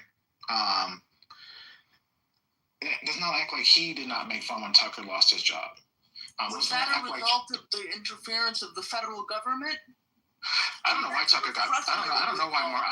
We make an argument and you don't respond to the argument. You ignore it. You call it a nothing burger, and then you just repeat yourself. I did. Oh, but hold on, but real quick, why? I mean, we're just talking. You named about 5 or 6 names. Right. When Bill O'Reilly got kicked off, people were excited. What I'm telling you is that there is parity. That is what I'm saying. It's nothing. And if there's a lack of representatives, I'm explaining to you why. Now, if you want to disagree with that, go ahead. But if you're here to just insult me, well, I guess I have to take it because it's. I didn't insult you. I just said that whole thing. You said I'm babbling, and I said nothing. You guys leave me out of this. I am over here doing my homework. Leave my I never said that you were unintelligent. I never said that you weren't smart. I said that particular thing just didn't really, because again, at the end of the day, it doesn't usurp my point, which is there is a disproportionate amount of people that are on the left and are invited on the platform. No, it wasn't him, Debbie. It was Malik. He didn't say nothing about me. But I'm just saying, I haven't even said nothing, and you guys are calling me out. I'm just over here sitting down doing what I gotta do. You guys are having a good time. You're in the room. Never do mine then. You do your homework. Never do your homework. But Malak, you just went over what I just said. You went straight to Mike, right? Let me respond to you, Amari. No. Can she get you? Can go. Can you go after her? What you said was Jimmy Kimmel left when Tucker Carlson was taken off the air. Is that right? Yes, he did. Yes. So what I'm telling you is, you're saying, see, it's the same thing. It's not the same thing because that wasn't because of the federal government. If Jimmy Kimmel got bad ratings or there was a petition from the public to take him, or under any other circumstance, and everyone on the right laughed about it, that would be one thing. That would be fine. I mean, maybe some of us wouldn't like it, but whatever. You're trying to talk about something where it's an assassin. A person got killed in front of millions of people. You're more upset about Jimmy Kimmel than you are than someone got assassinated. I'm not upset about Jimmy Kimmel. I'm upset about the First Amendment. That is wild. Because somebody got killed. Niggas die every day, B. That government doesn't care about assassinations because they were all popping jokes when the Minnesota's one got assassinated. They all popped jokes when they got assaulted. When they were I don't know anyone from that was popping jokes. So don't give me that fake bullshit that we're also concerned about these. Oh, nobody was violent. It was an assassination now. Can you find where Tucker Carlson or where you find anyone else that went on TV or someone that went on TV like Gutfield or somebody? Mike Lee was. I'm talking about a TV person. I'm talking about a TV senator person. A big deal? Is a senator more or less important? Can we keep it equivalent to like Jimmy Kimmel? We're talking about a talk show host. This is fucking insane. You want to talk about a senator? We're talking about Jimmy Kimmel. Why do you see how you move the goalposts? You do this all the time, and you say I do this. You're talking about somebody with more power than Jimmy Kimmel. How dare you? Because we're talking about Jimmy Kimmel right now. This is literally someone of greater import. Like what? Okay, we can go to politicians next, but can we stick to one? I want to actually respond to what you said earlier about your supposed examples of things like that. Now, there's only one thing that you've said, which I think has merit, and I do think it has merit, which was the Obama administration potentially, and keep in mind, potentially, I don't actually believe they ever went through with this, trying to exclude Fox News from some kind of like pool. I didn't believe it. I don't think it's something that should be done. Like, I don't think that's a good thing. So that piece, I think, has some credence. That said, even that is actually not a violation of free speech. It's just a violation of good practice for a White House in terms of transparency. Like, it's not actually a free speech violation. Why can't you say it's first wrong? Why can't you just say it's wrong and then we just move on? I literally just said. Yeah, but why do you have to like then add the extra to it? Because let me explain to you why. Because the law matters, the Constitution matters, and if we're having a conversation about free speech, we're talking about the Constitution and the rights that it confers. And if you move the goalposts so that it's not about the Constitution anymore, that's a meaningful difference that I'm going to point out, because if we're talking about when someone is violating rights or not, it really matters. And again, the point that I've been making is that what Donald Trump administration are doing right now is different in kind, and that he deserves the label authoritarian is because he is violating the Constitution, which is our founding document that we all agree to live under as citizens of the United States of America and permanent residents. Everyone else is here.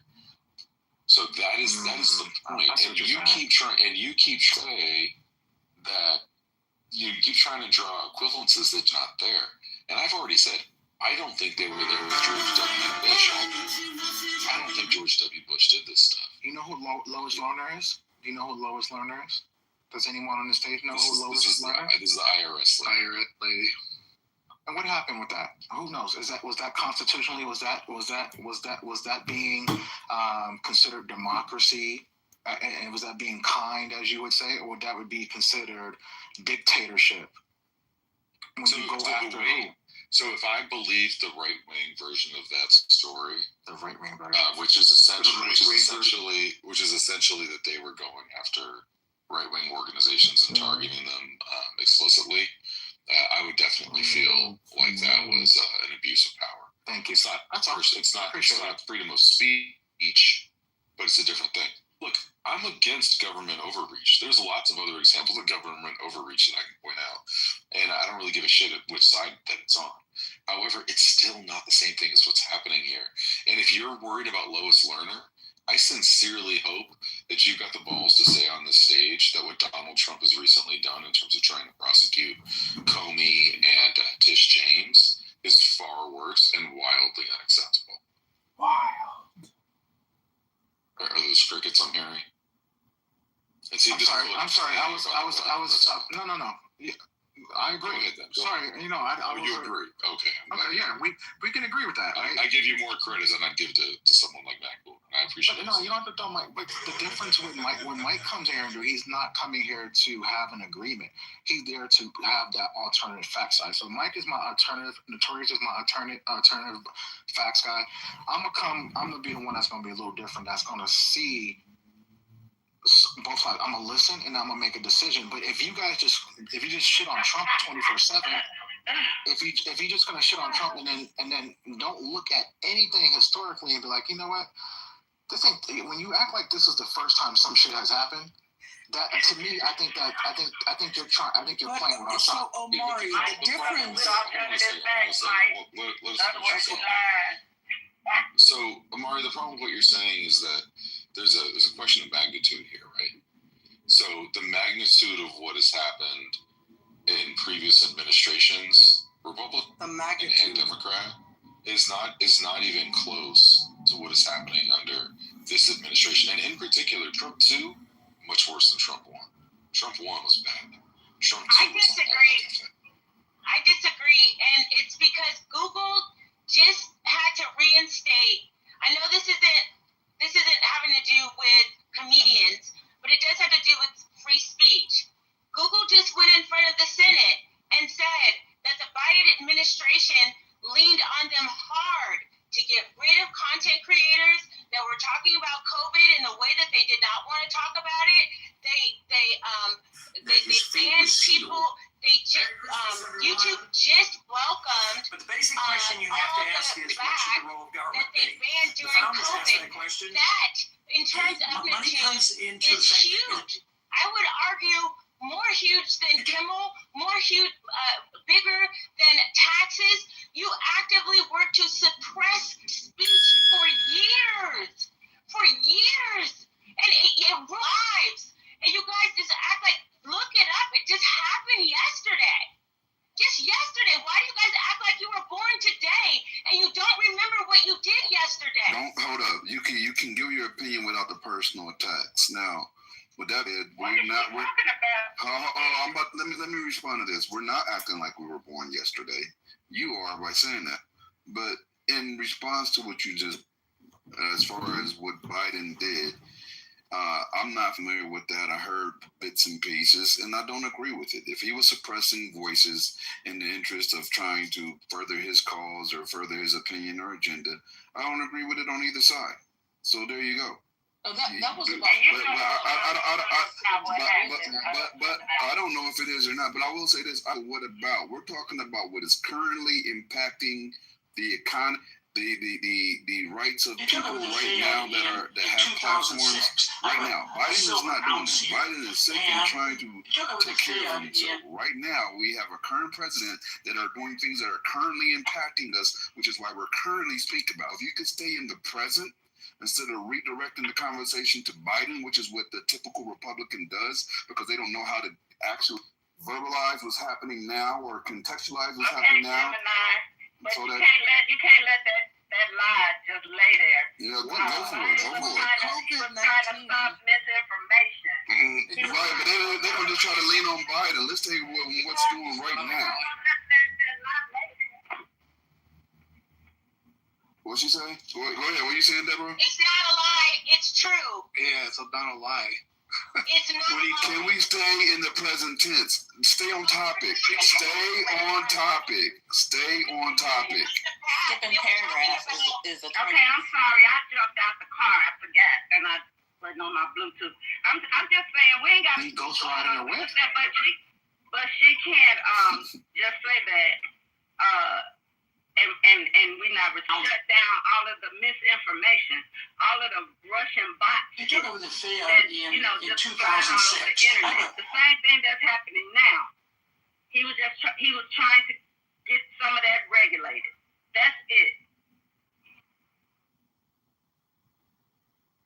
Can we just in 2006? Go ahead, Jenny. Thank you. Yeah, because it's not about who's lying and who's not. It's about telling the whole story. The Google article that broke the news it was about Biden making sure that they minimized or eliminated misinformation, like Deborah said, or disinformation. The misinformation around COVID and the disinformation around the election. It wasn't just random creators that support the right side. It was in the interest of public health. And the misinformation around how the elections were suppressing vote and putting misinformation out there with like the Russian bots and stuff like Deborah said. Tell the whole story. That makes a big fucking difference. Damn. That makes a big difference. So you gonna say they depressed the laptop? Wow. I'll just respond with this. You always think that you are in the right and justified in what you do when you have the power to do it. You will always convince yourself that you are more right than the other side. It was in the interest of public health. It was a pandemic. And there's a difference between pressuring and coercion. Charlie, I don't know if you can see us now, but if heaven has a window, I sure hope you're looking down. They said, do what we're telling you to do. I don't know if these are the consequences that we will bring to bear that have nothing to do with our actual work, but are purely about getting you to do what we want you to do.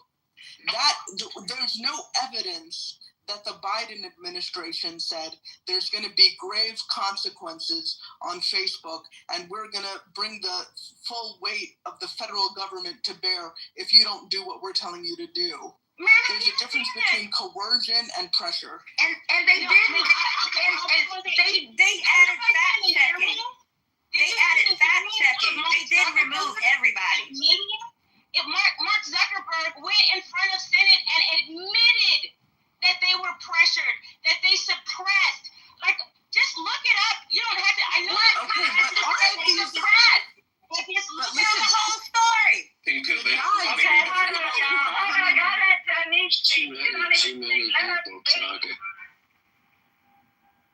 the fault. Y'all keep skipping the context. It's the content that they suppressed.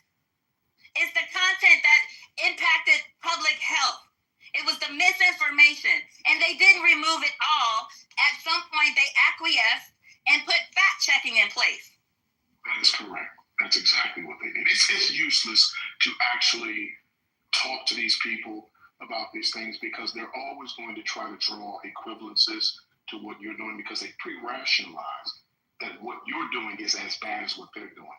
The nuance or the context doesn't matter because that takes your actual brain, using your actual brain to decipher out the information or actually knowing the information in order to make a fair comparison. But damn that. I pre-rationalize that you do wrong stuff too. So I'm going to say that this is wrong stuff without any of the context, without explaining the entirety of what you're talking about, just so that I can draw an equivalence and say you do stuff too. That is the simplicity of this degeneracy. Yeah, you never take. And there's something else that's important to point out here. There is a difference between having an or else attached to things and not having them attached to things. If a public health official calls you and says, we believe that, you're a vector for misinformation that's leading to the deaths of people or the potential deaths of people, we think you should take this down. That's very, very different than someone saying, you need to take this down or else you're going to face sanctions. That's what I You said. know, there's some other business, oh my God, fucking A. It is different when the government wields its power to force you to be coercive. I have not seen any evidence that they have been coercive. If you have that evidence. Oh my God, that's crazy what he just said. Can you believe he just said that? If they went into the city and said they would feel pressure, if they said they would feel pressure, this is the most communication I've ever heard. Feeling pressure is not coercion. What the fuck? What are we doing? By the way, when the American government tells you to do something, you do it. By the way, they didn't do that. These are all Listen to the damn Senate. Can I speak? These are all the same tech guys that we saw at the inauguration, kissing the ring, wanting to work with Trump, wanting to have the Trump administration smile upon them. So the fact that they're coming out now and saying something that is very helpful to Trump and aligned with the MAGA agenda, I have to question their motives. So we're getting to conspiracy theories now? That's not a conspiracy theory. They're doing it for the money because they don't want to, because of the regulations. Right? Again, it doesn't take away from the point of the time and what was going on throughout that time. Just like when you brought about Bill Clinton and the time, what was happening? What was the time of the country? What was happening at that time? But again, if we're going to... It was a pandemic with millions of lives were at stake. Millions of lives at stake. Not Trump's ego. You just want to sweep it under the rug and you just want to say, oh, well, you know, they... And then you want to be emotional and say, like you guys did things too. Yeah, you see, that's the whole point. Like, not that's exactly what you just said. We're the ones that don't take accountability. You guys have not once, and none of you guys want to take accountability. None of you have. But the cancel culture from any of the ones that you guys started. Let Quinn speak. You guys said that. One mic on Quinn. There you go. It's very obvious. I mean, to anybody with half a brain. This is what you're doing. You're trying to draw equivalences instead of actually addressing what's being said. I've heard Janice, I've heard Aaron say twice that this was about a pandemic. This was about information trying to make it so that disinformation and misinformation didn't enter the sphere. This is a false equivalence to what you are talking about. Yet, you are still trying to draw equivalences because you don't want to address the actual information, the context of what's being said. It's very easy to dismiss context, A, when you don't know it, and B, when you don't care. Because it doesn't matter. The whole point of it is to say that you do wrong stuff too. And I'm going to do that so that I don't seem like I'm the only one, or I'm endorsing the only team that does fucked up shit. And no one here has said that there's not equivalences, that there aren't some. We're saying that this isn't one of them. And you keep trying to draw equivalences, which makes you look less credible for every other argument you make, because you can't even admit when this is not that. So stop blaming Trump for everything. Stop saying this is a crisis. Stop using words like that. Don't use crisis word. He doesn't understand the difference between equivalencies.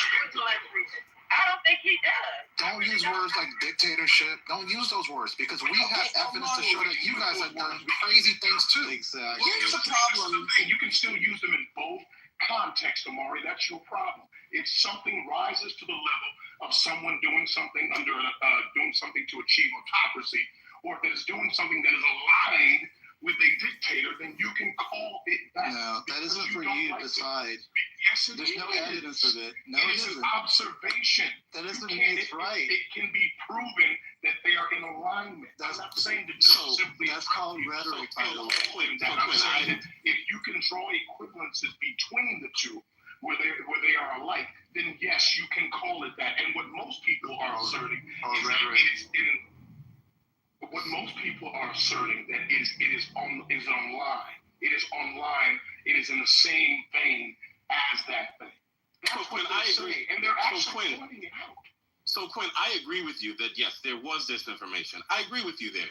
But again, to try to make it seem as if that was the only thing that was happening at that time, to try to make it seem as if there were people that walked away that were deplatformed, that people that were, their voices were silenced, and that there weren't people that, and the disproportionate idea of it, that one side was, there was more people on one side that were being deplatformed, that were being demonetized, versus another side, and that there was people one who voice, were trying to kill tone, people. There was one voice or one tone that was being, no matter what it was, especially if you were online with somebody, that was what happened. And again, for you guys to sit up here and act like all of that was right, and just to try to hang it under the umbrella of disinformation, it's absolutely wrong. What is he talking about? What is he talking? Can somebody? Are you still ghostwriting the whip? I can't explain it. So what he's doing is trying to equate misinformation about the pandemic with a political side, which is fascinating. It's interesting. And it wasn't just during the pandemic, but it's actually nuts. What is he talking about? So when we're talking about people lying, read it and you'll find out. When we're talking about people lying about medical treatments that aren't actually medical treatments, they're just like grifts. That's something that I don't think it's unreasonable for a public health official to go to Google and say, this is dangerous. We request that you do something about it. In fact, I would encourage that, because part of what we see right now is a lot of people are following bullshit, grifty pseudoscience around their health, and people are don't getting take Tylenol. Like, don't take Tylenol. Tylenol said don't take Tylenol. Or that measles, or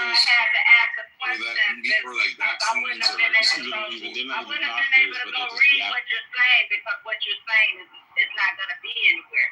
That's in your head. So that's why I asked what it was you were trying to say, because it's more misinformation, and I wouldn't know where to go find misinformation.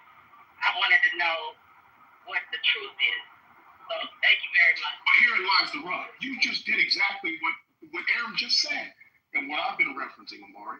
Tylenol did not say don't take Tylenol. Tylenol has never said that. They tweeted that out in 2017. Yes, for pregnant people. They did. They said for pregnant people. You tell me that for pregnant people. Context matters. Every time you say something to a Democrat, they tell you no. It's crazy. Well, no one said don't take Tylenol if you're not pregnant, so that's a Captain Obvious. What? Donald Trump said it yesterday. Over 50 times. They were talking about pregnant women the whole time. That was the context. Don't forget about the context, man. There was no what he said. There was context, sir. What are you talking about? Blanketly, do not, and he said this over 35 times, do not take Tylenol. There was no context. There was context. They had a whole team of people. What are you talking about? The whole conference was on that. It was about autism and pregnant women. Like, what's going on here? Like, why are you guys making stuff up? They're just crazy. Pink pill, what's that? What were you saying? You people know that there's none of what he's talking about is rooted in science. None of it is rooted in science. He's saying what they're like here, pink pill. Just let you know. Anybody ever know? Can anybody name any other president besides Trump that has been on stage to talk about medicine and what I mean, there was a whole ACA passed. I don't know. Sure. Did you hear my question? But did you hear my question? Oh, we heard it. So that's your problem, Amari. That's why Lisa like you on stage. You content, but right now you terrible content. Anyway, let's ride the whip. What I said, my question was, can you name another president besides Trump that has, acted in the stead of a doctor or an authority, although RFK is not one, but do what he did. Can you name another president who's done that? That's my question. I think probably it's Reagan and George Clinton. Because I don't want, that's what y'all do. You can throw out any president. What did he say? Ma'am, go on mute and find what he said and come back and tell me, please. I'm driving. I can't do that right now. Yeah, I know you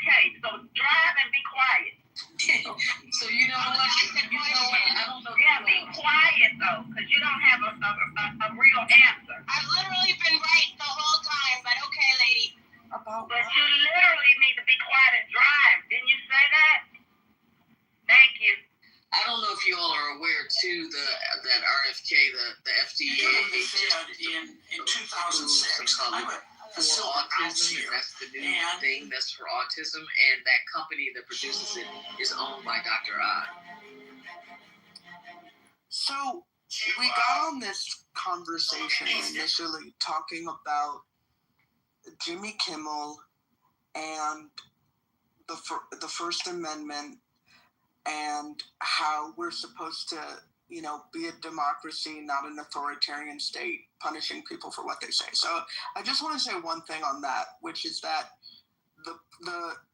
if you know about, I'm sure many of you know the story of our founding, which is that it was a bunch of English people who didn't want to be oppressed by the king. I mean, obviously I'm shortening it, but in short, they had all of these oppressive experiences under the King of England, and they decided they didn't want to be under a king anymore. They wanted to do something different.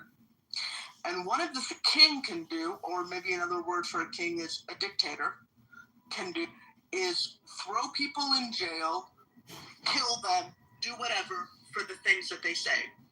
So the problem with this Trump behavior and what's so scary about it, it's not just, oh my God, we're not going to get our favorite late night show or whatever. Like, if the consequences stopped at some of your favorite TV shows will have to be on you and they won't be on TV anymore. I honestly don't think that in and of itself, even though it violates First Amendment, blah, blah, I don't think that's that big of a deal. But the problem is that these dictators, they never stop. They don't stop at taking the TV show off the air. If you've ever heard the phrase, give them an inch, they take a mile. And we can see what other authoritarians around the world have done when their citizens say things they don't like. They put them in jail. They detain them for awful conditions. They exam. These people go to jail for years. They don't get food. They can't see their family. And the other problem is that once they're allowed to do things like that, right? Once it's Yo,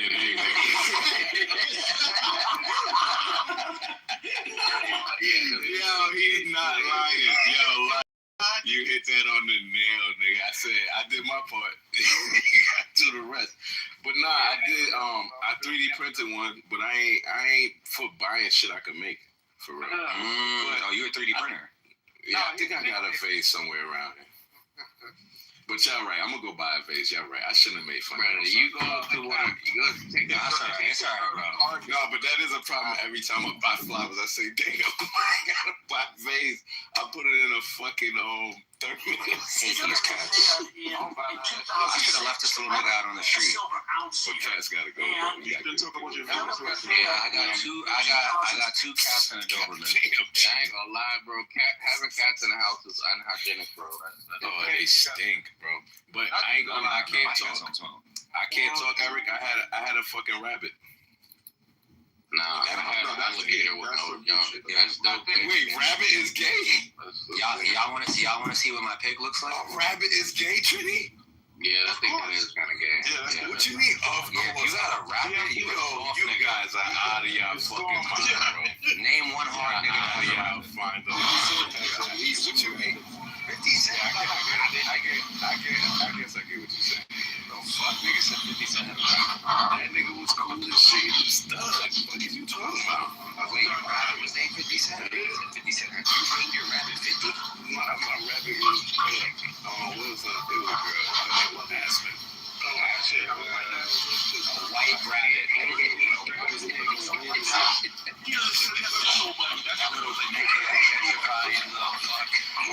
wasn't white. He was she was gray. Close enough, nigga. That's on the spectrum of white. I buried her early this year. That nigga had a white bunny. For sure, had a mixed rabbit. Was you crying, nigga? I know you was. I ain't cried, boy. My kid cried. I'm glad he dealt with that. So what did you say when the rabbit died? I said he dead. He going ahead. We got dinner tonight. Y'all remember when I came in here? And I told y'all, I said, one person was like, oh, I shouldn't have did that. I should have told him that. Because was like, black people. Oh, I do remember that. I said, you remember that? Yeah, I do. And I said, nah, he's not sleeping. He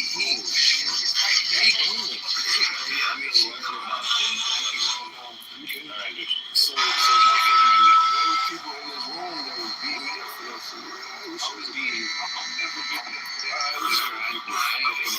it was all a girl. I think some of the women here. But look, I'm glad 6 months later, 6 months later, right? Yeah. My grandmother passed this past, you feel what I'm saying? And my kid, the 5-year-old, I took him to the funeral. Everything, burial, viewing, everything. He handled that shit like a boss. Because he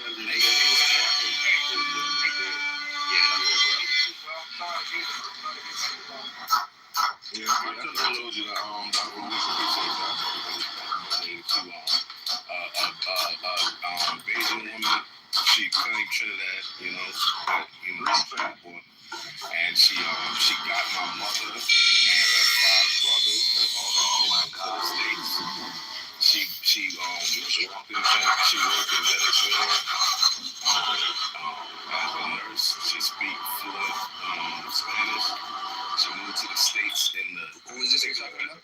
My grandmother. My early 60s or the 70s. She moved on.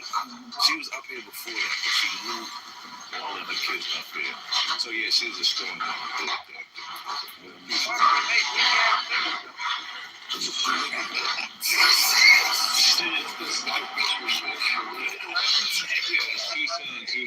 soon. Nah, she would have laughed at that for sure. She up there with her sister. It was her and my aunt. In you and highly anticipated document that was just released on the Federal Register's website, IRS finally provided some much needed clarification regarding what President. She said, why you don't eat that thing? She's Dominican. I can even say Charlie Kirk at one point, so he cut her off, and then you had Brandon Tatum, you had Bryson, whatever his name is, Gray, whatever. Tatum, the biggest fucking fanboy clown. You brought up Tatum. You ever respect Tatum? No, I don't like his wife. I think his wife is always trying to target black women. See, you don't know me. You associated with them, bro. You associated with them. They invited me to one. They invited me to one event. Let me tell you something. I saw the game for what it is. Omari, let me say something. I have somebody that I used to rock with, right? And he allowed Trump to use him as a fucking guinea pig, right? Show off that he got wounded in combat and all this bullshit like that. I didn't fuck with the dude after that, bro. I don't fuck with them either. See, that's the point. You still rocking with them, man? So you taking my vote for Trump as my pledge with Brexit? No. I separate the two. You're not separating two. Like, I can vote, like Mike will tell you, and others will tell you, we can vote for Trump and not support not one person in Brexit. Not support TPUSA action. That's crazy, bro. That's like me. If you work the CDC, but you voted for Biden. Brexit was to get like the move over the fucking Trump. You guys, please let him. I'm sorry. No. We're just having a back and forth. No, I'm not having a back and forth. I'm gonna let you guys have your back and forth. I really am gonna let you guys have your back and forth. I promise. Good. I would say this, Haitian. I would say, and I'm trying to find like how to type. Let's say for your side. Okay, I was supposed to be at the Congressional Black Caucus. You're independent. I get it. But I'm gonna say for the Congressional Black Caucus, they had their convention this week. I was supposed to be there. I couldn't make it. If you could rock with them, but let's say, you know what, but you're not going to support Biden, I'm not going to say, okay, I'm not going to hold that against you. You like the people in the Congressional Black Caucus, you like their message. I didn't like the message of Brexit, but I still supported the policies under President Trump. Brexit was not America first. They were on some other type of shit. And me, I'm pretty. I could pick up on bullshit right away. I bowed out. Like, I don't want to be part of this. So you could pick up on bullshit, but you still rocking with Trump all these years later. You don't like Trump. I don't like the policies of the Democratic parties.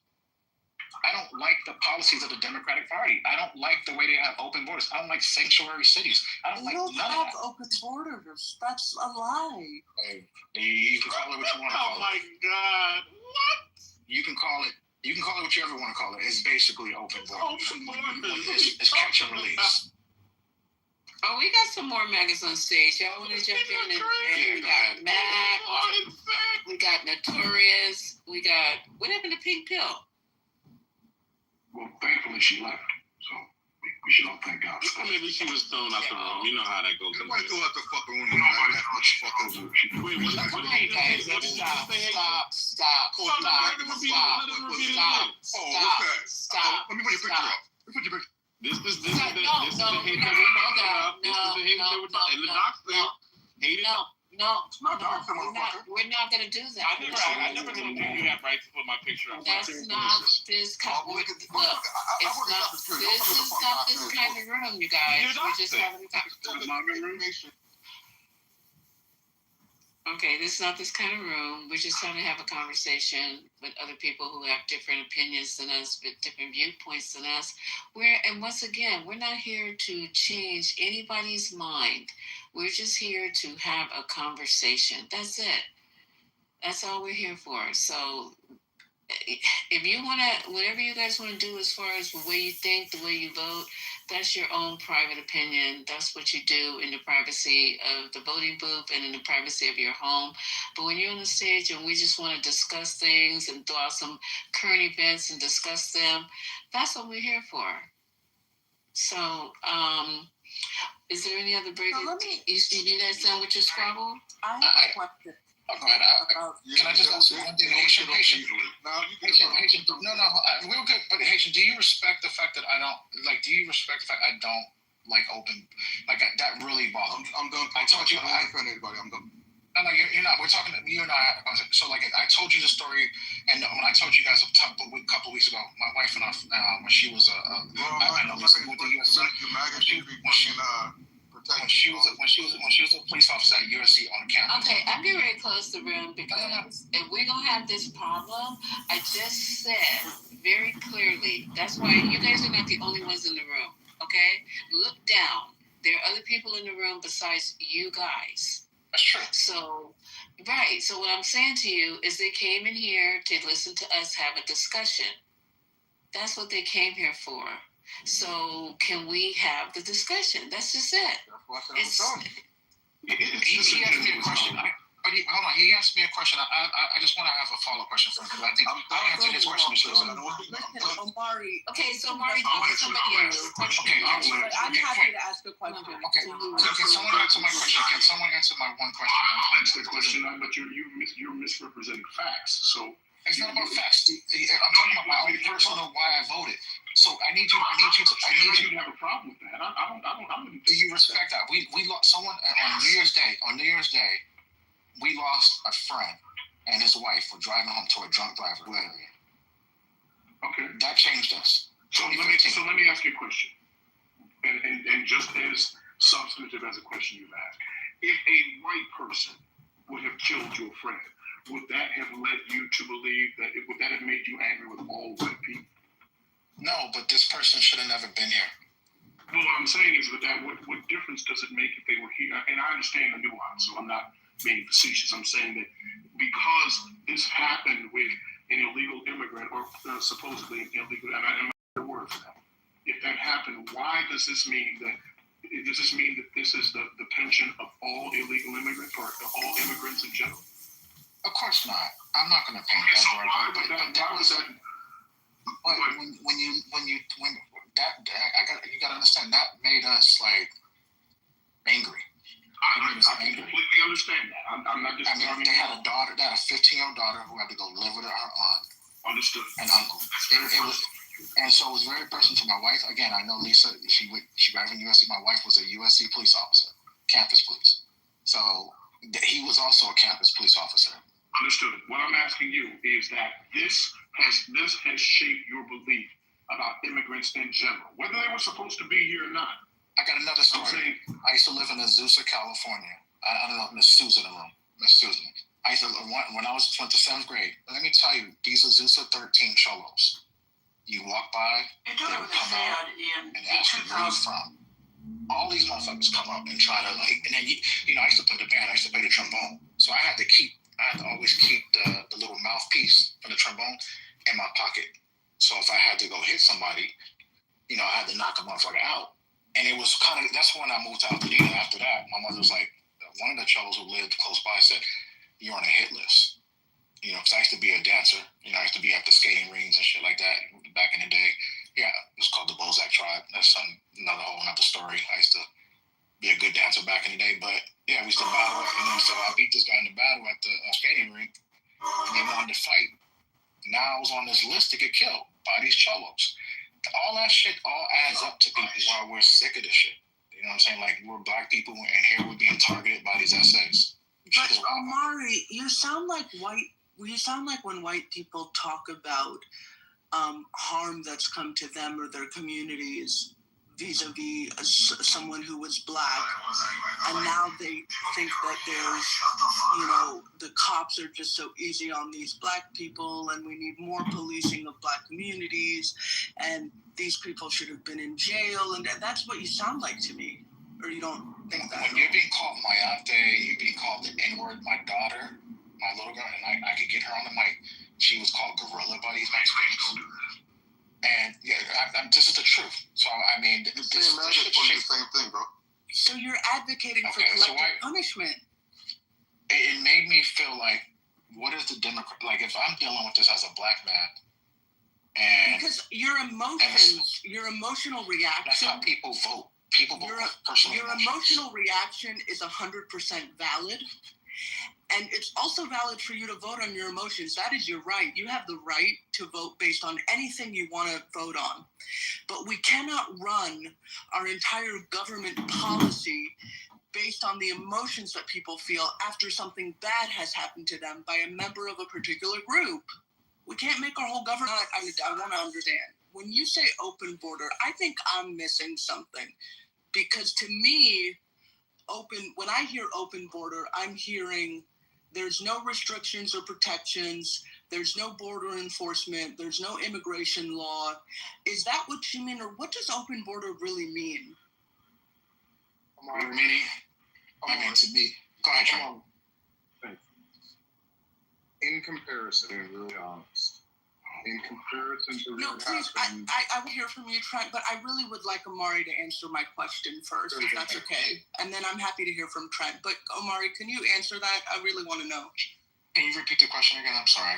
Trent. What is an open border? When you say that, what do you mean? What is that? To me, open border just means like, okay, you come across, you state what you're gonna come here for. Okay, I gotta do asylum. Okay. There you go. Here's your thing. Come back in 2 years. But that's not what happens, though. You're again. That's what happens. Well, you know, when that doesn't happen, they sometimes don't show up. What happens is people. No. I mean, go ahead. You can go ahead. That's to me. You didn't finish. I mean, to me, open borders mean like it's pretty much we are.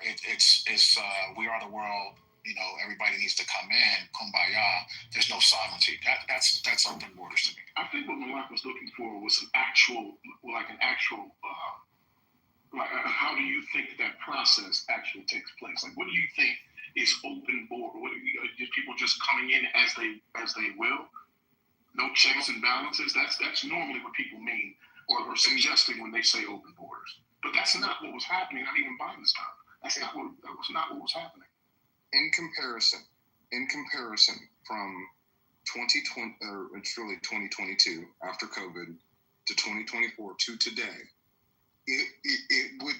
the term open borders would be accurate. Now, it is a bad term to use because it wasn't like you could just go across, but we were having 150 to 200,000 encounters a month on the border. Encounters are not people coming over. When that is correct. That is correct. It does not mean that everybody just came across. But last month, I believe we had 5,000. So the difference between and the people, even the encounters, to my knowledge, the Trump administration says nobody was admitted, which I believe. I don't think they have admitted anybody. So in comparison, while it's a bad term, it is accurate to say that things on the border are night and day different between the Biden administration and Trump. But you think that's a good thing? No. That we're having less encounters. Oh, that we're having less encounters, absolutely. You think that's a good thing? Yes, absolutely, without a doubt. So you acknowledge what that actually means, even though we don't have people try, because that's what encounters mean. People are trying to get through. It's just that they were getting through. It just means that they were trying to. So that less people are actually trying, because we have a lunatic who's in office who's making the country less attractive anyway. At least in certain regards, that is. So that's better to you. Encounters means it can mean caught horribly, so it could mean they walked up to the border, surrendered it, and turned it asylum. And what was happening is the cartels were exploiting our asylum law. That's what was happening. And so and Biden at the end tried to close that loophole as well. They should have done it sooner than they did. And so yes, the border is now 100,000% safer now than it used to be. It is now, Quinn, I will completely agree with you. Is what we've done to in demonizing immigrants and expelling people who have been here not legally, but have been here undocumented for years, working peacefully. Is that just as bad? Absolutely. But I will not sit here and say that it is good to have hundreds of thousands of people every month trying to cross the border illegally. Well, but here's the problem that you're not acknowledging, and this is what most of you don't want. There are places in the world where we help destabilize that actually contribute to that. So it's not just that these people are coming. So there's a larger conversation that right now we have people, and that's what I was getting at earlier. And this is my own opinion. It's not necessarily the truth, but I believe that the country is being run by a tick, and it's less attractive. And when Venezuela looks more attractive than the United States, and people are not coming through because they're like, well, shit, I might as well stay where the fuck I am instead of being here. Quinn, having less encounters, that's not a good thing. Yeah, Quinn, I completely agree with you. The Dodgers or the D-backs just tied the damn game. It's 4-4. Quinn, we have destabilized the Central America. A lot of the people that were coming over were from India and China. I mean, it did in 2023. It got out of hand, right? And we can have this conversation responsibly, okay? Should we have a mass amount of people exploiting our asylum law? Because it often, like I said, it often affects. If you want to talk about African Americans, it's actually worse for those communities. When we talk about job displacement, they can displace them from those jobs. You know what really messes people up is people who stay here over their visa. Those people are here more illegally than people that come over the border and claim amnesty. That's what contributes to our illegal population more. People coming in legally and overstaying. That's absolutely right. In an airplane, in their little white skin, and their little HBV1 or whatever the fuck. So let's be honest. So Ramona, I actually think what they've done in closing the loophole on visas and moving that up, I think that's good too. Definitely good for white collar jobs. But we can have these conversations without calling each other names, without demonizing each other. I'm with you, Quinn. The way that Donald Trump and the administration has talked about immigrants and Hispanics. My wife is Hispanic, has been deplorable. I agree with you. But we can have this conversation responsibly and figure out a good solution instead of just attacking each other and saying that this is all good or this is all bad. Anyway, you guys have a good night. This works. What makes people do that is that the way it's being carried out. That's okay. Bye. You can't leave. You get it. The second that Trent left, PC is on stage. Did y'all coordinate that? Where's what's the name at? Where's Gemini? He's supposed to shoot him mid-sentence.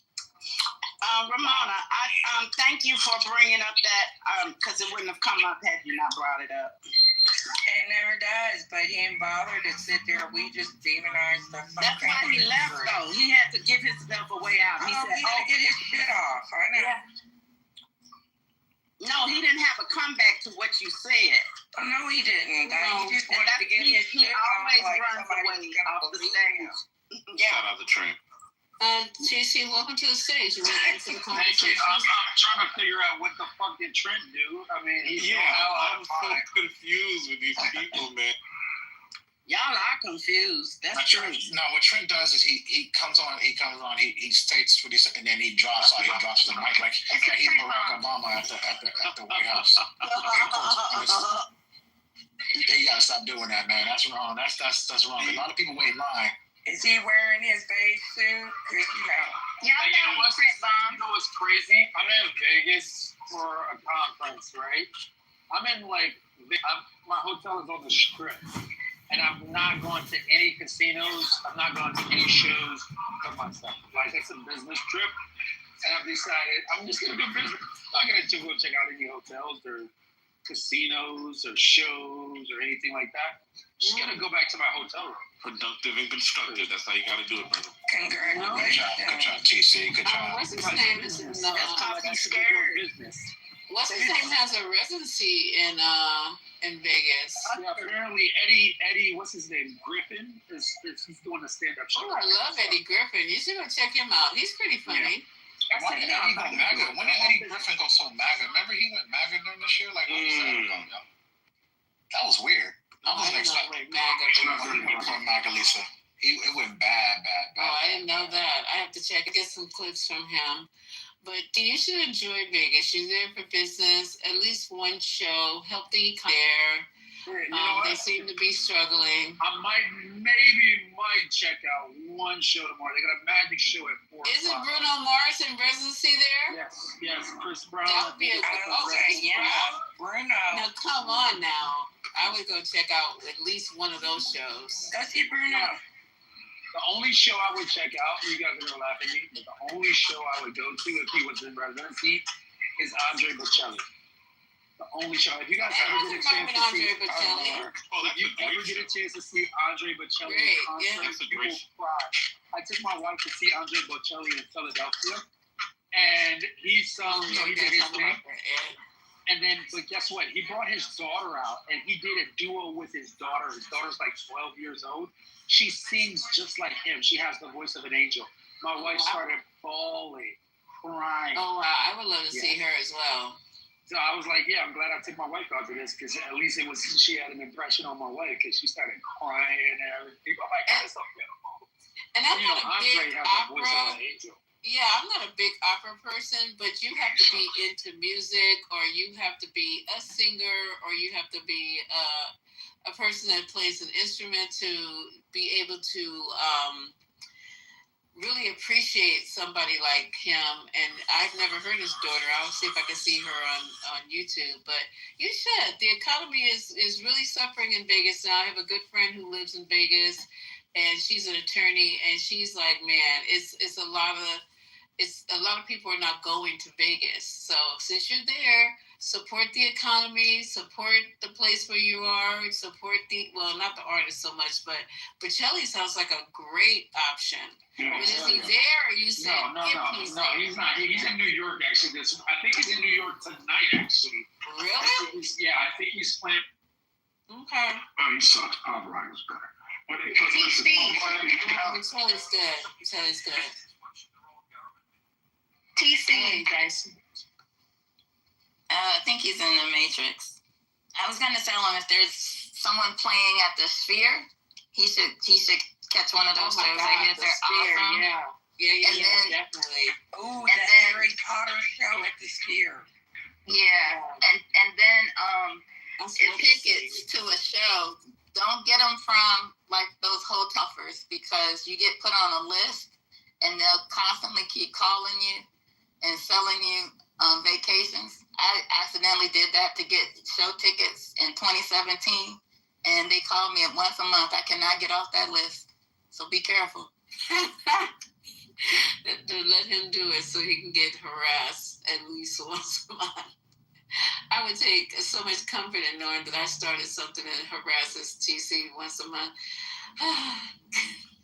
Enjoy your stay, TC. We're just chopping it up tonight. Nothing really serious. Just talking about, I forgot what you guys were talking about. We're just talking about just saying, don't get too comfortable donating money to the casino because that's what you're doing. Keep that in mind. Just go watch the shows, dude. Unless you want to get broke. I mean, because the house always wins, baby. That's true. You want it on some craps? Just put it on the pass line. You're good. And they have great restaurants in Vegas. I don't know what it is now. It's time since I've eaten on the strip. But if you go off the strip, they have some great restaurants. And they're like in the weirdest places, like strip malls and shit. But they have some really good food. If I were you, I would ask whoever is working in your hotel, not so much, what's his name? Gordon Ramsay has a restaurant out here. Sure does. Gordon Ramsay does have a restaurant there. Okay, check that out. Check it out. Or the restaurant that is that delicious. You eat in the sky if you're not scared of heights. That might be a cool experience. I'm terrified of heights. You know what they just opened out here in Vegas? Well, it's been open for a couple of years, but the last time I was here, they opened the Sphere. I want to go check out the Sphere. That's what I was just saying. You could go to the Sphere, the airport. So it's amazing. Yeah, Vegas is awesome, man. Is it empty? Because I keep hearing it's empty. You know, the casinos aren't doing so well as they used to. You know, the casinos, I don't know what's going on. It's the same thing we went through with Reno. I mean, we went through the same thing. I mean, not a lot of people are wanting to go and spend their money in Vegas. Not a lot of actors are going into Vegas. He didn't bring down prices like he said he would. Because it's the resort. It's those resort fees too. Because we I guess those resort fees are they're a ripoff, man. I got resort fees just when they have money. Yeah. Yeah. I mean, look. I'm about to go to Vegas too, so I mean, enjoy the wasteland that it is. There's nobody there. Yeah. Is this what he meant when he said no tax on tips? Y'all know that Vegas couldn't run without a bunch of amazing. Vegas is doing pretty well the last 4 years. Well, it's a hospitality industry, and that no tax on tips thing is such a rope-a-dope. I hope people just pay attention. I believe my brother Usher was out there for the last 4 years, and Vegas is doing pretty well. Yeah, I remember a lot of people going to Vegas. Yeah, but it's not. I live in Reno. It's 6.5. Well, it depends on who's driving. It's 6.5 hours to 8 hours away. And it's not what it used to be. I can tell you that. That everybody, when people go to Vegas, they think it's so busy and crazy, and all this is going on. It used to be way more than that. When Democrats were in office. Mm-hmm. When because how when Democrats. Yeah, it's funny. Reno, Nevada. So I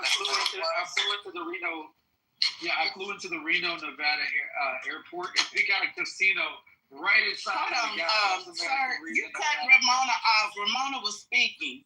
Oh, my bad. My signal's not great. It's okay. You're right. They got casinos. They even got them in 7-Eleven machines. So you get used to it. It ain't no big deal. Yeah, McCarran's cheaper.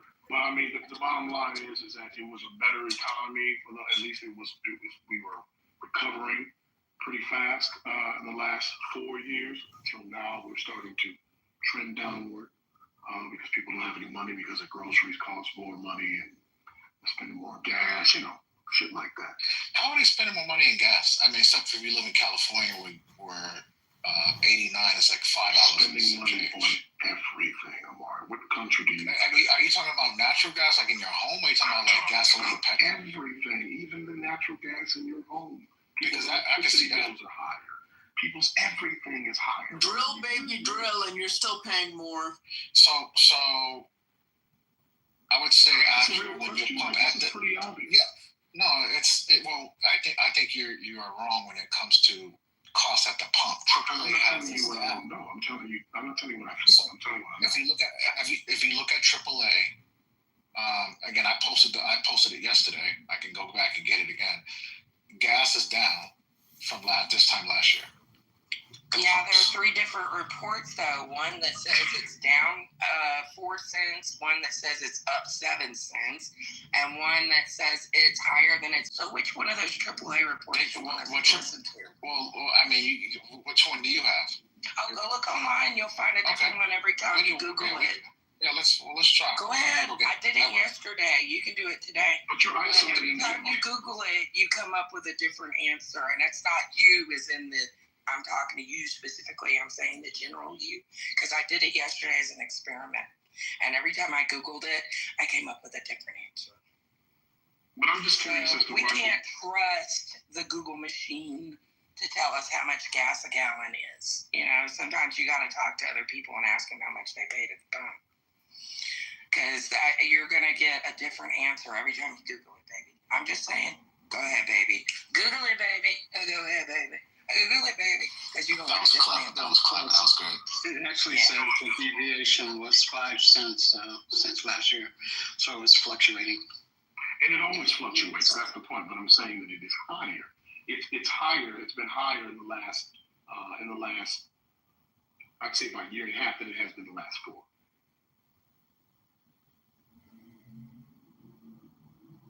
You know, it always baffles me, this shit, but it always baffles me. Ramona always has so much good information, and I know Ramona's blind, so Ramona, how do you get your, like, do you read, like, papers, or you get your information from, like, NPR? You're funny, I'm blind. What is this paper that you speak of?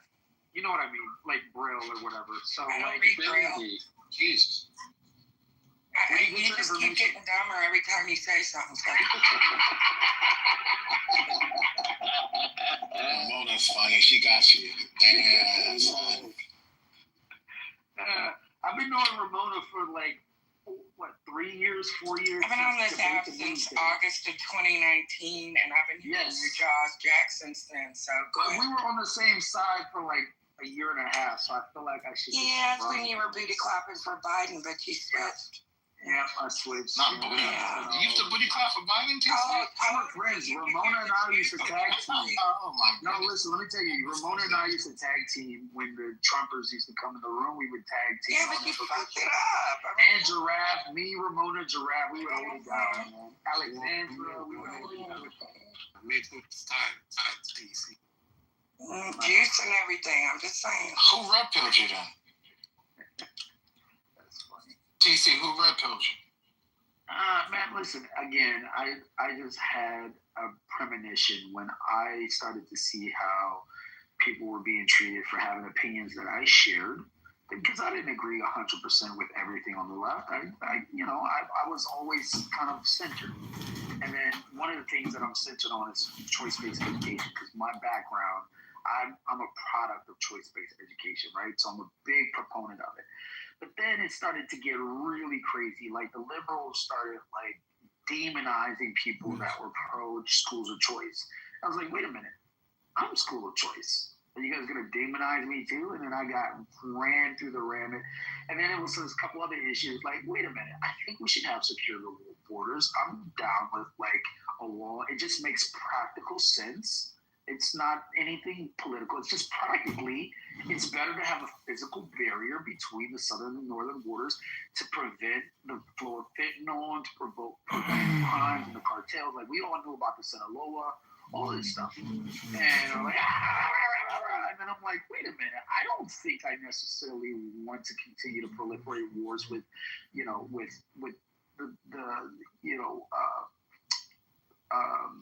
the Palestinian people. Like, I think I'm okay with us limiting the amount of interventions we have on a foreign level. So I was like, yeah, fuck this. Let me think so. I'm not with Kamala Harris. I'm definitely not with Trump. But, let's have an open primary in the Democratic Party if Joe Biden's going to drop out. And Ramona, actually, funny story, Ramona agreed with me. If I remember correctly, Ramona, we were having a conversation that very day where Joe Biden was like, "Yeah, I'm not gonna run," And we were like, yeah, this should be an open primary on the Democratic Party side. If I'm not mistaken, I could be wrong, but I think Ramona and I were on the same page with that. And then I got the whole, and I was like, no, listen, we didn't vote for Kamala Harris when she ran for the nomination when Joe Biden got it. He selected Kamala Harris as a VP. I don't think we should have Kamala Harris forced down our throat as a nominee. We should have, it was in Lisa's room. I was like, we should have. No, honey, I think you got me fucked up with somebody else. No. You didn't agree with that. You didn't agree with that. You did not agree with that. You agreed that there should be but you did agree. If I'm not mistaken, I could be wrong. But you did agree we should have like a contact. There should be like an open primary type situation. No, it's like I said, you got me fucked up. Because so you were always Kamala? No, I voted Kamala all the fucking way, baby. But even when Joe Biden dropped out, you were hardcore Kamala? Yes, sir. I was definitely, and I was on Voices of Kamala every single day, going on Zoom calls. She was my part. Maybe it's somebody else. You got me fucked up, yeah. She's like, don't associate me with PC right now. Yeah, don't put that on me. What about the virtual roll call that Kamala Harris had from all of the delegates? It was all canned. It was prepackaged. It was performative. Everybody was told to vote Kamala Harris because that's the way the party's going. I really think that if you... Who told the delegates to do that? The party leadership told the delegates to do that. What do you mean? Okay. Come on, son. Like, you know how this works. So the party... You know how Hillary Clinton got the nom over Bernie Sanders, right? The party leadership during the primary. No. The party leadership. Stop it, bro. You're being. Well, here's the other thing: is that Bernie Sanders. What is wrong with you people? Bernie Sanders is not a fucking Democrat. So there's no allegiance from the party to vote him in, no matter what the fuck it is. So then, what's this with the super delegates, right, and all of that shit that they reformed after Hillary Clinton ran away with the party twice, and he lost twice. They do not have an obligation to support. She had super delegates that were able to vote a ticket. I don't understand why you guys find that. Because you have super delegates. Because you guys don't find that hard to believe. No, because he's not a Democrat. He is an independent. He does not have a right to a Democratic ticket. What is so difficult about that? Many times he shits on the Democratic Party. He talks about the party ad nauseum. Why would anybody from that party endorse him? Does that make sense to you? You're a relatively smart guy. Why the hell would I endorse somebody who routinely shits on my program? All right, so who's your nominee going to be in 2020? I'm going to ask you. I'm asking you a question now. Who's your nominee? Question when I'm asking, would you support someone who routinely shits on your party? I would much rather support somebody who routinely shits on my party versus no. I would support somebody who routinely shits on my party versus a socialist, a democratic socialist, to be the nominee of my party 100%, because they're no better. As a matter of fact, yeah, but that's what Bernie is. What are you talking about? No. His voting record is 98 votes. It doesn't matter. He's not. Don't you know Bernie Sanders voters switched and voted for Trump? He's not a Democrat. You guys are lunatics. You can't tell the way he votes. Somebody who's not in your. It doesn't matter that he caucuses with them. He's not a Democrat. There is no obligation to support him financially. There's no obligation to make sure that he gets the nomination. They don't have to do that. He's not a part of the party. Hold on, sir. I do not believe what you're saying. He's an independent. I mean, he caucuses with the Democrats, but listen, whatever he wants to do, he wants to have like card-carrying Democrats, what have you. Super delegates completely, usurped the will of the people in that election, and we know that it was rigged for Hillary Clinton. And I wouldn't say the same for Kamala Harris. I mean, she was. It seems like there was a halfway decent fair process. But if Clinton believes for even a moment that the party leadership didn't dictate how that went down to make sure she was the nominee, I've got a bridge to sell them in New York. Yeah, but if they were controlling things, then Hillary would have fucking won, wouldn't she? She didn't win. No, she won the Democratic nomination. But she didn't win the election. No, because she wasn't popular. Oh, really? She was not popular. I knew a Democrat in Reno. I thought Reno was pretty red. Nevada's purple. Well, how about Reno? Is that Reno pretty red? Reno's only slightly red. Because Ramona is a it's been disabled getting more person, purple. and she knows that the Trump administration. Oh shit, we lost you. The Trump administration, what? Her mic went out. I know. Reno's Never mind. Reno's pretty close. No, there you are. There you go. Believes in eugenics. Well, I tell you, I went in. We've been fighting for our voting rights in the state of Nevada, and we finally got the Secretary of State to allow people with disabilities to use the electronic voting portal that our service members use. And now that all this bullshit's gone on, and Anna Dick and Dumbardo have got their head up Trump's ass, we've lost our ability to use that electronic portal, of which I used on September 24th, 2024, to early vote for Kamala Harris, as was my right. And so What's the that reason is why why they took I it have a away? problem. Yeah. Well, we still have to fight for that. It doesn't just get handed to us. We have Republican politicians that don't think that it's necessary. So we have to get past that. We got Steve Horseface and fucking Dumbardo and Mark Amadick and all these jackasses that are causing problems. That's why we're still purple and in some places actually red.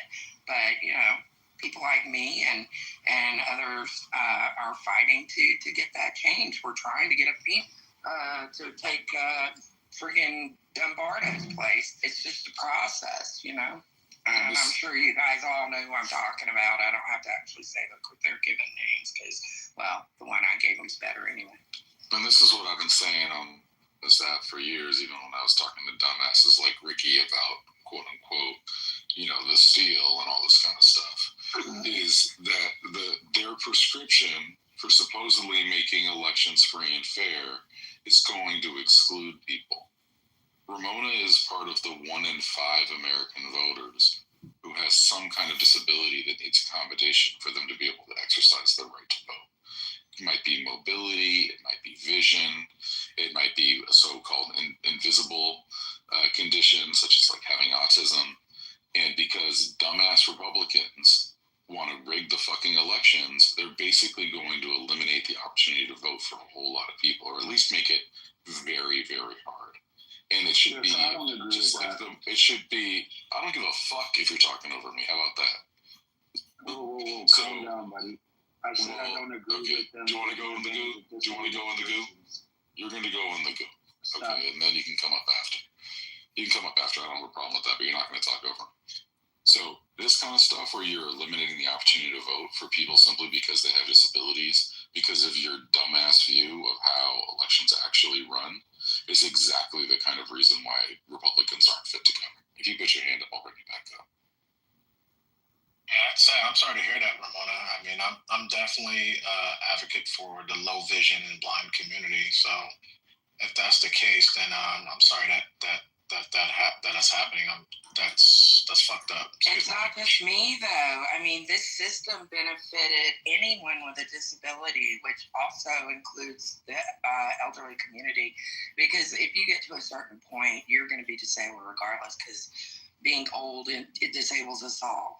But it is true that the vote is being suppressed for people with disabilities. It is true that people in rural areas are having less access to polls and have to go farther to be able to cast their vote, as is their constitutional right. So for someone to say they don't believe that's true, I would really like to know why they don't believe that's true and what evidence they have to support that, other than the 105,000 blind individuals in the state of Nevada alone that will be affected by this, not to mention people with other disabilities and challenges on getting to the polls and having their voice heard. So, yeah, I would say I definitely disagree with any efforts to limit the ability of disabled persons to vote. My son is disabled, and I would hope that, you know, when he becomes of age, time to vote, that there's a necessary accommodations for him to vote. So that's bullshit. I don't care if they're Republican, Democrat. If they're trying to limit the ability of anybody to vote, that's just bullshit, and I don't stand for that. Well, it's not an if, though. We're telling you it is an actual thing that is happening. This isn't an if. This isn't hypothetical. This isn't a hope and dreams and bubble gum and tape. This is really happening. People are being suppressed from their vote. I don't think it's that hard to believe when they have been redlining, gerrymandering, and trying to maintain a grip on any minority getting their vote in. And so, I mean, I don't know why it's that difficult to understand or know that it is really happening, and it's going to get worse. I mean, the most famous example of this is what the Republicans did in North Carolina, right? They delayed the certification of someone who won way beyond where it should have been. They've been playing so many games around the most basic elements of this, and it is an enormous problem. Aaron, if you can correct me if I'm wrong, didn't some Republican elected officials get accused of that and actually convicted of fake electors? Well, there's fake electors. I think what you're referring to, Glenn, is the race a while back, maybe 18. Okay. The Dan McCready race. And there was a guy who absolutely was convicted. And the messed up thing is that McCready, who was the Democrat, probably would have won in that wave election in 2018. But because of the cheating, the Republican, I think it was the Board of Elections or something, said they had to rerun the race. And then he ended up losing on the rerun. So, yeah, that was North Carolina. Basically is like barely a democracy. Barely. So the only cases of voter fraud that we've had generally has been by the people who tend to rail against voter fraud on a regular, verify the people are actually voting and not this make-believe this make-believe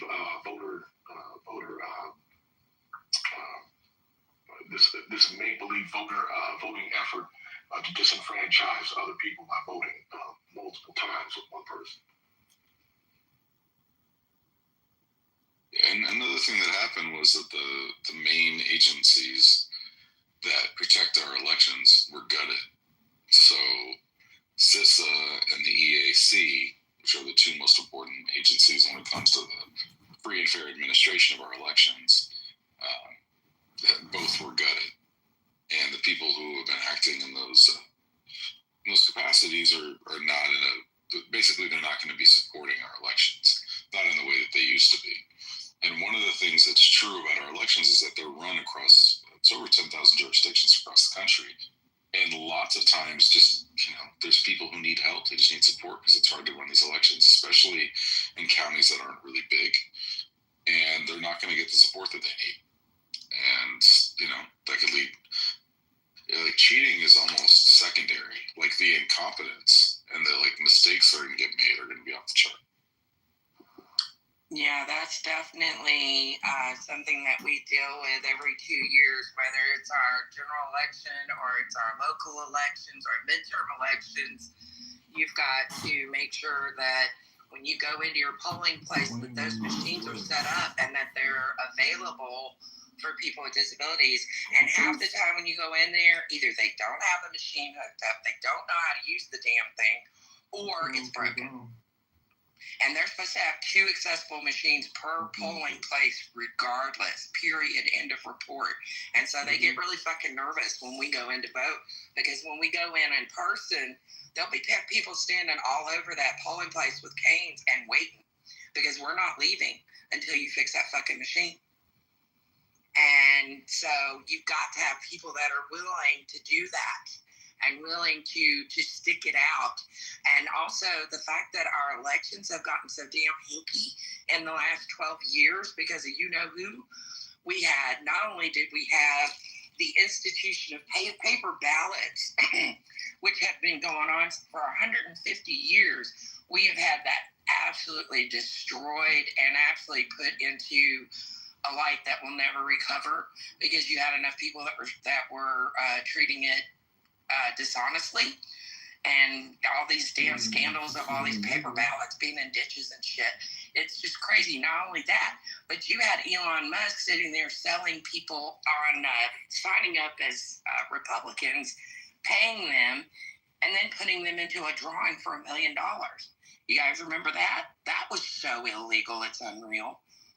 Not to mention the fact that after the election, Trump even stood on a podium and said, Elon worked those machines really good in Pennsylvania, didn't he? You guys remember that comment? Because he said it right out loud. Not even one person blinked an eye. Nobody. So what are we talking about here? We're talking about having to hang on to our right to vote by the skin of our teeth because if they can, they're going to rip it away. I've been trying so hard. I'm sorry. I'll be quiet. No, you're good. I saw a story. I don't know if it was. I know Lisa's not here, but I thought it was pretty crazy. They stole a submachine gun out of the governor's security detail car. Was it yesterday or some shit? Oh yeah, you should have seen what happened at the beginning of this month. All of our systems were fucking hacked. We had no state systems for a week. You guys, I don't know if you realize this. I was asking people that whole week heard about this. Nobody heard shit. Nobody knew shit. Our state offices were closed for the first week of September, you guys. Every state agency was shut down. Even my office, I work at the Northern Nevada Center for Independent Living. I don't give a fuck if people know anyway. But we have certain things that are, we have government funding. And so our servers and things, our reporting, our PPR and all that was all offline.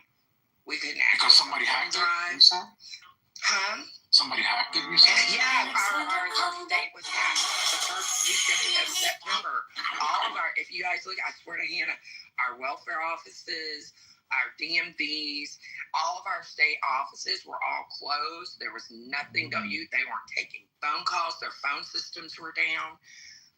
And then just the other day in New York, they had they found 100,000 SIM cards and all the networking, everything they needed to shut down the whole grid in New York, the whole cellular grid.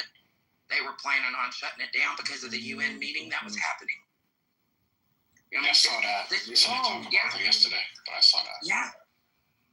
On the internet, but I thought it was some meme. What?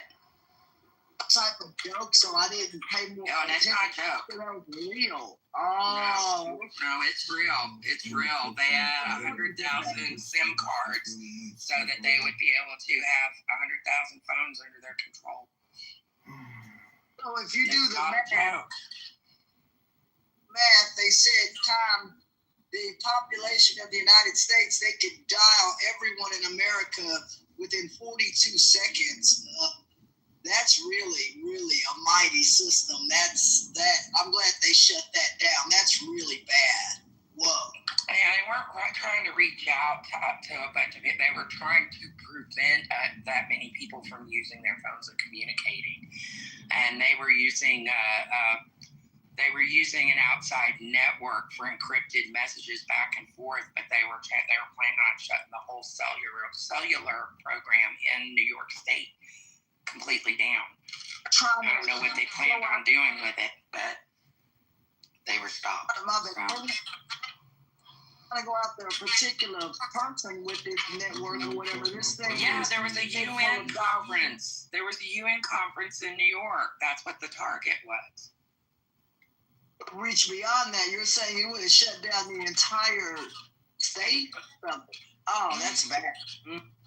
Yeah, but that was to cover up who they really were trying to control, and that was that UN conference. Was it a UN? What was the meeting called that they had? The UN General meeting where. There you go. That's it.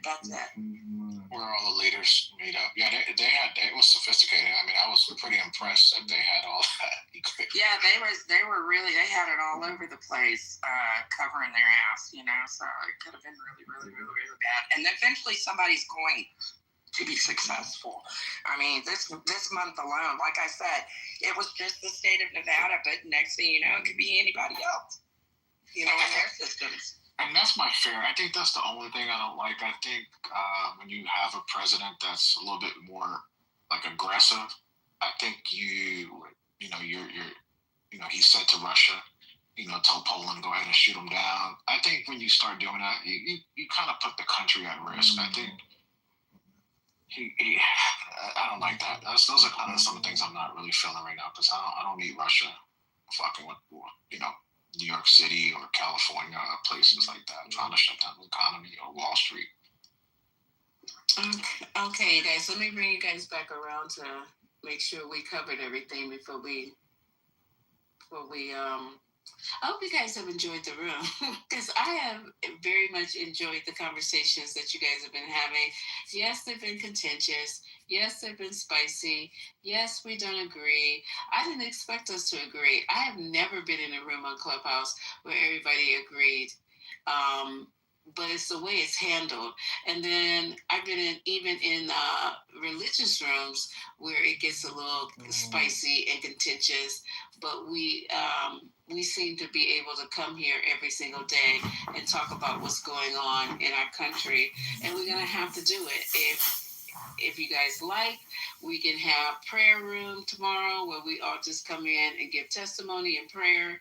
We could do that, and we'll see how that goes. But today, in this country, there's a lot of stuff going on, and it's very troubling, and we just have to talk about it. And this is a political room, even though it says 420, it's still a political room.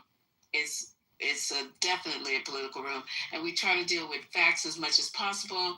And I'm sorry I didn't get a chance to fact check everything everybody was saying tonight, but I had I'm trying to juggle things around over here. So we did talk about the person that shot up the detainee facility, and I think I forgot how many were killed. One killed, one injured, and he killed himself. Okay, so that takes care of that. It's an open and shut case, and we don't know why he did it. We don't know what. I'm sorry. Because that's in Dallas. That's in Dallas. In downtown Dallas, they already had a shooting before where a man opened fire on a crowd of people at a march. It's just really bad from a perched position. It's really, really concerning. But you guys don't want to give up your guns, though. So what do you guys want to expect? We've tried to at least, Beto O'Rourke, I know I've always wanted sensible gun laws and that kind of stuff, but at the minute that you try to say anything, you get shouted down or whatever out here. And, it's the state doesn't want to change it, but there are people that want sensible gun laws. And even when that Uvalde shooting happened, people argued and wanted laws changed because kids lost their lives. And so it's up to the state to budge and make these changes because people are now losing their lives, from positions that you no longer can defend. People are no longer going to walk into this or that. They're shooting from rooftops. That's really concerning. And it's very scary. But you guys don't want to give up your guns. So it's going to keep happening in this country. It is not going to stop. You don't want to give up your guns. It don't matter if you have psych evals.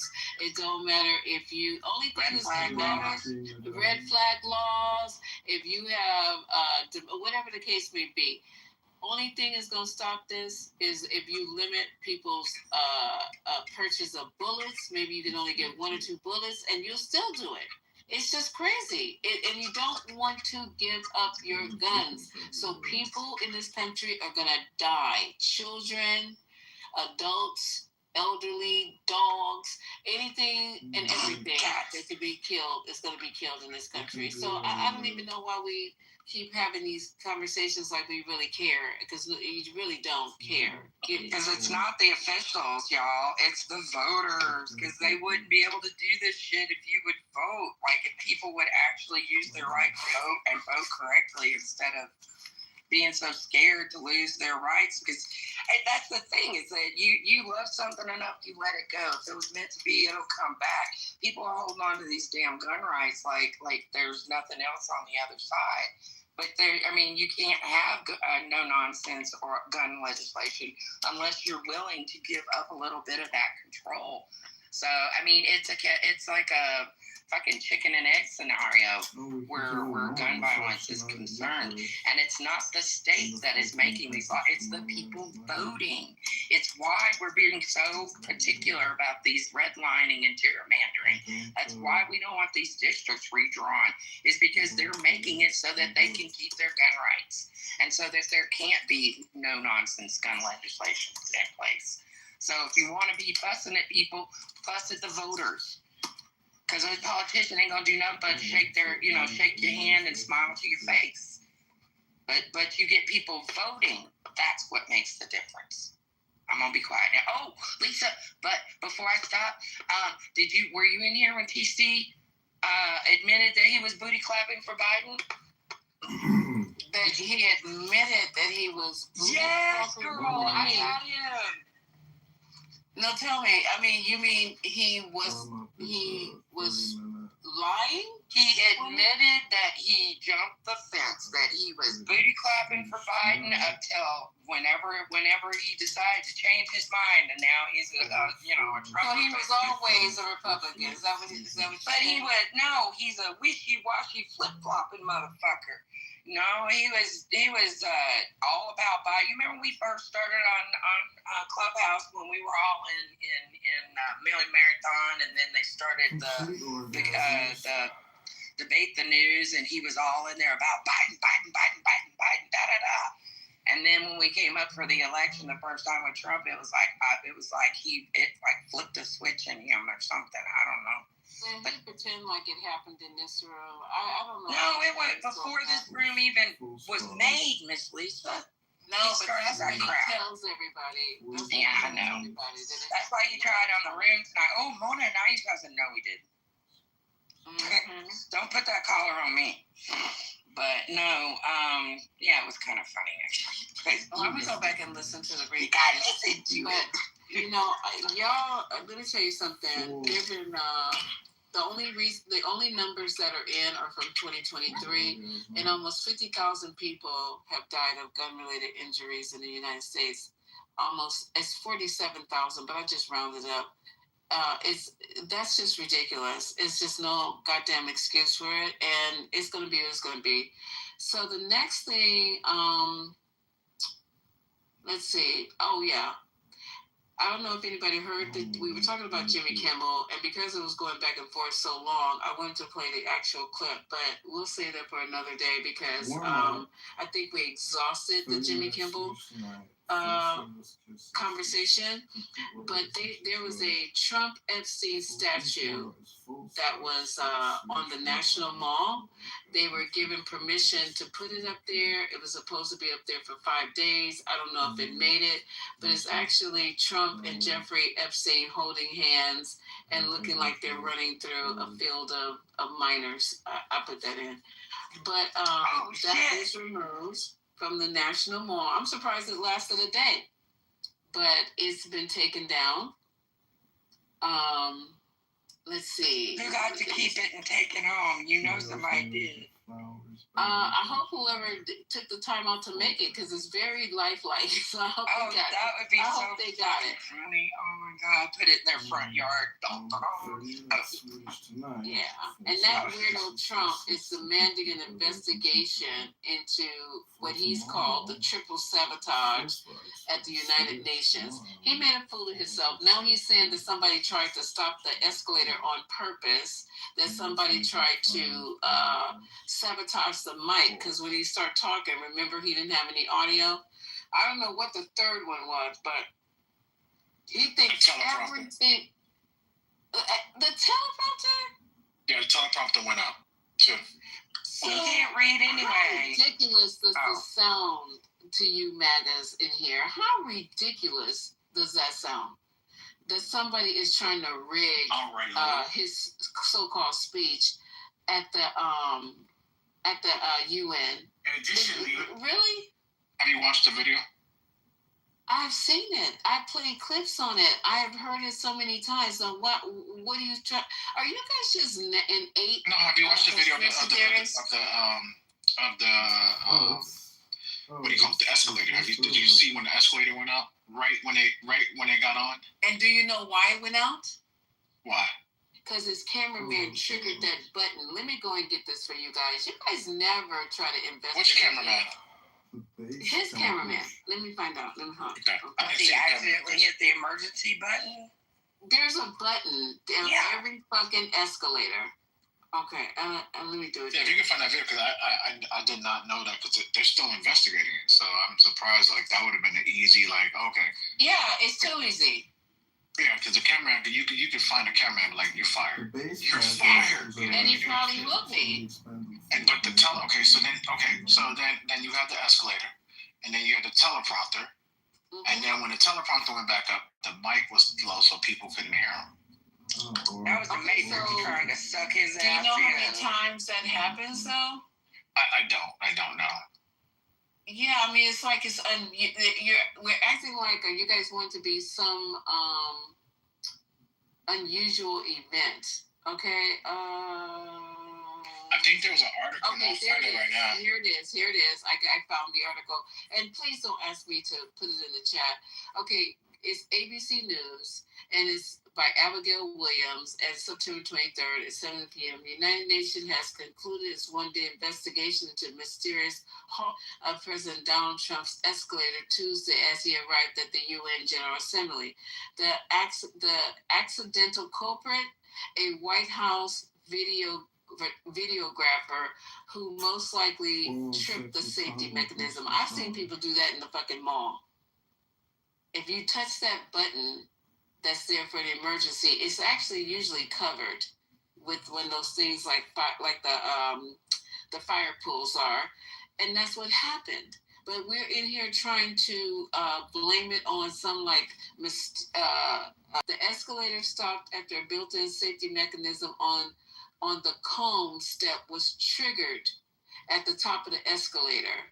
The escalator mechanism is designed to prevent people or objects accidentally being caught or stuck or pulled into the gearing. Now, okay, that's fair. That's a good one. So the cameraman, it sounds like, was trying to film them. He stepped on it and that triggered it. Okay, that makes sense. Okay, that makes sense. Thank you. And it's not uncommon. I mean, every year we have the National Federation of the Blind Convention, and we always have escalators in the hotel. And they always, for some reason or another, they're having to stop it for a little while to either work on it or there's something that's happened because there's been so many people. But that happens all the damn time. So he's just being paranoid. And okay, so then the other thing, the teleprompter. I just love the truth. A UN official told NBC News that the White House was responsible for operating Trump's teleprompter. What should that sound like somebody? It sounds like somebody internal. It sounds like this is an inside job. They're trying to fuck with him. But why does everything have to be a fuck with Trump situation? It's just life. If my fucking tire goes down, they might not like the boss. They might not like him. They might not like him. Maybe like he maybe he yelled at them or did something that pissed them off, and they just wanted to fuck with him. Who knows? You never know. It's the there's 7 ways to get you back to Sunday. It's a perpetual victim. That's all this is. It's ridiculous. Nobody else is crying like a little bitch but him. Every time something happened. Did he fire his fucking makeup crew? They had him looking like he was a bird. Thank you. That's who you need to be firing. The person who applies all that fucking dust to his face. That shit, he needs to fire that person. Well, he's got a habit of having incompetent people doing everything for him, so it's not surprising he would have somebody that wouldn't be properly working the teleprompter. Not to mention, does he ever actually read a teleprompter? I didn't know he could read. He does read the teleprompter. I didn't know he could. Oh. So I think it's just bad, like it's unprofessional, right? And unbecoming to actually say that something is what you think before you know, right? Right, thank you. At the MetaConnect conference, which happened this week or last week, Mark Zuckerberg had a glaring, well, we call it demoitis in the industry, right? And that's just when things, well, what can go wrong will go wrong. And it's how you handle that, you know? And you know what made Zuckerberg shine? Is that he smiled it off and everybody understood these things happen. It's not a personal attack, you know? If he found out later that it was, he could have came out if he wished to, or he could just privately, you know, handle that situation. Or for Trump to do that on the world stage showed how petty he is. Well, I mean, he could have handled it with a bit of class. You know, he didn't have to make it some huge, oh, they're out to get me thing. He could have just been a lot more classy and just said, hey, you know, shit happens. And just let it go and just whoosh-od. But he's got to make everything, you can't waste a crisis with this man. He's got to make it all just hyperbolic and crazy. Always a victim. Yeah. They're out to get me. Yes. They're out to get me. Poor But the thing about it, what about your boy Macron? He is the leader of his country, and he had to walk for 30 minutes. Did he start crying? He probably didn't even have comfortable shoes. He had to walk because Trump had all the shit blocked off. And he called him and he said, I would be there, but you have everything shut down. And he didn't say, well, let me come and have one of my guys get you, come pick you up and bring you. No, he got out and had to walk.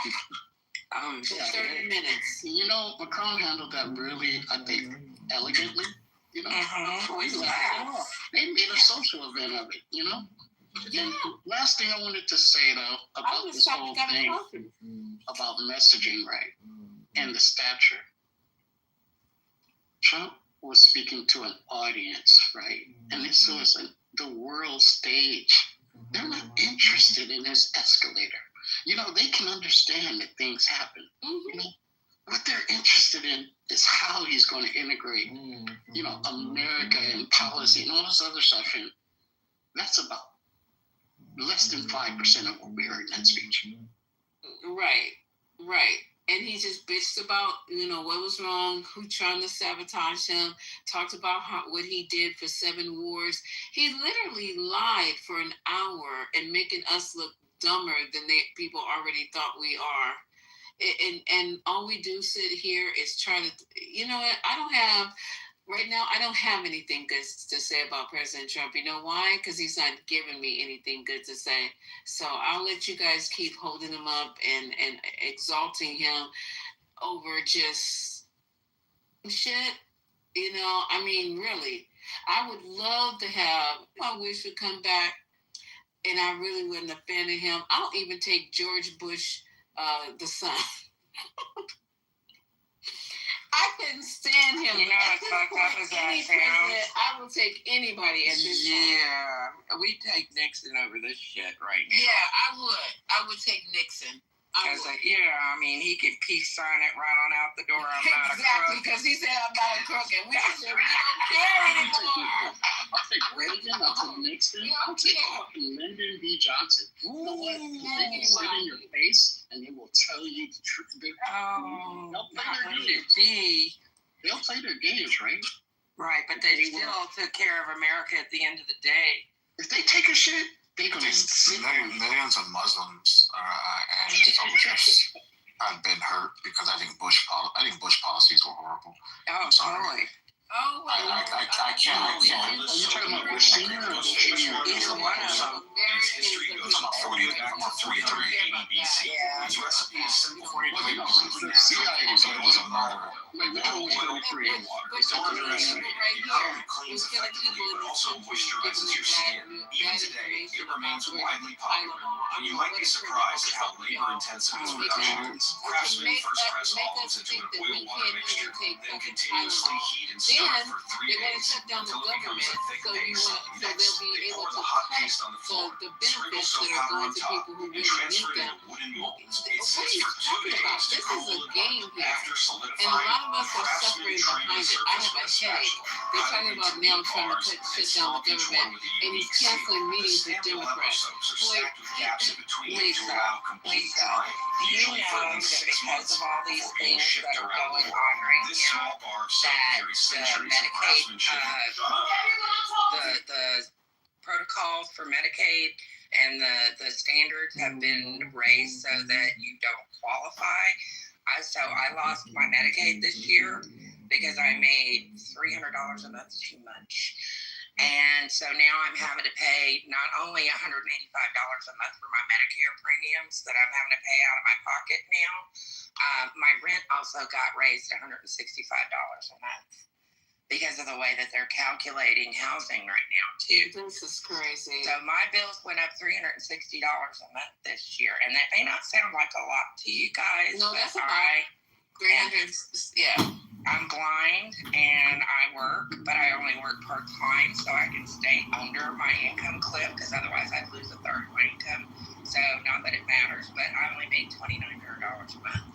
So getting $360 of that a month chewed out for nothing it hurts. It hurts a lot. I mean, I'm not like wondering where my next meal is going to come from, but it's definitely a squeeze. And you know, the first thing you do is cut the fat, you know, so I have no subscriptions or anything like that are extra. I think I still have my Netflix, but that's it. So, and I know I'm in a much better position than other people are in right now. So if you think it's squeezing me, can you imagine what it's doing to people who are one incident away from being homeless, from being, you know, absolutely out there with their ass hanging in the breeze and nobody caring. So that's the thing that we're all having to deal with on varying and different degrees, and that's why we're all so fucking upset. And if people can't understand that are supporting Trump, then fuck them and feed them fish heads, because man, this is some crazy shit we're having to live with, and they voted for this shit, but we're all having to suffer for it. And so by damn yes, we're fucking mad. So there. I think something else that's happening is that America's kind of playing itself right now, because at the conference, you know, I watched the whole thing, right? And also I pay attention to the private meetings and all that. And what happened afterwards was interesting, because Trump basically met with, you know, what is he called, the UN Secretary General Antonio Guterres, and he basically told him that, you know, USA is behind the United Nations 100%. He called the UN incredible, really incredible. That's not, you know, I think that's like an about face of what he said on the stage, right? He did a bunch of other statements. He did deals that showed he was conciliatory, and he was supportive. He's probably in a position where he had to, you know, especially support Ukraine. But what I really think this goes to is that we're risking losing credibility. You know, our allies know that they can't trust our values. A tremendous loss on the stage. Well, you know, I know you guys know that the MAGAs like to come in here because they're allowed to speak in here. Hopefully, it's not a disrespect to you guys, but I think I work with people who have certain views as well, and I have to listen to them for 8 hours, so sometimes 16. So you guys have to listen to these MAGAs for 5 to 6 hours, while you're in for 20. There should be a room where we will allow the MAGA people to educate us on how Trump is a positive, has positive outcomes for our country. They need to go down one by one and tell us everything he's done that has been positive for this country, and I don't mean the wealthy. I'm talking about the quote-unquote working class people, how they're benefiting from his presidencies, the different outcomes, how schools have improved, how healthcare has improved, how infrastructure has improved. And I want to see tangible things. I just don't want to hear podcasts going left and right and all front and center. I want to see how the Trump presidency has really progressed and moved us forward as people. Because all I'm hearing is cuts this, cut there, eliminate that, get rid of this, and I just see a lot of suffering. So you guys get your talking points together, do your research.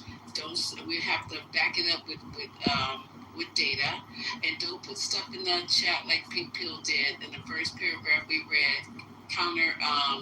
Counterclaimed her claim. You have to be able to tell us exactly how you feel this country has advanced and moved forward since Donald Trump's been in office. I like that. Lisa, I would like just.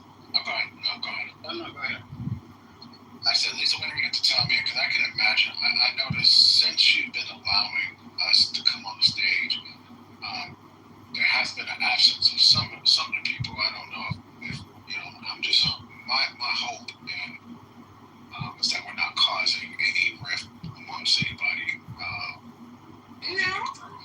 No, this is the 420, and it's been the 420. It's been the same road ever since we opened it, but we just have more of you. I mean, there was just Infinity was coming in, and then we had an occasional. Who else? Infinity, Anthony, TC. Concrete was the first time has ever been on my stage, ever. It's never come. Unblock Point, Lisa, please, for me. I'm sorry? On this point, Free Point.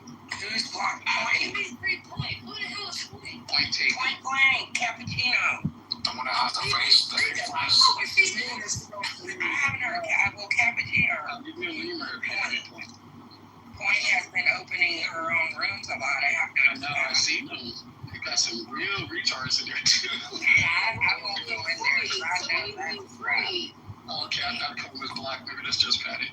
But Lisa, you missed it last night. I think you went to sleep. But yeah, of course. Actually, the room turned into a very actionable, problem-solving, forward-looking space. Positivity. The CEO came in here, and your honor was in here, but it was some guy down at the bottom who was howling and screaming. I think this was a little after that. It really did go positive. And the goo, can you believe that the goo went super positive? And don't forget the God, I love it here. They're like, oh, this is so great. What made it so positive after I went to sleep? No, it wasn't that you weren't asleep because you always graced us with babies, but it was just that it wasn't so hostile, it wasn't so toxic, and there was a mix of voices, including a mix of political opinions, but everybody would take it. Basically, there was a protocol that people had self-organized about, and I think it would be worth it to try to adapt that, because I think a big part of it was already about when okay, so tell me how this went. Explain to all of us how it went. So just on the outside, you will find that some people, including Michelle, feel that there's basically, there could be a little bit better mic passing, right? And then also a little bit better people who are they just need to be constrained. It's just that simple, because that's pretty much it. But everything else is so agreeing with that. So you guys are trying to tell me, okay, so I agree with that part about more limited time and passing the mic more, because there's some people who just don't feel that they should shut up. But as far as having them in the room, you guys would prefer to just have only one opinion and one voice in the room? Is that how you guys No, someone say that. I'm asking. Oh, no. I don't think anybody wants that. I think everybody believes that discourse is the way, right? And even dissent is healthy, right? But I just don't think that, people should. Well, anyway, what I just said. I think the difference is that we had gotten to the end of the day, so we had less people, the people that remained that were on opposite sides might have been a little bit more mature, like that. More amicable, willing to listen. Yeah, able to actually have a conversation and not talk at each other. So that makes a huge difference. Your hands up.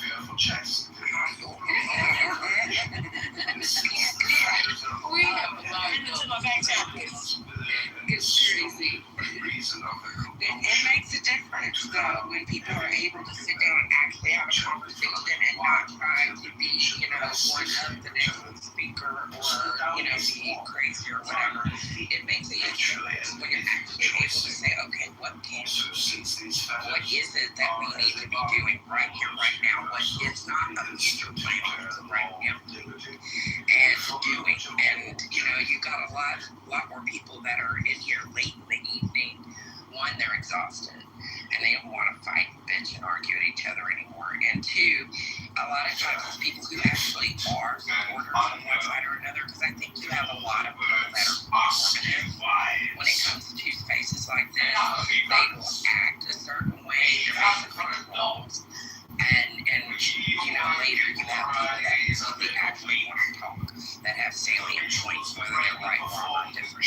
And so I think that's the big difference, and I don't know how you can make that happen during prime time, because I think you've got people that are so much in here just to be, noticed, and so that they can run their head. And I know I'm talking, so I will be quiet on that note. So some contentious times and coming up. We got the midterms coming up.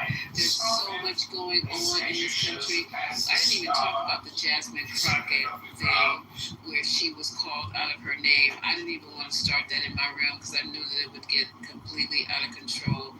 We have people who are just literally, like now, trying to shut down this government and not even want to include our party in the conversation. There's going to be cuts in your health care. Let's get it together, people. They're cutting Medicaid. They've already started cutting food stamps and SNAP. I have had my patients tell me that they have been cut off of SNAP already, that they've changed whatever qualifications are needed to get SNAP. We are not talking about the Department of Education, how that's affected the school systems in your state. We are not talking about all the things that are going on, that has happened, because there's so much shit every fucking day. You turn on the news, there's another shooting. A man got shot in his neck. We got people being canceled because they're trying to speak. We have CEOs who don't want to say anything that are running major companies about how terrible the economy really is because they're afraid. I read this article last night and I was really quite shocked when I was reading the article that we have grown-ass successful businessmen running major companies afraid to speak up about the effects of this administration is having with the tariffs and all the other things that are going on. Literally afraid to speak up. So, I mean, where are we at here?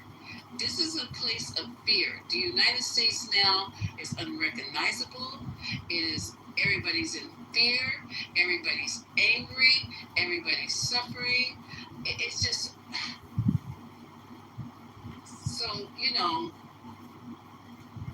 I don't know what else to tell you guys. I try to hold these rooms so we can talk about it, bring the other people in, let them say what they're going to say. And even they should be tired. They should be tired of trying to defend the defenseless.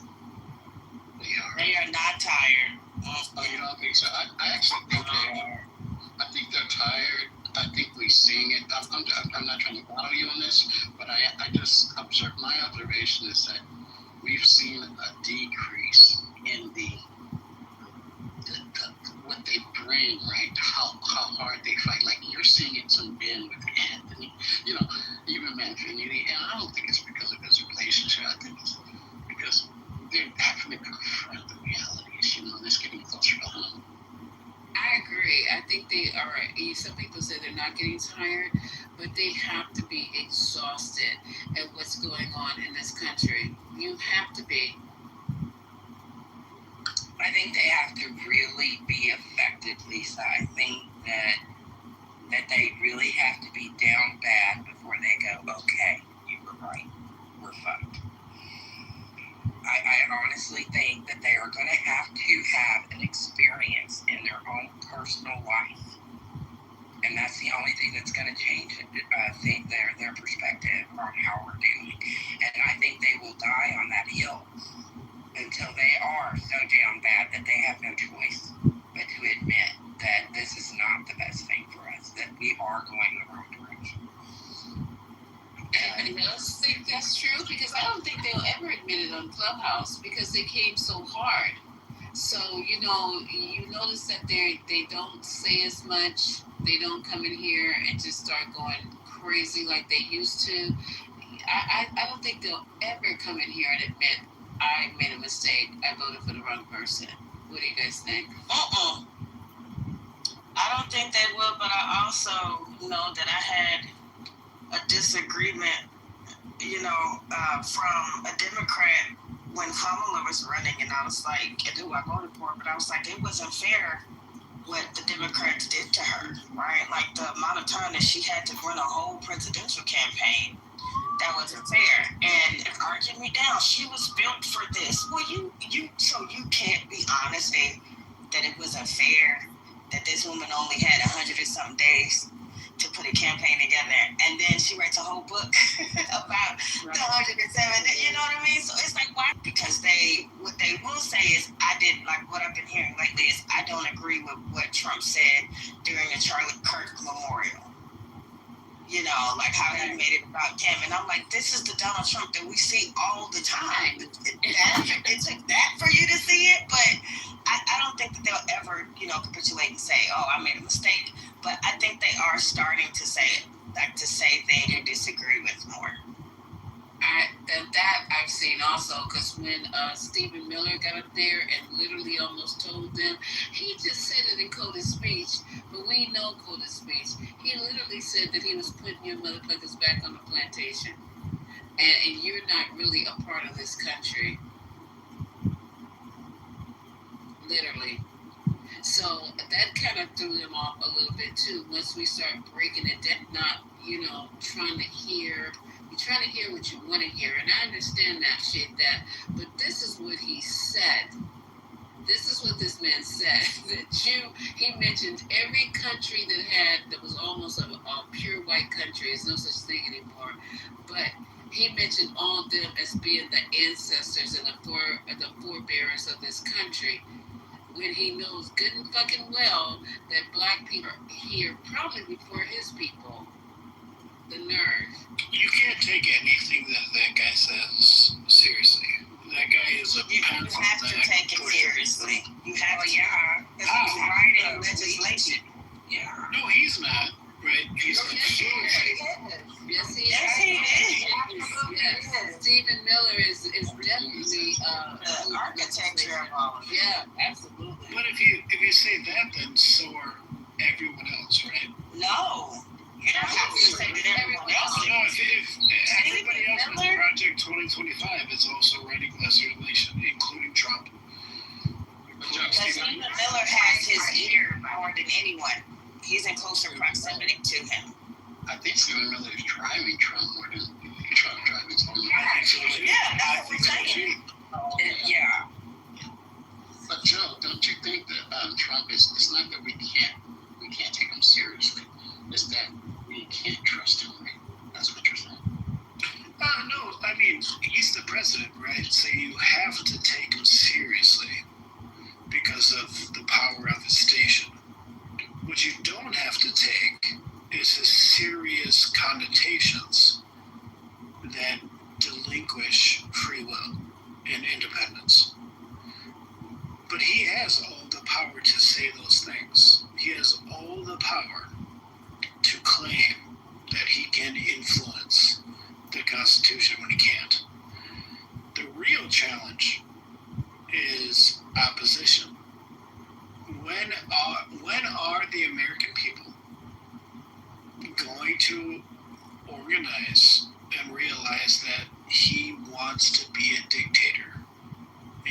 does not want to be a president.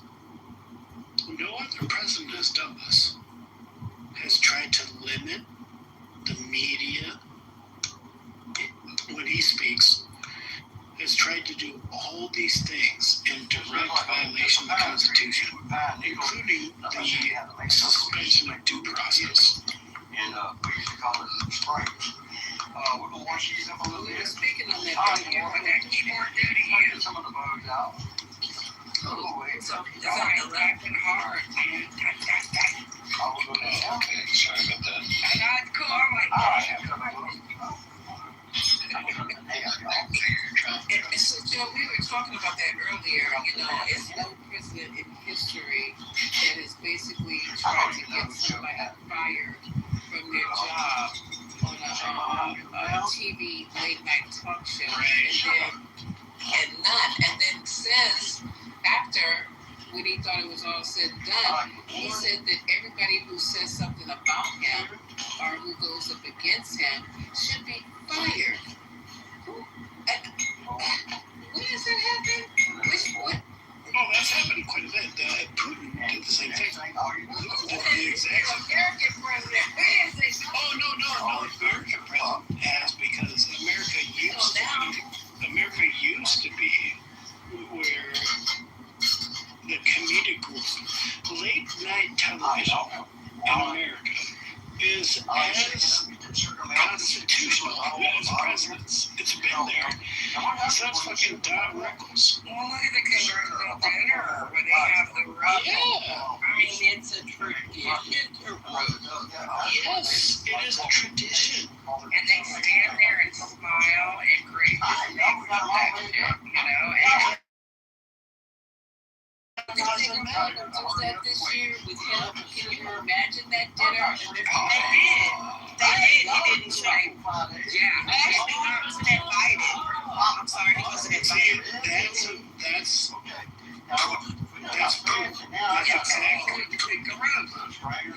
yeah, he wasn't invited to this year's correspondence dinner. Wow.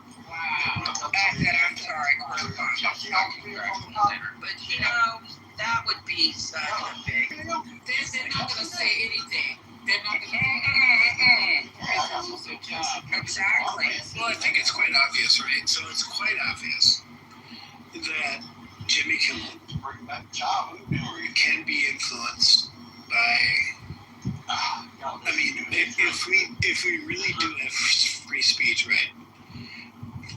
Jimmy Kimmel says a thing, and it is actually subject to Disney and ABC, who are obviously also contributors to politicians. That's the biggest problem. And Jeremy's in the audience, I think. Jeremy says this better than I can. When they diluted and they restricted, or they got rid of the ability for anybody to financially influence politics in the United States, they failed. You just started the failure. You started it. So now there is the people who have the most money in America influence everything.